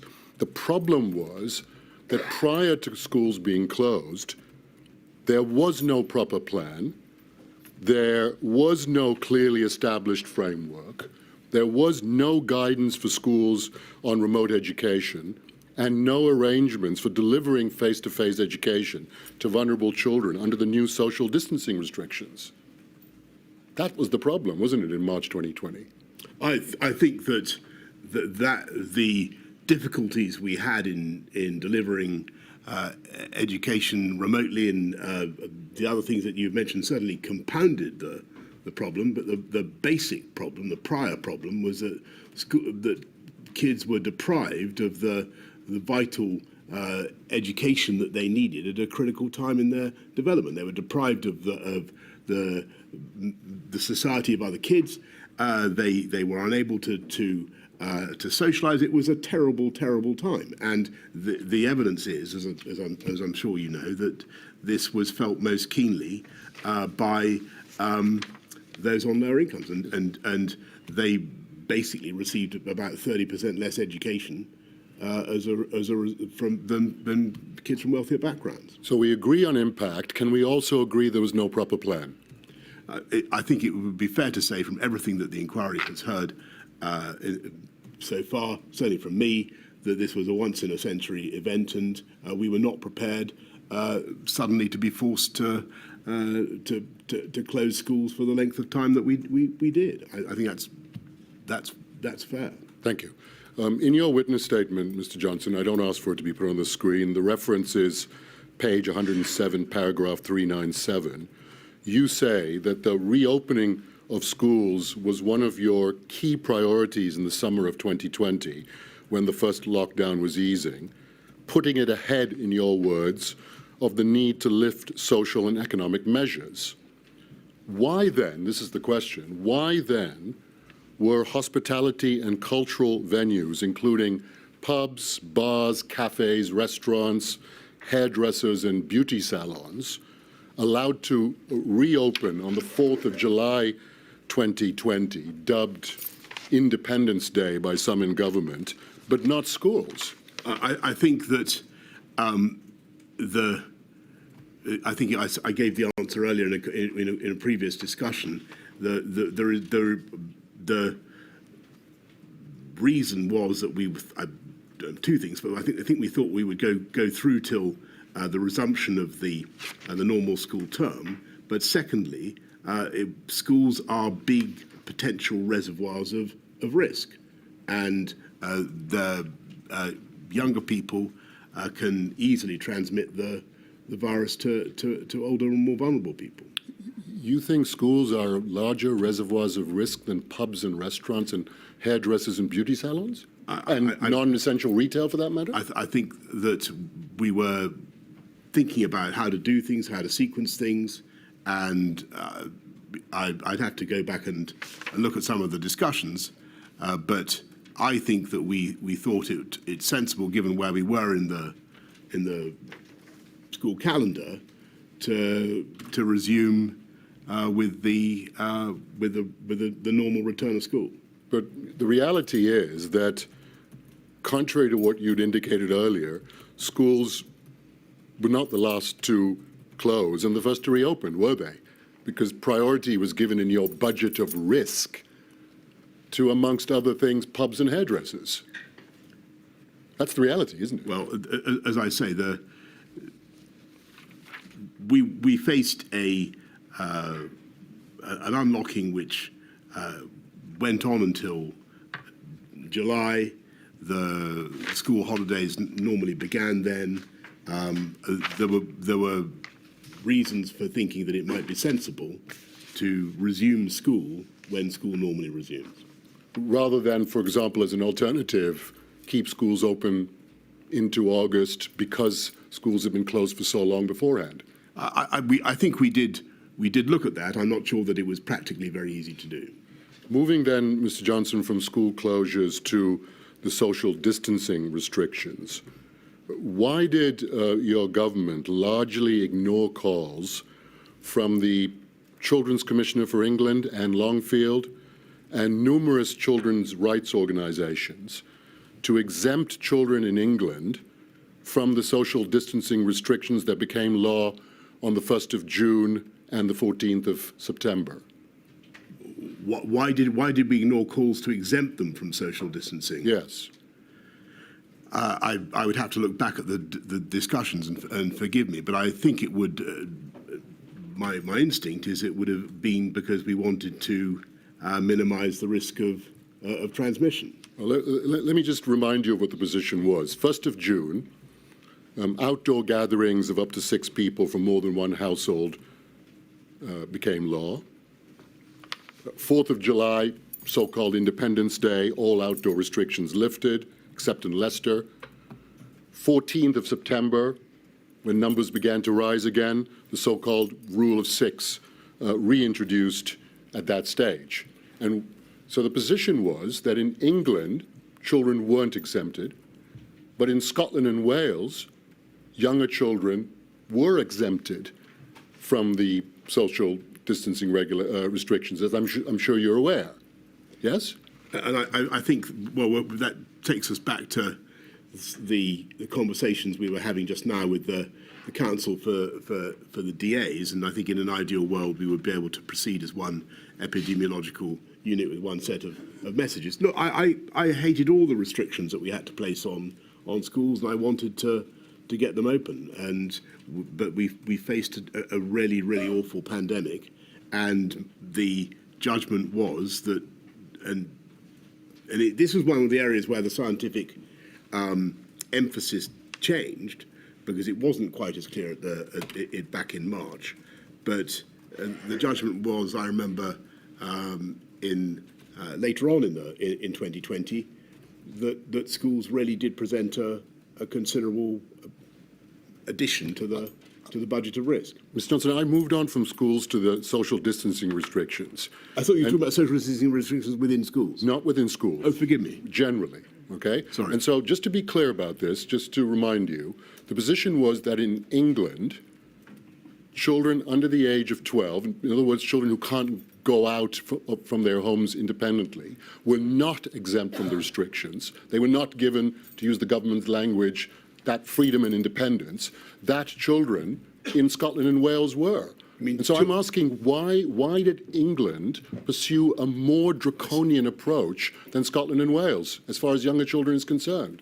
Well, I think I refer you to what I said just a moment ago. I think that we were trying to reduce transmission, trying to reduce risk, but clearly there was a divergence between the various parts of the UK. I'm not certain in future whether we would want to do it that way. And just to be fair to you on this, so you know, the inquiry's not heard any scientific or medical evidence from either the CMO or the GCSA to the effect that what Scotland and Wales was doing was somehow dangerous and that the English approach was better, just so you understand the position. Now, opposition to the decision not to exempt younger children from the social distancing restrictions was not confined to the Children's Commissioner and children's rights organizations. Members of your own government and political party were expressing concerns about this. And I'd like to show you one particular WhatsApp exchange, if I may. The reference is 176785, page 24. And if you could indicate when you have that on your screen, it would be appreciated. I think you have it now. And if we could turn to the 11th of October, please, the entry at 15:46:59. This is a WhatsApp exchange between Matt Hancock and Helen Whately, who, as you know, was Minister of State in the DHSC at the time. And Helen Whately says this: wish we could loosen on children under 12 on rule of 6 for tier 1. And then sometime about an hour later, she says it would make such a difference for families, and there isn't a robust rationale for it. Now is a really good chance to show we have listened. Lots of MPs were pushing on this during last week's debates. And Matt Hancock replies, they don't want to go there on this. She asks, are we they? And then this, from Matt Hancock, as in number 10, also on curfew, they don't want to shift.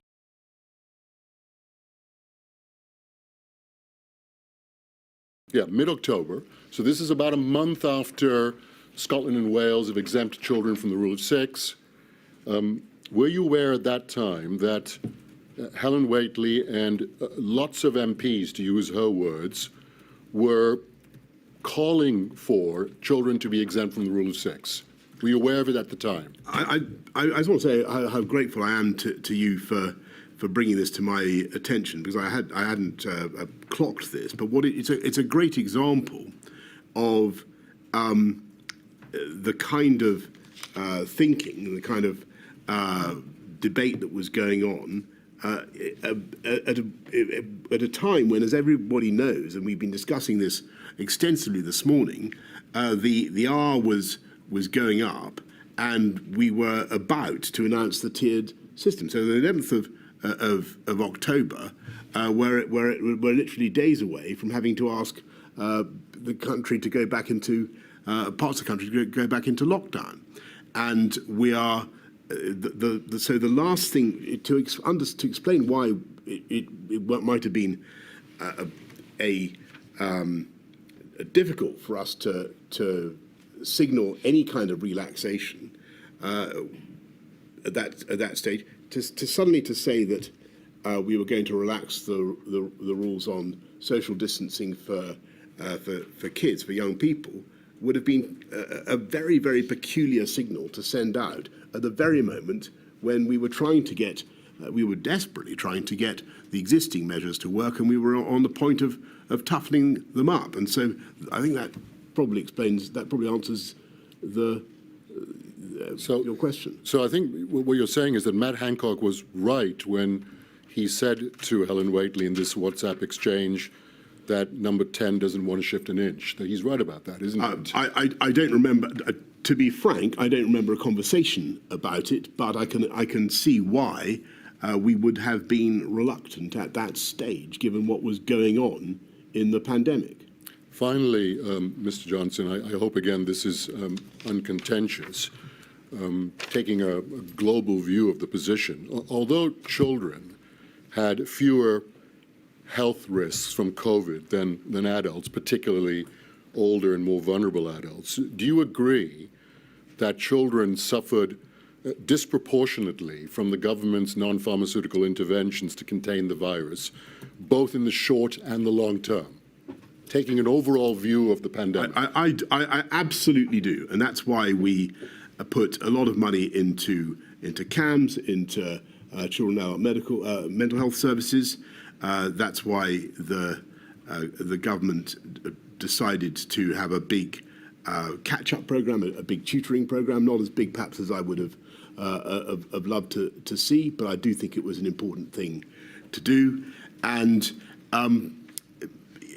the short answer is yes, I do think that the educational detriment was a huge, huge consideration. The loss of life chances for young people has to be put in the scales when you're making these appalling choices, as you say, about MPIs, and kids were very much in our minds. But the priority was to save life. Mr. Johnson, much as I'd like to challenge you on the nature of the government response, the inquiry has understandably decided that that is a matter to be properly explored in 2025 in a separate module. So I don't accept what you've just said, in particular in relation to the catch-up program, but I'm going to have to deal with that on another occasion. Do you understand? Well, I think I've conceded that it wasn't as I wanted a totally massive one. It was pretty big, but I think that it was a big priority of mine. I understand your answer. You've put your marker down, Mr. Minnell. I have. I'm sure you will come back to it, Sam. Thank you very much. Thank you, Mr. Minnell. Mr. Friedman. Mr. Johnson, I act for 4 national disabled people's organisations. They too want to ask you about your repeated comments in meetings and on WhatsApp messages about older people. For example, that they're going to die anyway, have had a good innings, and should accept their fate rather than destroying the economy. Now, please leave aside for a moment what was done by your government and what you say you truly care about, and no doubt the chair will look at all that evidence. Our first question, in your choice of words to your government and advisers, were you not being shamefully ageist against those in later life and normalising their premature death? Thank you very much. No, I was doing my best to reflect what was, I'm afraid, a debate that was very live, and live, I may say, with a great number of older people who would make these points to me. And I wanted to get the answers, and we've discussed earlier on today the downsides of the segmentation approach. That wasn't really going to be enough, but people found that very counterintuitive. They didn't understand why segmentation wouldn't be enough, and you really had to explain it to them. Mr. Freeman, can I just put a marker down? I did not give permission for you to ask the question shamefully ageist, just so that people understand. Could we please avoid language which I haven't approved, which could be considered emotive? Absolutely, my lady. Thank you. Yes, I accept, and I apologise. It wasn't my lady's choice of words. It's what I call a forensic flourish, Mr. Freeman. Thank you. So be it, my lady. But let me nevertheless reflect on your answer just now and your answer to Mr. Keith this morning about these various comments that I know you feel very sensitive about. I just want to paraphrase what we understood to be your answer. As the layperson in the room, I, as the Prime Minister, who had to take the ultimate decision, was voicing these ideas about older people to deal with counter-arguments out there in the public domain that only the elderly should be shielded. No, not only the elderly. Sorry, forgive me. Yes. No, so from the beginning, we had a massive programme of shielding for the vulnerable, as you know, and went up from about 1.3, 1.5 to ultimately about 2.5 million people, some of whom were shielding for an incredibly long time, and it was a miserable, lonely business. Given all the detriments that people endured, the inability to get the medical health care that they might need, all the downsides of that, it was, I think, reasonable to think about other approaches and whether the continued lockdowns were effective. Yes, of course, Mr. Johnson. But in the end, we had no alternative. And, of course, Mr. Johnson, but forgive me for interrupting you, but I could take you to these comments, however one puts them emotively or otherwise. Once we get into August and September, and these comments mostly made in October, you've had those discussions about how a more dedicated form of segregation for the elderly and their households is not going to work, essentially because the virus will break out of the shielding system. And you're taken to the WhatsApp messages by Mr. Keith. So how does your answer to counsel to the inquiry this morning and to me just now about you putting arguments for only older people being segregated in some form of super shielding therefore have anything to do with your repeated assertions that old people are going to die anyway, that they've had a good innings and we should not sacrifice the economy because of them? So what I'm trying to put to the scientific opinion is the I want to understand first of all who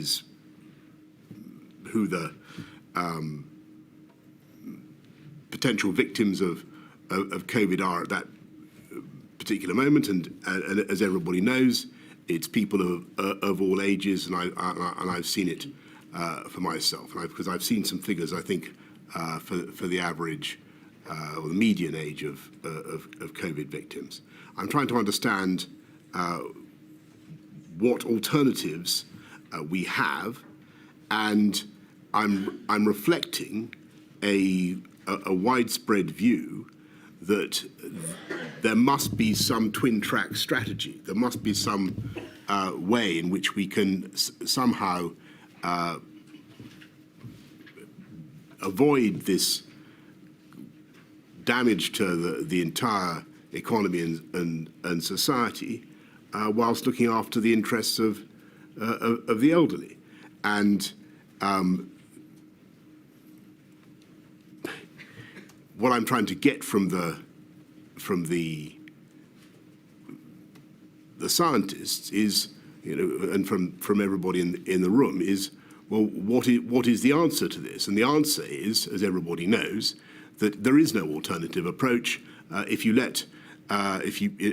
is no way of sequestering the elderly population or the vulnerable sufficiently, and they will die tragically in great numbers when the R gets uncontrollable. Well, let me then ask you about your knowledge and your words around the broader population of disabled people that were dying. Did you know then, as of autumn of 2020, that COVID posed risk to a wide range of disabled people of all ages, and in that I include people with learning disability, people with Down syndrome, and the like? Yes, we certainly knew that people with a huge variety of syndromes were particularly vulnerable, and that's why we had a shielding scheme. Well, that being the case, we do not find you repeatedly raising at this juncture with your government and your senior advisors in WhatsApps and notes and meetings about that problem, in a sense leading from the front with words and actions to let your government know in no uncertain terms that disabled people's lives are worth living. Why is that?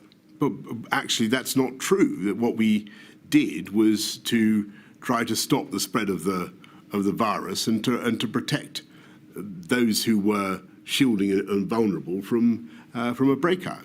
Well, lastly, and standing back, my lady, if I may, and it does follow from what's been said.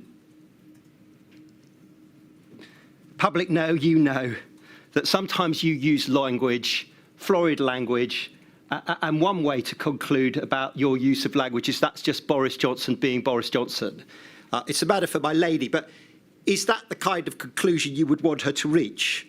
Or would you rather her reach a conclusion that language of that florid kind of nature, even if said in jest, should not be used by a government official, and especially one who had the power that you enjoyed in autumn 2020? Sorry, which language, Mr. Freeman? Well, the kind of language, whether I describe it emotively or not, that old people have had a good innings. Oh, I see what you mean. That they're going to die anyway.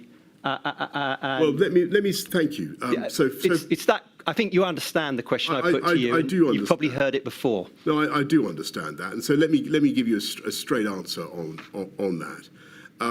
I think first of all, I regret all hurt and offence caused by publication of language that was not intended for publication, whether it's been recorded by someone's notes or diaries or whatever. These were private conversations with officials. Secondly, a lot of what has been reported is incorrect, and there are words that are ascribed to me that I simply don't recognise. But the third thing is, insofar as it's obviously true that I was from time to time speaking bluntly and in an unpolished way about these issues, it was for two reasons.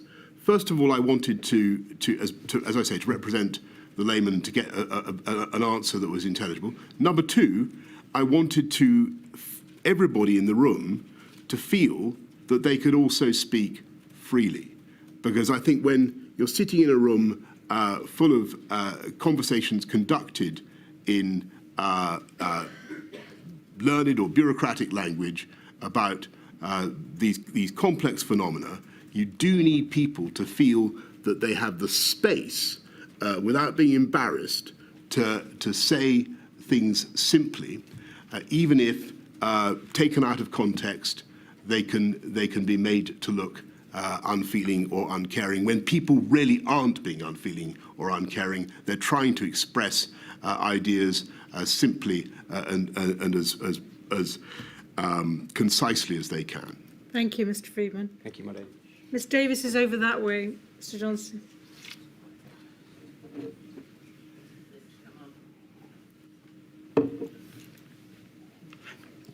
Can you see and hear me? Yes, I can. Johnson, yes, thank you. I ask questions on behalf of Southall Black Sisters and Solace Women's Aid, who, as you will know, are part of the violence against women and girls sector. Yes. And so my two topics are on domestic abuse, Yes. which is something that you told us yesterday you were personally very alive to that issue. Yes. And you will know that the regulations, the stay-at-home regulations, contained a number of exemptions. One of them was that you could leave because of risk of injury. And we've heard from Mr. Hancock, and it's obvious that that was intended to include risk of domestic abuse besides anything else. Yes. I want to ask you about messaging. My first topic is on messaging, which you've told us is not just an important part of an MPI, but actually an important MPI in itself. And the messages are your addresses to the nation when you announce lockdown. And there were 5 in total. The 23rd of March, the first lockdown, the 31st of October, when you say there's going to be the second lockdown, the 5th of November, when the details of the second lockdown are announced, the 19th of December, which is Tier 4, and then the 4th of January 2021, when you announce the third lockdown. And in all those addresses, you emphasise quite rightly that people must stay at home throughout. And you also refer to some of the exemptions. So on the 23rd of March, you say people will only be allowed to leave their home for the following very limited purposes. And those 4 purposes are shopping, exercise, medical need, travelling to and from work if that's absolutely necessary. And you conclude that part by saying that's all. These are the only reasons you should leave your home. On the other occasions, 31st of October, 5th of November and the 19th of December, you give similar lists. On the 31st of October, you do include the words escaping risk of injury or harm. But on none of those addresses throughout 2020 do you say that people can leave if they're at risk of domestic abuse. You do say that on the 4th of January 2021. You say that explicitly, where you say, or to escape domestic abuse. So why was domestic abuse not mentioned earlier than January 2021?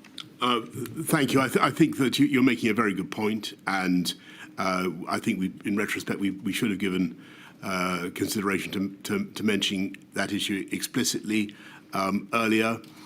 That didn't mean we were silent or inattentive to the problem. We put money into helplines almost immediately. I think in April we set up the Ask for Annie scheme. I think we as you know, there was a so people could go. So people, under the rules, people could go out to the chemist, for instance. Well, I'm going to stop because I will probably come on to that, and I'm interested in messaging for the moment. Would you say that the failure to mention it, which you've just acknowledged in hindsight, was an error, is compounded by that phrase of the 23rd of March, saying that's all, these are the only reasons you should leave your home? Well, I think that I hope that people would have understood that to report a criminal offence was also a reason to leave your home. But clearly, it was something we should have made explicit. Mm. And in her evidence to the inquiry, Dame Priti Patel, your Home Secretary at the time, said that she and her department had raised the need with Downing Street to refer to domestic abuse amongst the exemptions. So why did you or your team not respond to those representations sooner than January 2021? I don't remember her raising that with me. My second topic is about the hidden harms, which is, I think, what you were referring to a moment ago when I stopped you. And you say at paragraph 542 of your statement, we'd learnt many lessons from the first lockdown. We considered such things as the hidden harms, like increased domestic abuse and child abuse, and we wanted to ensure it was essential that services supporting women and children remained available and steps were taken to tackle these crimes. So that's post-first lockdown, learning lessons, and of course there was a Hidden Harms Summit in May 2020 as we're beginning to come out of the first lockdown. In fact, during second and third lockdown, the same thing happened with domestic abuse as it happened with the first lockdown. Rates of domestic abuse increased during lockdown. So what lessons were learned and implemented for the second and third lockdown in order to protect women and girls from domestic abuse? Well, in addition to the investment in the helplines, which I think, as I say, began almost immediately in the Ask for Annie scheme, where a victim of domestic abuse could go to the chemist and say that she... That was in February 2021. Say that she had a problem. In, I think, March 2020 and April 2020, the domestic violence bill is going through the That's Commons. got nothing to do with lockdown. And, well, it was actually, I think, a useful tool against DV, giving new statutory powers against coercive behaviour of one kind or another, and other measures. We put money into independent from, I think, right from the beginning of the government. We put more money into independent sexual violence advisors and independent domestic violence advisors, and across Whitehall, so people you could ring up, or people who would help you address the appalling issues that you face.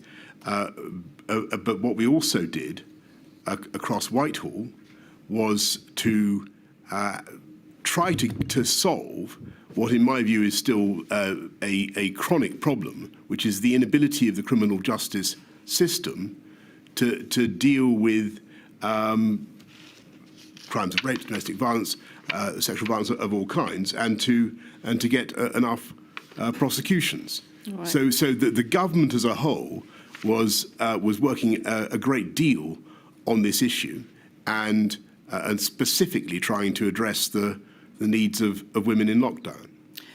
The domestic abuse bill received royal assent in April 2021 and Correct. started to come into force in July 2021. Correct. So that doesn't help us with the... But you asked me what we were doing. And in respect to the second and third lockdowns. Well, Did you not hear that part? I apologise. Well, as I said, we put money into helplines almost immediately, and did our best to encourage people to come forward. Thank you very much. Thank you, my lady. Thank you, Ms Davis. Mr Jacobs, are you hiding? Where is he? At the back this time, Oh. lady. He's usually over there, so... Yes, Mr Jacobs. Mr Johnson, I ask questions on behalf of the Trades Union Congress, OK? My first topic for you is on the approach that you engendered in your government as to consultation with key partners, such as unions. And I'm going to ask you about a meeting in July 2021. You will recall, I'm sure, that at that time there was discussion about return to workplaces, and the unions that I act for were calling for various measures to advance workplace safety. If we have on screen 273901 and page 478, we will see a note from Sir Patrick of a meeting on the 2nd of July 2021.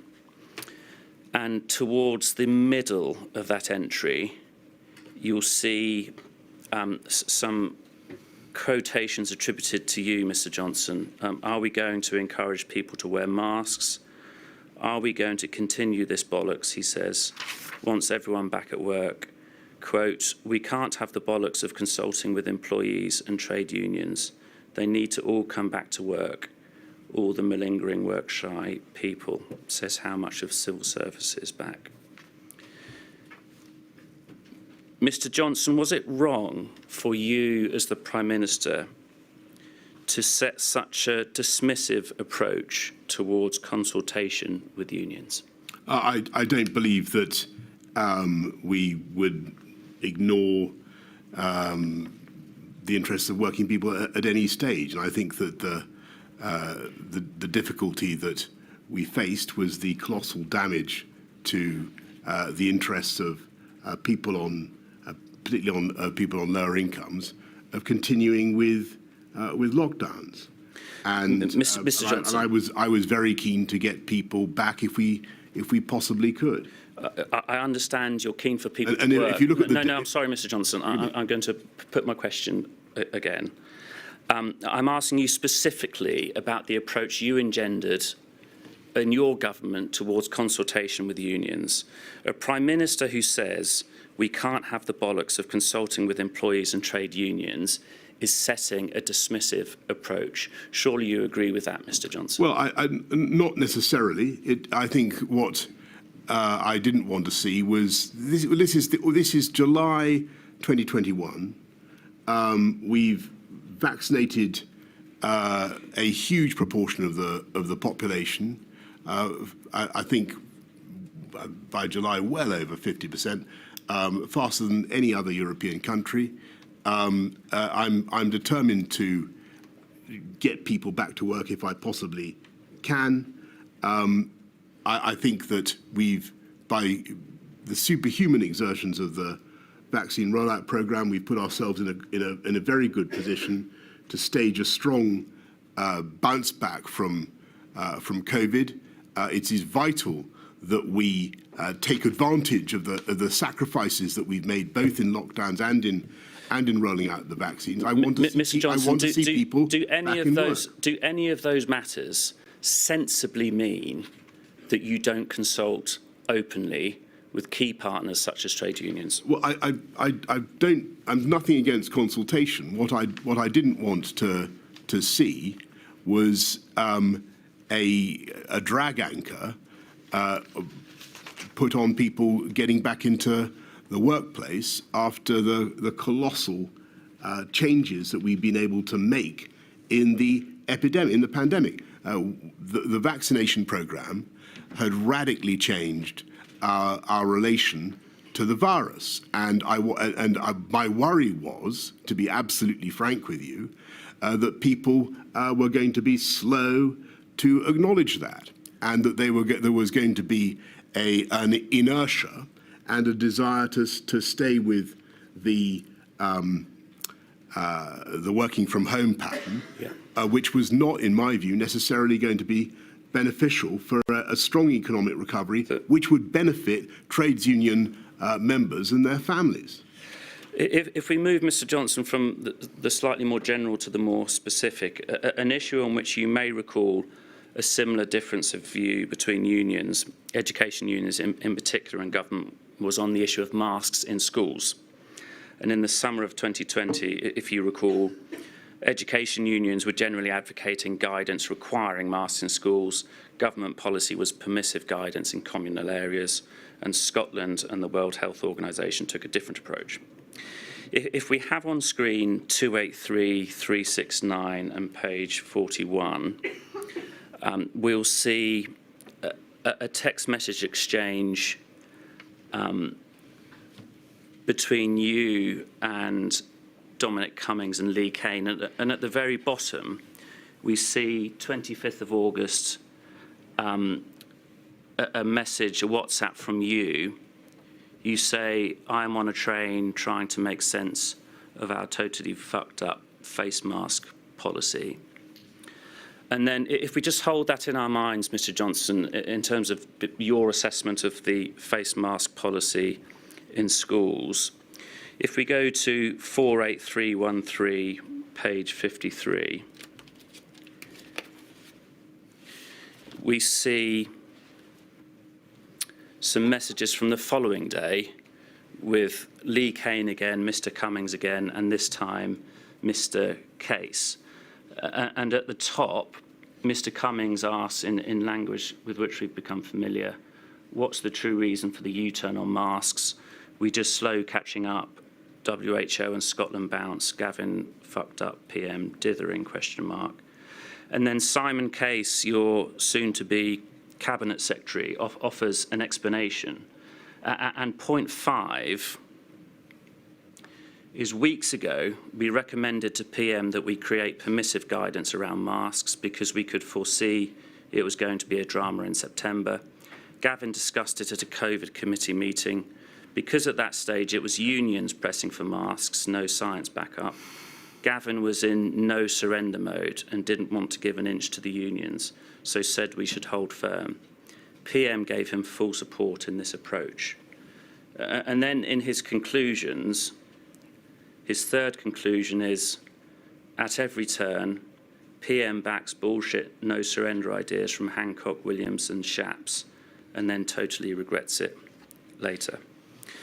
Mr. Johnson, when it comes to consultation with, working with unions, do we see here the proof in the pudding, in that we have a policy that you obviously saw as wrong-headed, arrived at further to being pointlessly oppositional with unions?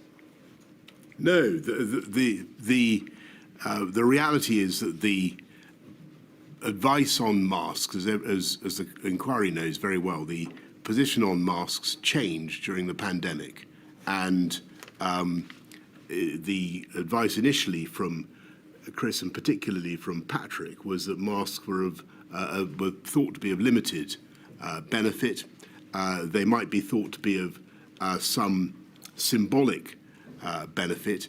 That changed as the scientists thought that in the end it was a powerful signal to people to wear a mask, that you were taking precautions and that you felt that the virus was still something that was very dangerous. And there were also, as time went on, there was more evidence about droplet spray and so on, and the potential of masks to interrupt transmission. So what you're seeing there in that exchange is the natural political result of a change in advice and a change in understanding of the virus, eventually bringing about a change in policy, and that's what you'd expect. Mr. Johnson, is what we're seeing here, in fact, quite simply what's on the page, in that you describe, well, I'm not going to repeat your words, but a wrong-headed mask policy. There's then an exchange with... Mr. Johnson, I mean, if you're going to dispute that, I will repeat it. Your phrase was totally... Mr. Jacobs, you're running out of time, so do you want to pursue this? I think you've got an answer. I think the adjective I used, which I won't repeat, was intended to convey my sense that a mask policy which had been in position one was going to have to change because of changing scientific advice and changing appreciation of the value of masks, and that was the reality. It was going to be politically difficult to execute, but we were going to have to do it. Mr. Johnson, I'll try and deal with my final and different topic very quickly. You've described your concern as to lockdown hitting the poorest. Do you think it's right to say that self-isolation also hit the poorest hardest? And was it understood by you that financial support for self-isolation was one way of mitigating the unequal impacts of the pandemic? Yes, and well, that's why we had not just the £500 self-isolation payment, but also we increased universal credit by £1,000, working family tax credit by £1,000, and gave councils a very large budget to deal with those who are most in need of help. Finally, if that's the case, Mr. Johnson, why was it not until the end of September before that payment to which you refer was introduced? Because for the reasons I think that we discussed earlier, I was anxious. We spent a huge amount supporting the country already through the pandemic. I was anxious about some of the distorting effects of payments to isolate. We discussed the punitive approach, but eventually I thought, well, we better go with some more support as well, and we did. My lady, thank you. Thank you, Mr. Jacobs. Now, Mr. Stanton is hiding in that corner. I can see him. Mr. Johnson, he chose to sit over there. I was put over there, so don't worry. He's used to seeing her back, because we need you to face towards the microphone, Mr. Johnson. Sorry. I will. So if you address your answers to me, then. Thank you, my lady. Good afternoon, Mr. Johnson. I'd like to ask you a question on behalf of the British Medical Association about the removal of legal limits on social contact during the summer of 2021, which has been described as Freedom Day. In his witness statement to the inquiry, Professor Philip Bamfield, the current chair of the BMA, raises concerns about the government's framing of the removal of restrictions in the context of freedom, which sent the wrong message that the threat of the virus had been fully contained. And in Sajid Javid's witness statement, he states that by late autumn and early winter of 2021, many people felt that the pandemic was over, only for protective measures to be needed once again on the 8th of December 2021 in response to the emergence of the Omicron variant, which you've discussed earlier with Mr. Keith. Mr. Johnson, the question is, to what extent do you think that this mistaken belief that the pandemic was over was influenced by government messaging which framed the removal of public health protections as freedom? Well, I accept people are going to quarrel with some of the language that we chose, and I have a massive respect for the BMA. But I think if you look at the curve of the pandemic and where we are and where we were then in that period of July 2021, what was to go on, the subsequent movement of the epicurve, I think it wasn't an irrational choice of expression. We had been able to get a huge amount of resistance into the arms of the British public, but I think by that stage, vaccinated all the elderly and vulnerable. It was an amazing achievement, and I didn't think it was an inappropriate way to talk about it. And as I said in my answer to the gentleman from the TUC, I was concerned that we were going to remain too cautious for too long. I think we needed to understand that we'd achieved a great deal, and that if it wasn't quite the end, it was at least the beginning of the end. Thank you, Mr. Johnson. Could I just ask quickly in follow-up? Accepting that the slogan Freedom Day wasn't a government communication strategy, but once it had taken hold in public consciousness, do you think more should have been done to counter that belief, having regard to the need for a precautionary approach? Honestly, no. Thank you, Mr. Johnson. Thank you, my lady. Mr. Keith, that complete. Mr. Alban, no questions that you wish to add? No. That completes the evidence for today. Thank you very much indeed, Mr. Johnson. I know how difficult it must be to have 2 days giving evidence. No, I'm rather sad that it's over, because I wanted to. Yeah, please. No, I was. I may not see you again, so I just wanted to say one thing, which is that I do think all the testimony and the evidence is incredibly valuable, but I do hope that at the end of all this, the few things in particular that I hope that the inquiry will be able to think about, and not just the governmental stuff that we've discussed exhaustively in this module. But I do think that when you come to, I think the issues of health and social care are absolutely critical. And the government that I led was embarked on a big programme to try and bring them together. I think the fact that we had those delayed discharge patients was very, very difficult in the NHS. I hope that this inquiry will give a kick to the powers that be to make sure that we really address that.